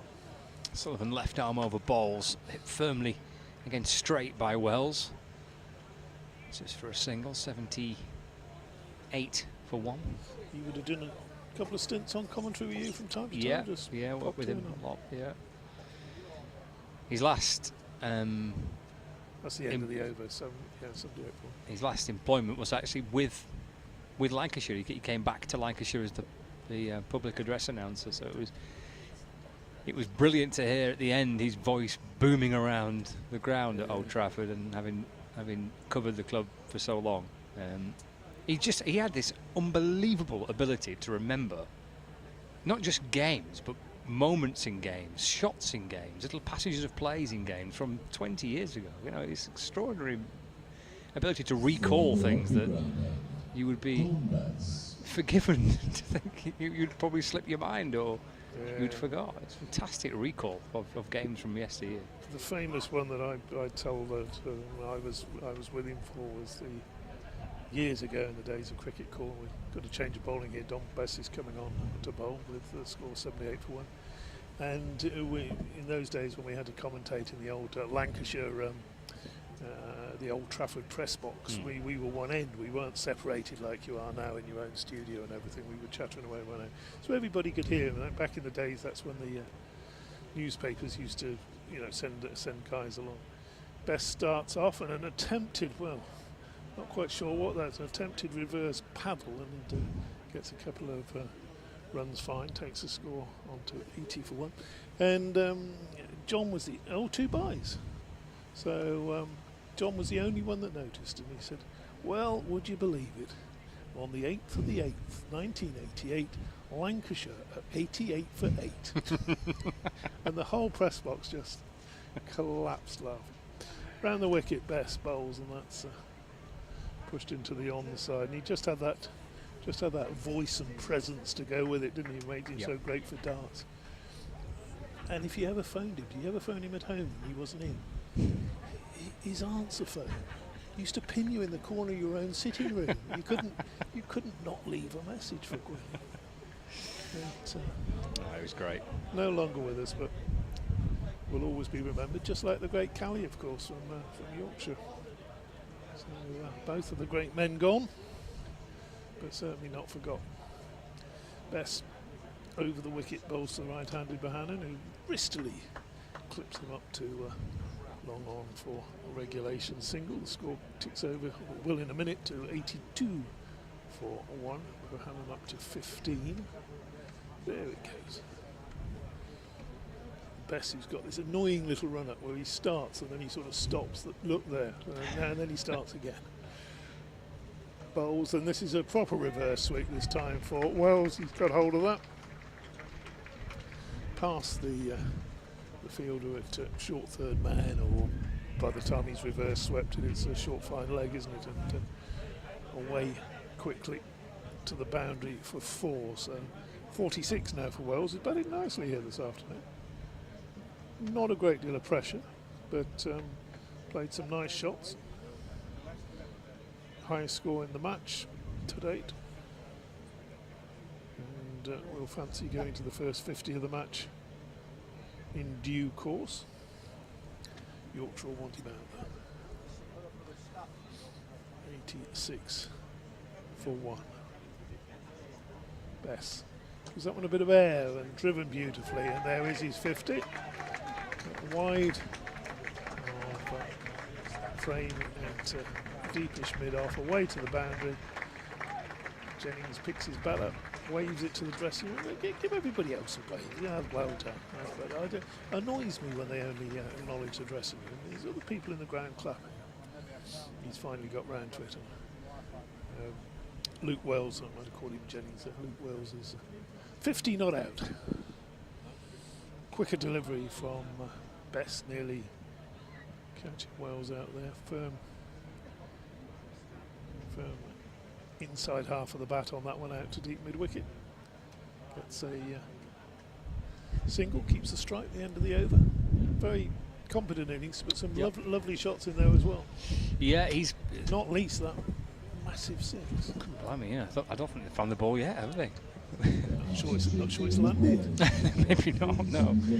No, it's a very well put together 50 from a batter in good form. You know, and looks like he's a player in good form too. Senior man in the team, Luke Wells, and in the batting here, good solid start. Pretty calm approach. There's Sullivan twirls in again. Wells tries to flick it away towards the leg side, but there's no run. 91 for 1.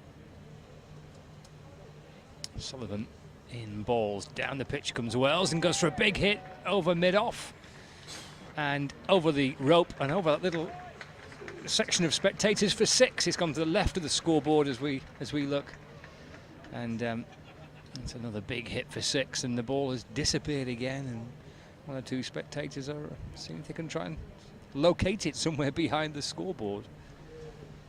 Yeah, we had a good few 6s here in the game against Northampton on Tuesday, and as this innings progresses and becomes easier, the target becomes smaller for Lancashire. You would expect a few more, because they've suddenly kicked on here. Wells fancies it. He's got the pace of this pitch.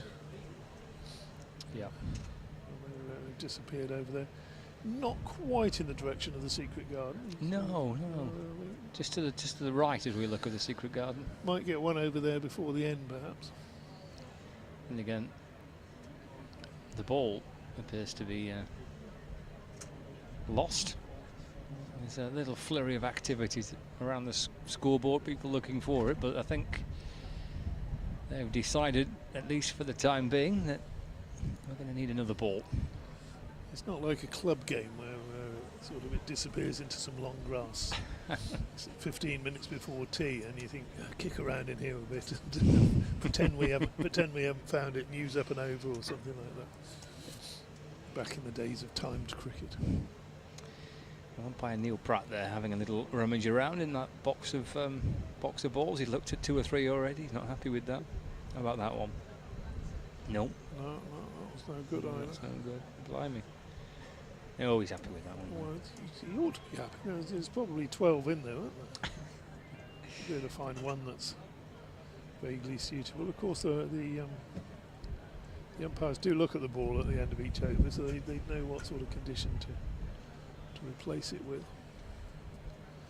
Sun's out again, glorious afternoon. Looks great, doesn't it?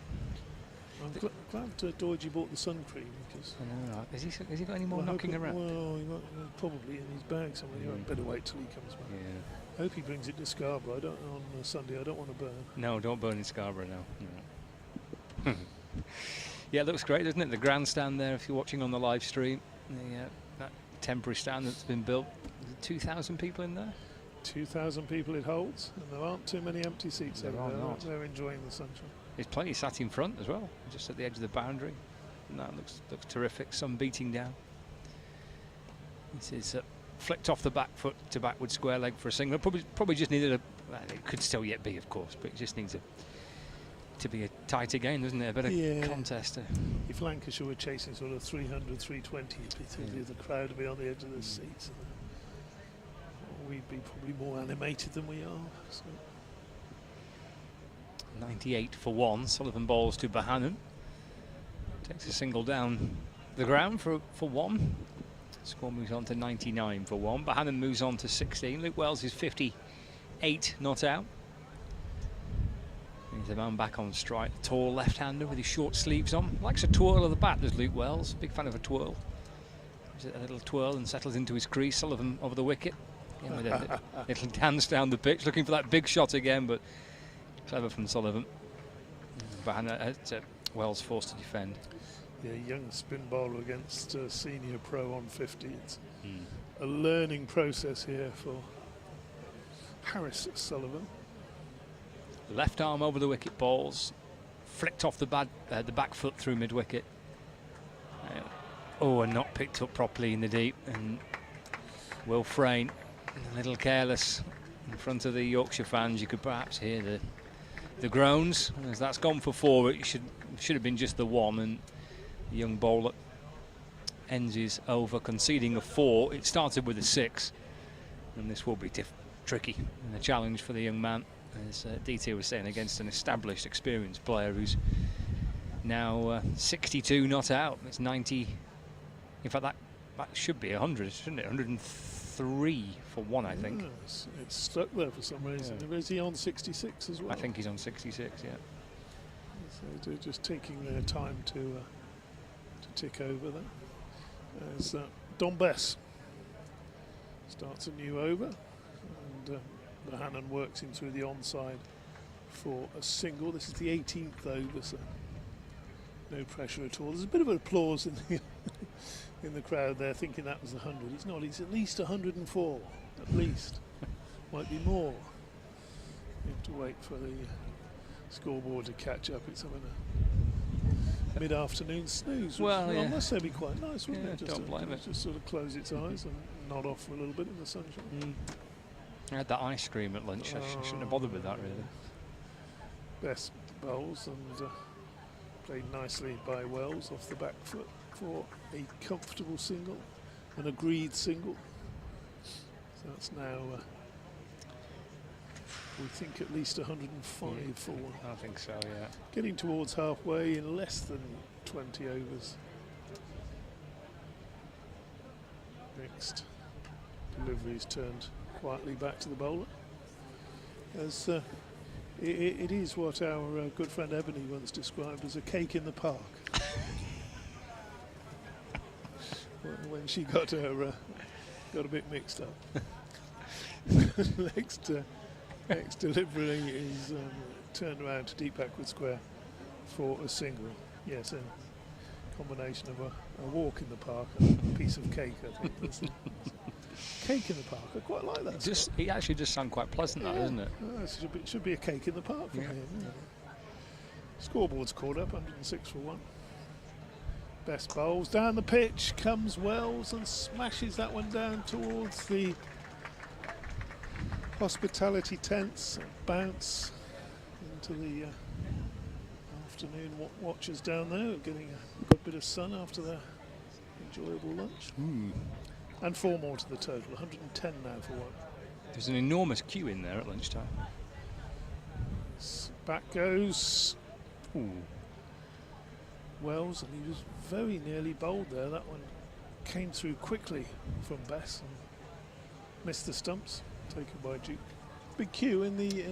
Yeah, I see it was snaking right around the back of the tent. An enormous queue. Must be a huge.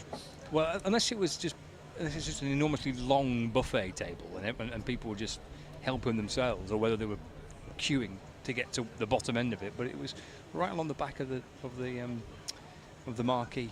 It was funny here on Tuesday because there was a stampede. I love a stampede at the cricket. From the hospitality. Wonderful. Somebody must have. We were surmising that possibly they'd said lunch is served. There's 250 of you and only 230 portions. Leg it. Suddenly it's going. Old fellas who hadn't moved so quickly for 20 years or something. I've got a bowling change at the city end of the ground. Matthew Revis.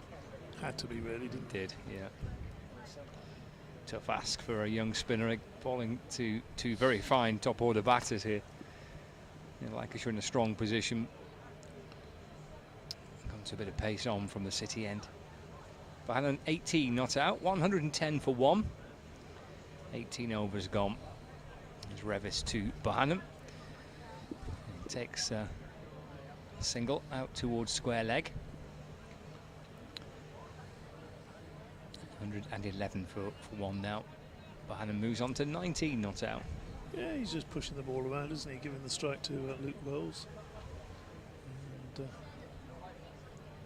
Lancashire approaching halfway. Another 114 required. There are 111 for one. All the ones that's supposed to be unlucky, isn't it? I think they need more than a bit of bad luck to not get over the line here. Yes, it will have to unravel pretty spectacularly from this position. 1 for one. Revis in bowls and punched down the ground by Luke Wells. Further at mid-off. And there's no run. I haven't seen you, have I, since that finals day in at Edgbaston? No, you haven't, no.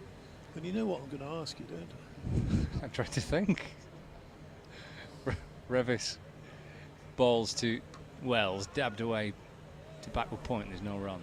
And it's not, well, was it you had my dessert at lunchtime? It was. How did you cope commentating? Were you on air? Oh, I was, yeah. At the end? Yeah. How quickly did you spot it? What, the no ball? Well, yes, and the fact that it was going to have to be re-bowled. Pretty quickly. I mean, I was describing the celebrations, obviously, first. Revis into Wells up onto his toes and hammers it to mid-off, but there's no run. Oh, I say there's no run. There's 4 of them. Ben Codes at mid-off, it's another misfield. And it should have been no run. It should have been stopped. Instead, it goes through Ben Code and down towards the boundary for 4. So you described the celebrations. So yeah, I think everybody knows that Hampshire thought they'd won by just. What was it? I think Lancashire needed 6 off the last ball, and then. This is Revis to Wells. That's flicked down to fine leg for a single. 116 for 1. And then it was a no ball, and they had to come back and bowl it again. So the fireworks went off. Right. Hampshire was celebrating, massive team kind of pile-up of players, fireworks booming around the ground. And I was describing the disappointment for Lancashire and the joy for Hampshire, and we could just see, obviously, umpire, it was Graham Lloyd. Bohannon drives for 4 through extra cover. Good-looking shot by Josh Bohannon. Lancashire almost now down into double figures, their runs required for victory. It's 120, I think, for 1 at the end of that over. Cover drive from Bohannon to end it. Cracking shot from Bohannon. So you, the smoke cleared, and there was Graham Lloyd. Yeah, it was Graham Lloyd. He was former Lancashire player, of indeed. course. And I described it a little bit like it was like almost like a headmaster that was calling over a group of naughty schoolboys, because he stood there with his one arm outstretched aside, and with his other, he was just calling them back. Like a traffic policeman. Yeah. You stop there. Oh, blimey. It was absolute chaos, wasn't it? And then, of course, the Lancashire must have been favourites at that stage. Needed 2. Yeah, needed 2 off the final ball then to win.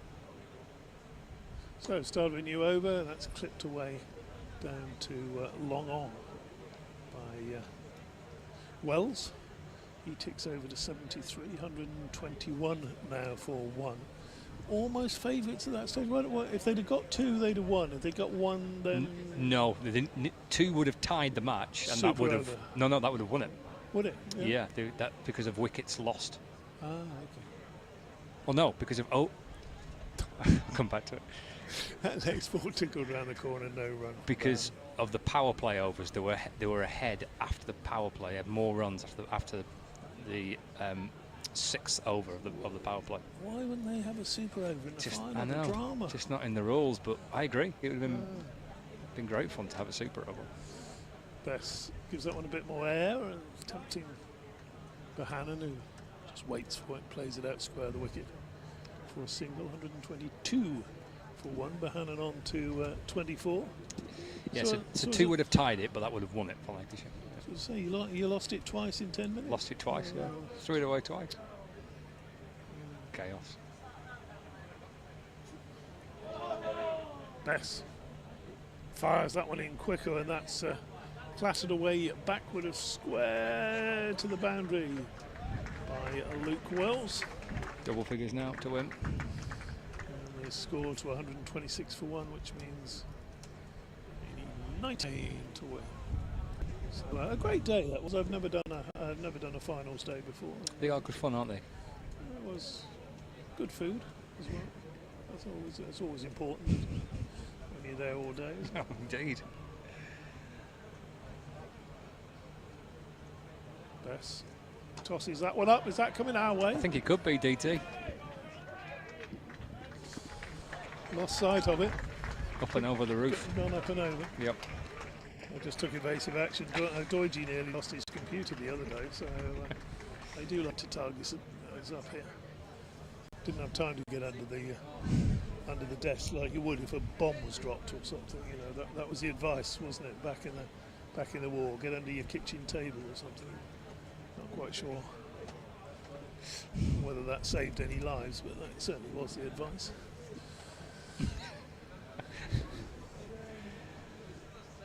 .83 now from 63 balls face for Luke Wells. Best bowls to him again. He's down the wicket again, and that's hit hard and straight. And that's another boundary, and these runs are coming very quickly now for Lancashire, particularly for Luke Wells. 87, 136 for 1. So just a minute ago we were saying they needed 99 to win. They now need 89 to win, and that's the end of Bess's over. Not really sure what Yorkshire can do here. Maybe another little burst from their number 1 Ben Code. So they are going to net run rate could come into play, of course, in later stages. So you want to try and drag it out as long as possible from that point of view. But and of course the other side of that is the Lancashire want to win it as quickly as possible. Here is Revis bowling to Josh Bohannon. Now we're on to start the 21st over. Second result of the day has come through. We've seen a big win for Nottinghamshire, beating Somerset by 10 wickets earlier on today, and Surrey beating Durham by 9 wickets. They were set 182 to win. Revis to Bohannon, that's just dropped into the onside. He wasn't sure where the ball had gone, Bohannon, but Wells was alert to it, and he calls Bohannon through for a single.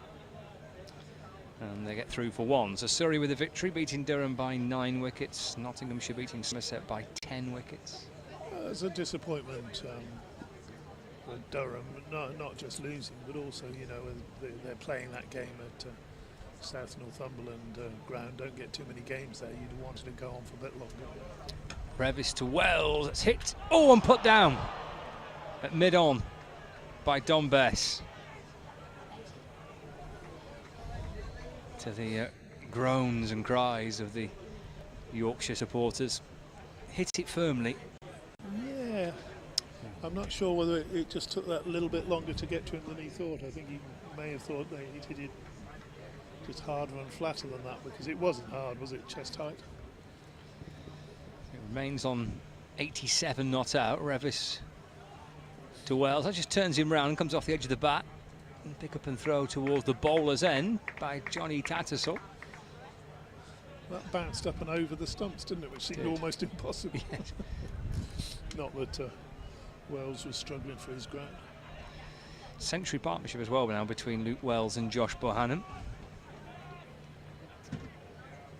Just looking at Luke Wells' List A scores. He's never scored a List A century. In fact, this now is his highest score in List A cricket. Bohannon turns it off his pads out towards square leg for 1. And the score moves on to 139 for 1. He's had a couple of 50s in List A cricket. He's not played that much List A cricket. He's played 165 first-class matches and he's up to almost 10,000 runs in first-class cricket. This is just his 34th List A appearance since his debut 12 years ago. Tries to catch again. That's pulled down to deep back with square leg. He goes this time. Wells departs for 88, and Lancashire lose their second wicket at 139 for 2, needing 86 more runs to win. And Revis with the wicket pulled down towards that fine leg boundary. And Lancashire lose their second wicket. 139 for 2. Wells has gone for 88. Yes, he's going to get a good round of applause as he comes off.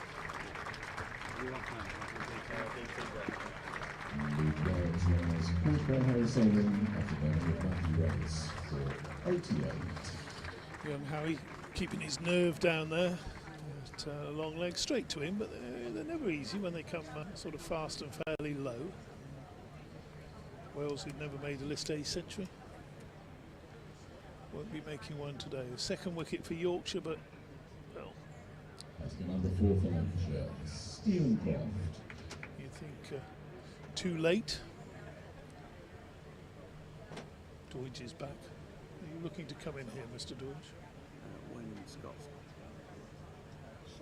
Scott's back on, having just updated the good folk of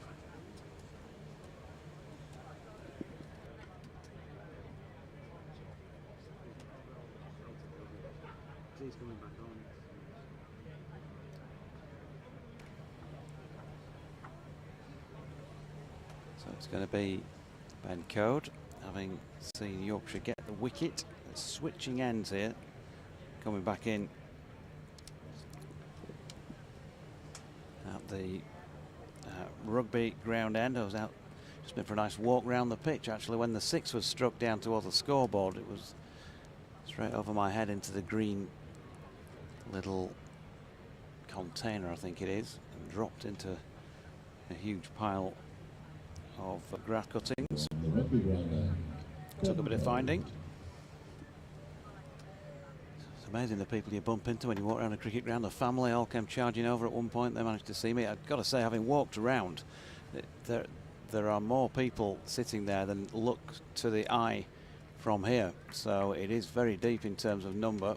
Some people are now making their way out because I think they've given it up from Yorkshire's point of view. So there are 1 or 2 already leaving as Code's first delivery is played into the offside by Josh Bohannon. There's no run. But over on the far side, my brother told me that he'd queued for about an hour for some food at the Cow and Sow, for example. So there's a lengthy queue over there. Blimey. And what you can see in front of our eyes, it looks like there's probably a line of maybe 2 deep on the boundary edge, plus all those people in the temporary stand. Code in again. Bohannon pushes into the onside, but there's no run. But actually, the number of people at ground level in front of the temporary stand is, when you stand side onto them, looks a lot more than it does front on. Similarly, over the far side to our right, by the Cow and Sow, by the Ivanhoe marquee, there's a lot of people. So I wouldn't be surprised if this is 5,000-ish. And great sight to see. A lot of games being played over in the nets the far side. Mum bowling at Son, Son bowling at Mum. Code in and bowling here to Bohannon, who flicks it into the leg side and picks up 1. Throw comes in, which dislodges the bail. Bohannon takes evasive action for a moment. Yeah, it's helped obviously by the weather. We've got the school holidays too, haven't we, as well, which is great. Wonderful idea to. And I think you've had a few people on Twitter saying it's nice to be playing here and rather than at Headingley. You know, it feels slightly more of an event, doesn't it? And saying that when Lancashire were playing at Southport the other week, and they've got a 1-day fixture coming up in Blackpool, so it looks good, sounds good. Code in again and run down. Good piece of fielding by George Hill to new batter Stephen Croft, who's not got a number on the back of his. Has he got a short sleeve sweater on over the top of his cricket shirt? Because he did have a number on, did he, when fielding? He did, yeah. He lost his 15. Lost his number 15. Crofty don't lose that number. Is that a song? Well, it's just an adaptation of I think it was a Steely Dan song. As Cody's in, and that's pushed back to the bowler. No run. I don't think there wasn't a music round in our quiz last night, was there? No. There's not a music round in pub quizzes. Yeah, there is. I think we'd have won. That's. You reckon? Yeah, we definitely would have won Okay. had there been a music quiz. I think they must have known that, so they obviously limited us. Fair enough. That's my story, and I'm sticking to it. Ben Code then coming in and bowling now, and Croft. All the time in the world to knock these off in conjunction with Bohannon. Just 85 runs needed, and we're only into just finished the end of the 22nd over. 140 for 2. Kate Bush, that was the one, wasn't it, that got away in the picture round last night? Yeah. And That would have taken us to Wuthering Heights, wouldn't it? Oh my! You got that one right. Wonderful. And Serena Williams, that was one I stitched you up with that, didn't I? We should have got that one as well. Serena Williams question. Yeah. Which player won the Olympic gold in 2000? Women's Olympic gold singles tennis, 2000, 2008, 2012. Yeah. Serena Williams, Scott Reed, no. Lindsay Davenport. Bohannon plays 14 defences, no run. I just forgot. Serena I ruled Serena out because I thought that's 20 years ago. She can't be that old, and she is now, isn't she? Is the queen of tennis. Well, my counter was that Lindsay Davenport was from the same era because they played each other in finals, didn't they? But she's definitely old. Sure she is. But 60 now. Revis to Bohannon. Pull down to deep backward square leg. Luxton does well to scoot the ball up on the juggle actually, but he does it effectively. Bohannon comes back for 2. So 142 for 2. Takes Bohannon to 29. Not out. Ben Code having a drink down by the boundary below us. It's a hot day. Just eased away through Wickham and Tassol Fields, and there's no run. Mikeman says, give this one up, it's only going one way. And have your tea. Jest, Lancashire hot. One day hot.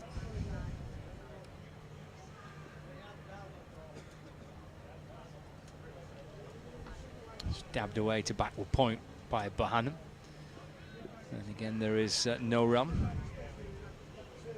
Dan, by the way, says the answer to that previous question.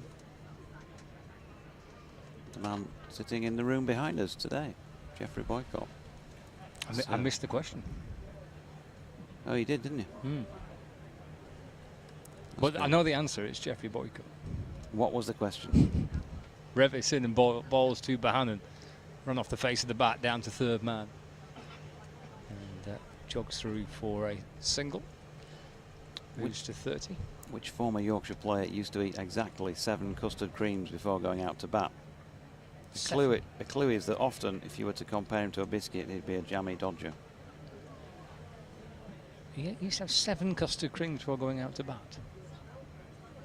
I feel like this is some kind of myth that has been exaggerated over the years. Maybe so. A bit like Scott Reed drinks 6 pints before coming on air in the morning. Exactly. It's just not true. He's 8. 1 ball left of the over. Croft rocks back and pulls the ball down towards Ben Code. And he's through for a single. And that completes the 23rd over. 145 for 2. Correction, 144 for 2 after 23. Croft on 1 and Bohannon on 30. Yorkshire lad says 100 short, heads down.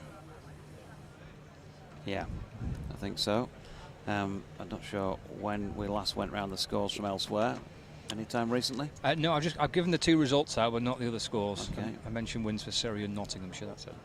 Glamorgan need 204 from 32.2 to beat Kent, who made 304 for 8. Glamorgan 101 for 4 though in reply. So losing wickets as Code comes in here to bowl to Croft, who drops it into the offside, no run. Leicestershire 359 for 8. Middlesex 100 for 1 after 15. So 250 more needed from 35 overs. And Scott says 10-wicket win for Notts.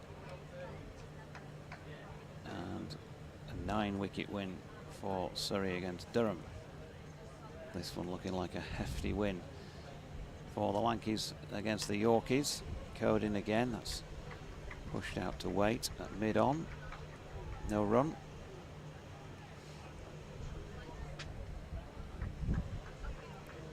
Yorkshire just got to scrap away. The placings here, first 3 go through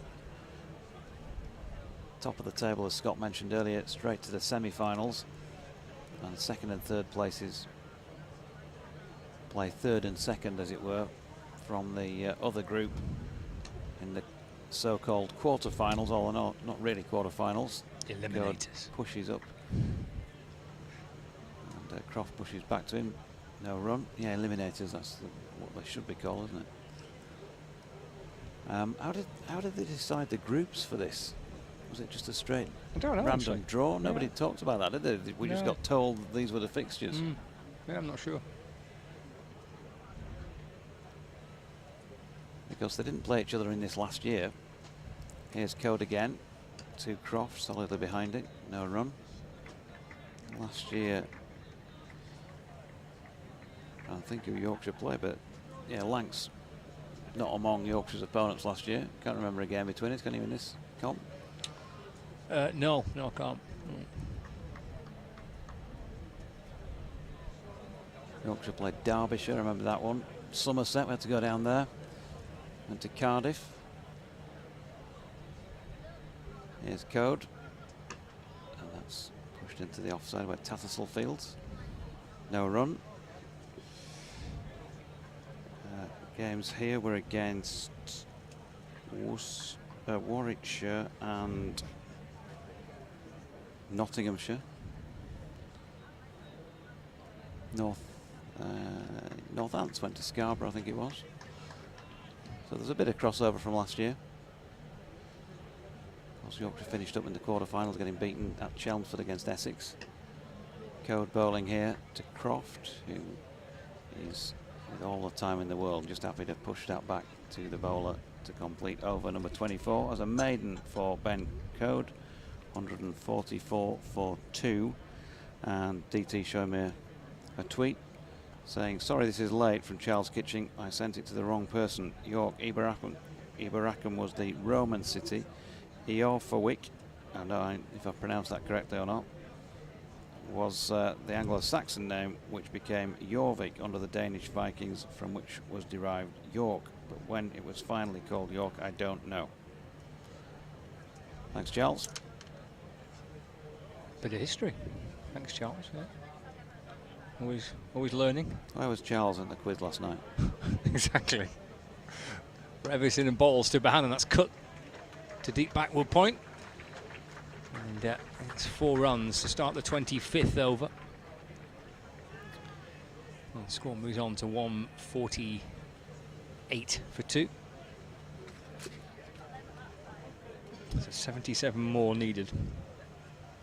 Bohannon 34 not out.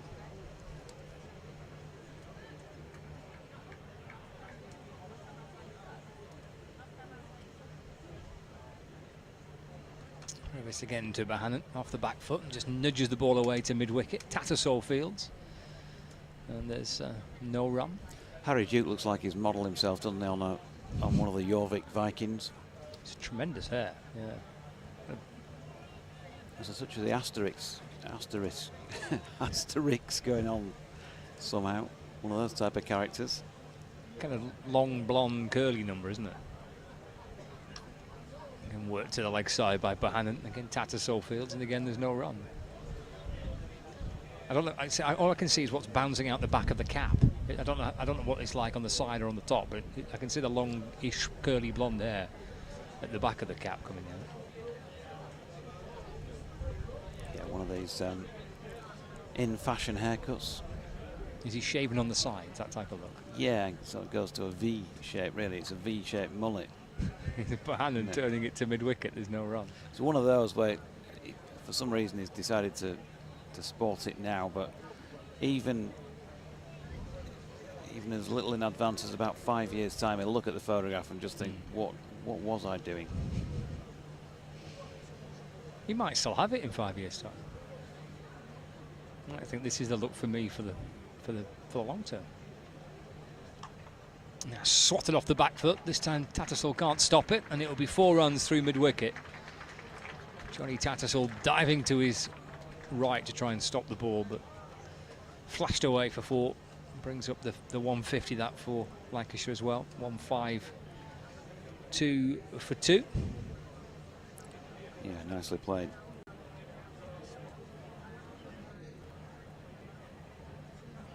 Balls again and cut away into the offside. Scamper through for a quick sink.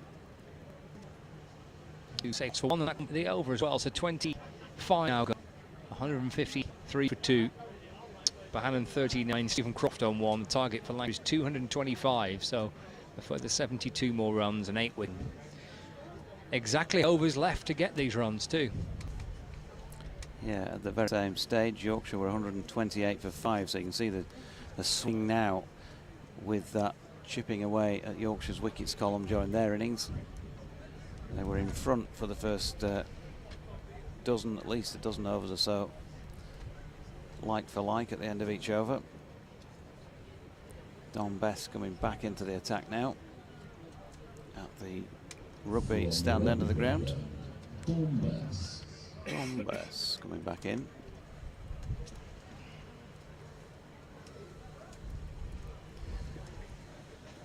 Still on the England radar, Don Bess, but obviously hasn't played for a while yet. Getting a chance to just practice those white ball skills in both the T20 and this season. At Yorkshire, he is bowling his off spin to the right-handed Bohannon, who flicks it to leg.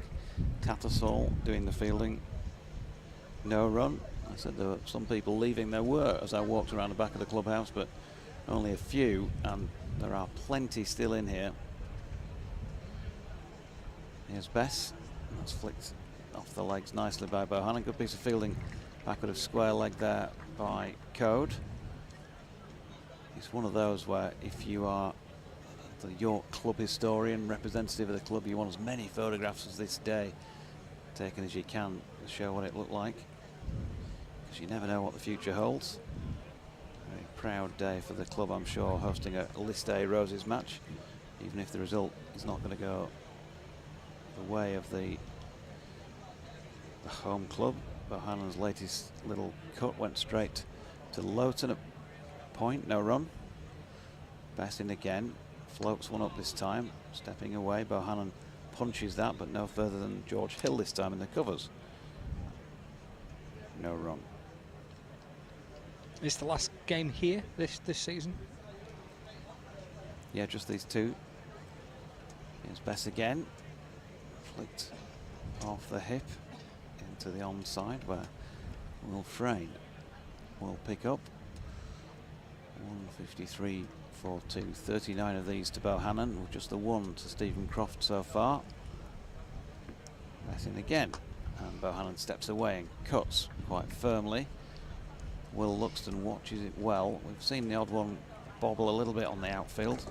Two of the players did have a little shunter about it the other night, by comparison to some of their regular county grounds, the international grounds that they play on. Will Frayne missed one when I was walking around the ground over on the far side, which appeared to take a little bit of a dicky bounce on him. And of course, as players in those situations, we're always going to kind of look at the pitch, aren't we, as if that's not fair. So 154 for 2 at the end of that Don Bess over, just 1 run coming from it.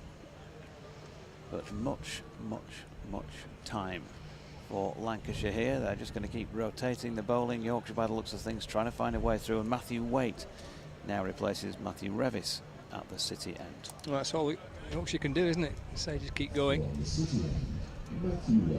Time pressure here really for Lancashire.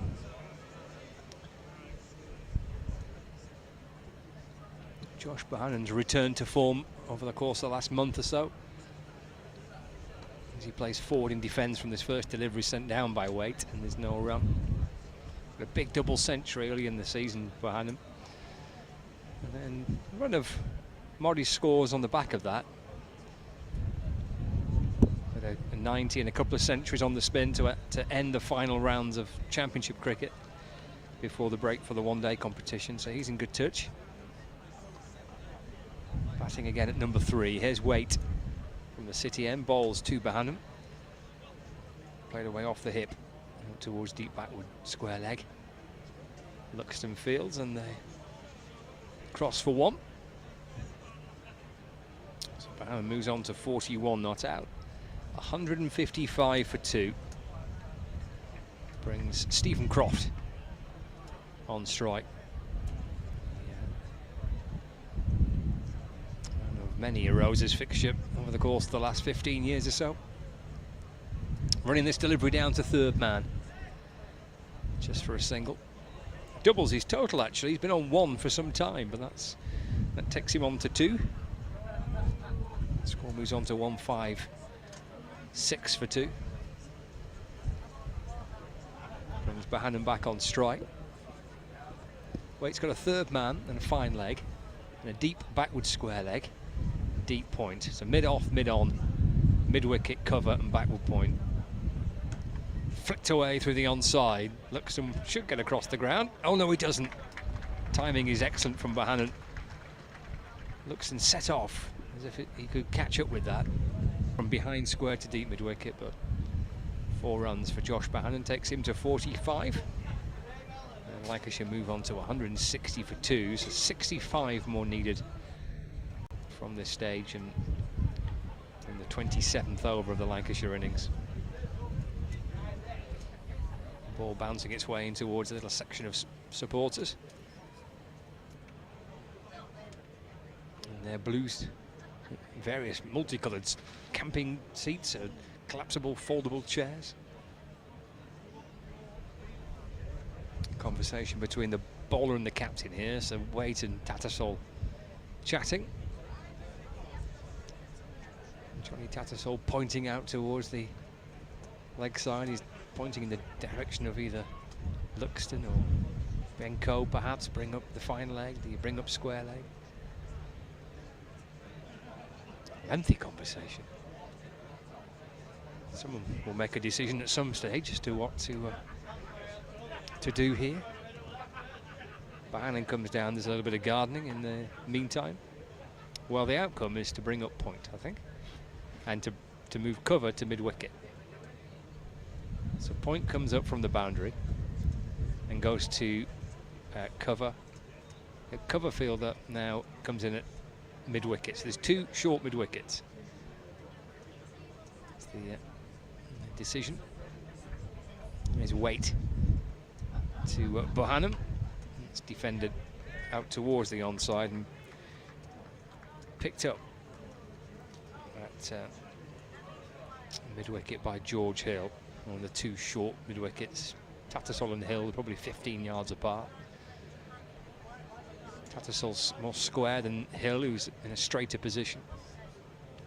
Hill just a fraction further forward as well, maybe 5 or 6 yards in front of Tattersall. Here's Waite into Bohannon, goes off the back foot and eases the ball up to mid-on. And there is no runs. That completes the over. 27 gone, 160 for 2. Josh Bohannon 45.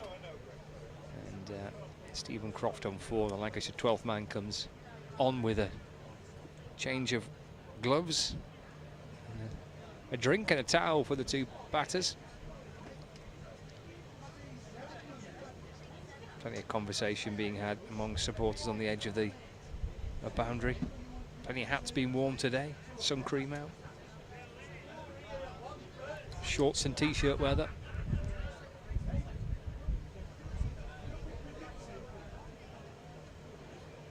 Target of 225 for Lancashire, and they're within 65 of that. Just 2 wickets down. And it's going to be Don Bess to continue at the rugby ground end. Yeah, for all that it does feel red hot here because it's a bit of a sun trap. I've got a jumper on, and I've got to say, you felt like you needed it actually when you walked around. It is sunny, but you wouldn't say it's red hot out there with the wind. Nice cut shot played here by Stephen Croft out to the sweeping Will Luxton. Picks it up just backward of square on the boundary edge. They get 2. 162 for 2. Croft, who's certainly been watchful since he arrived out there in the middle. 12 deliveries he's faced for his 4 not out so far, but he's got the time to do that, of course. Got loads of that, and he's going to pick up another 1 here. Oh, he's going to pick up 4.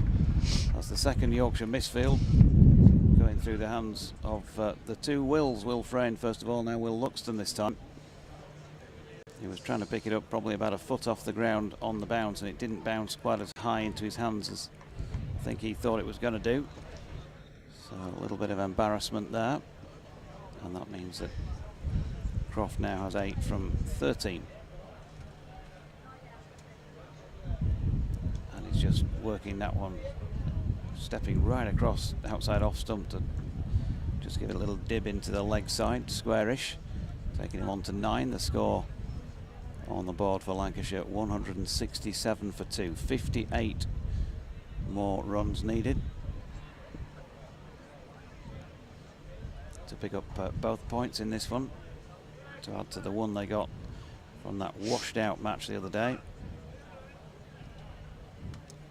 Yorkshire picking up 2 there, of course, against Northamptonshire. Here's Bess, full toss, flat batted away towards Luxton, who this time reels it in successfully. Picks up 1. If there is one thing that Will Luxton won't be too bothered about, it's a few jeers from the crowd. Mr. Laid Back, probably just laugh along with them. Yeah, good, thank you, Chris. How are you? So Bohannon on to 46 and Croft back on strike. And this time he's going to get 4. He's hammered that away through the covers off the back foot. That's a beautiful cricket shot. Okay, cheers, love. Taking him on to 13. And 172 for 2. Runs required now down to 53. We'll have an update for BBC Radio Leeds in the non-too-distant future. We can probably also bring DT back in a minute, as I think we're getting to that sort of stage. Yeah, 29 minutes past 4, and with Scott off doing an update, why don't we do that just now?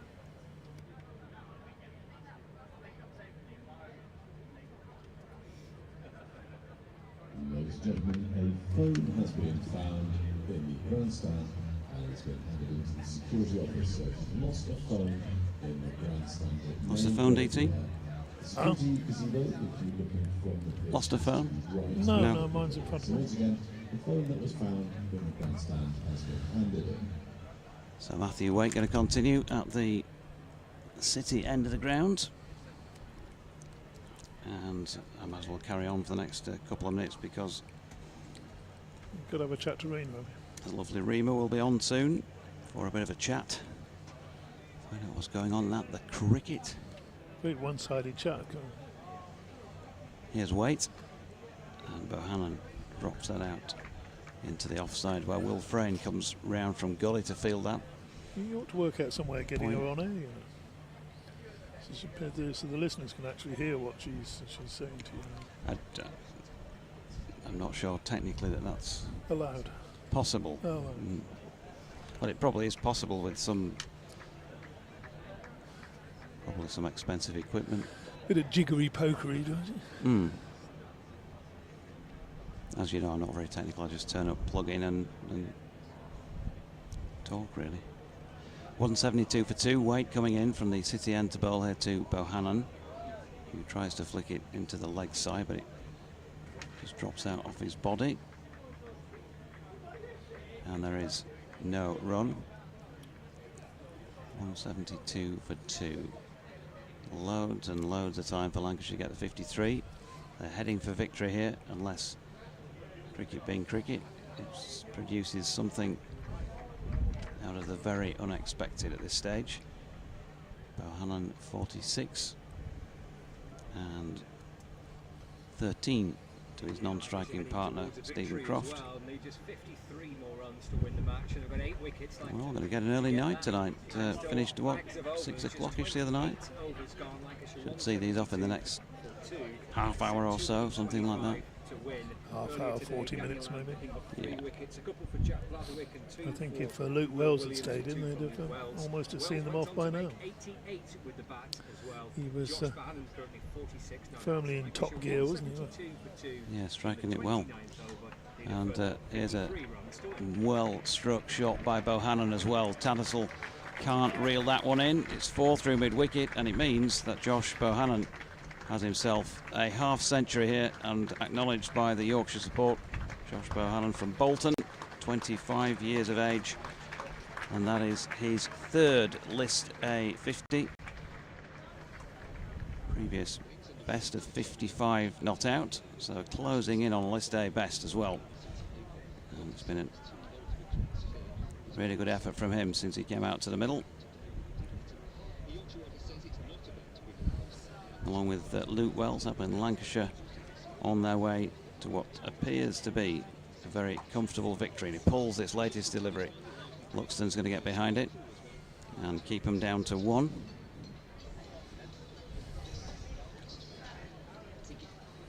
Bohannon 50 in 58 deliveries, and including 6 fours.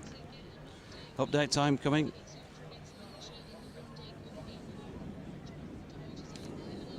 Hello, Remo. Yeah, it's beautiful and sunny, but that's about it really from a Yorkshire point of view. We've provided a lovely venue, a great cricket ground.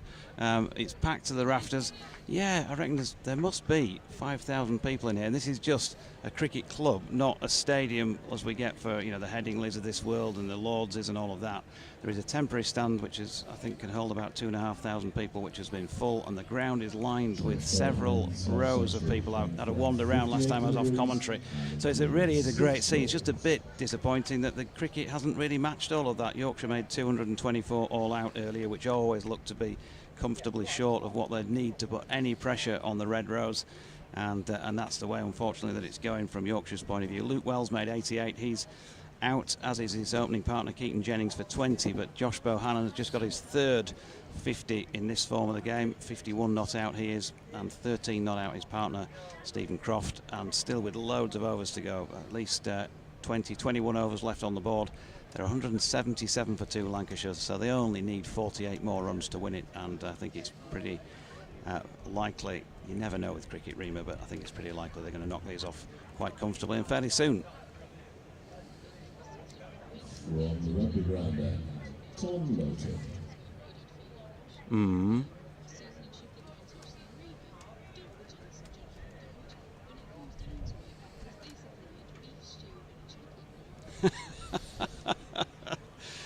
I like that, Susan in Shipley. That's proper Yorkshire, isn't it? Let's just break it down. Let's get rid of the get rid of the flowery stuff. Tell it how it is. Tell it how it is.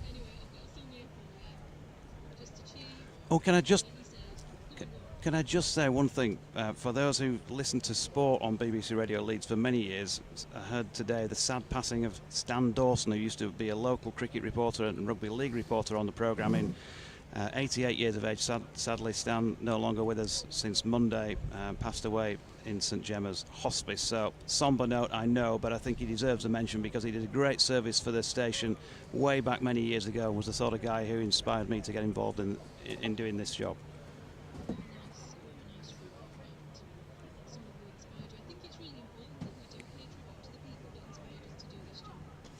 Absolutely. I'm sure you've got yours, and I mean, you inspire me to turn up every cricket match and have a little chat with you as well, of course, Rima. But no, on a serious note, it was just a mine of information on sport with Stan, and you know, I know that there'll be plenty of people still who remember his contributions on air, and sadly no longer with us.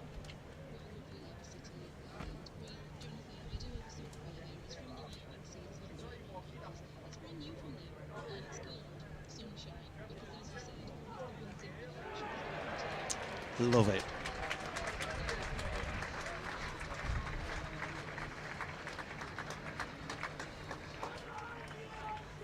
Lightning Seeds with a new song in the charts, apparently.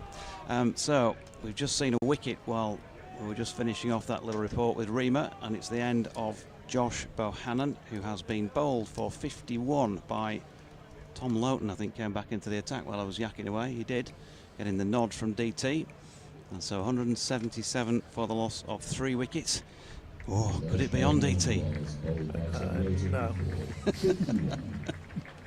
But yeah, they need to go down battling, don't they? Another 48 runs, and as we said before, the run rate could be important at the other end of this competition. Washington Sundar now coming up, so the thing is, 3 teams from each group go through. The top 2 go straight into the semi-finals. The other 2 play cross. Second plays third of the other group, and third plays second of the other group, etc. To go into the semi-finals. So level on points, run rate will count. So important that Yorkshire take this as deep as they can. But I think any chance of winning it disappeared a very long time ago. 177 for 3. Well, he's gone. And there's another one. Well, we've seen it all before in cricket. How many times in cricket? One of the reasons we love the sport is that you can sit there and be as pompous as you like, but it does happen, doesn't it? It does happen. You look at a good pitch, a very good side, and sometimes these things do happen. Yeah, they do. Usually when there's a very strong betting market on the game in a foreign country somewhere. So 177 for 3. Yeah, so Tom Loughton shuffling in, sprinting in, bowling round the wicket at Lancashire's new batter, who is Washington Sundar, who sways out of the way of that first delivery. High, wide and handsome. Apologies there. I've just been interrupted by Graham Hardcastle with news that the crowd is 4449. 4449. So just under 4,500. Excellent attendance here today. Here's Loughton coming in again, and that's with an open face, just pushed backward of point. Nicely played by Sundar. He's going to get a couple here. 179 for 3.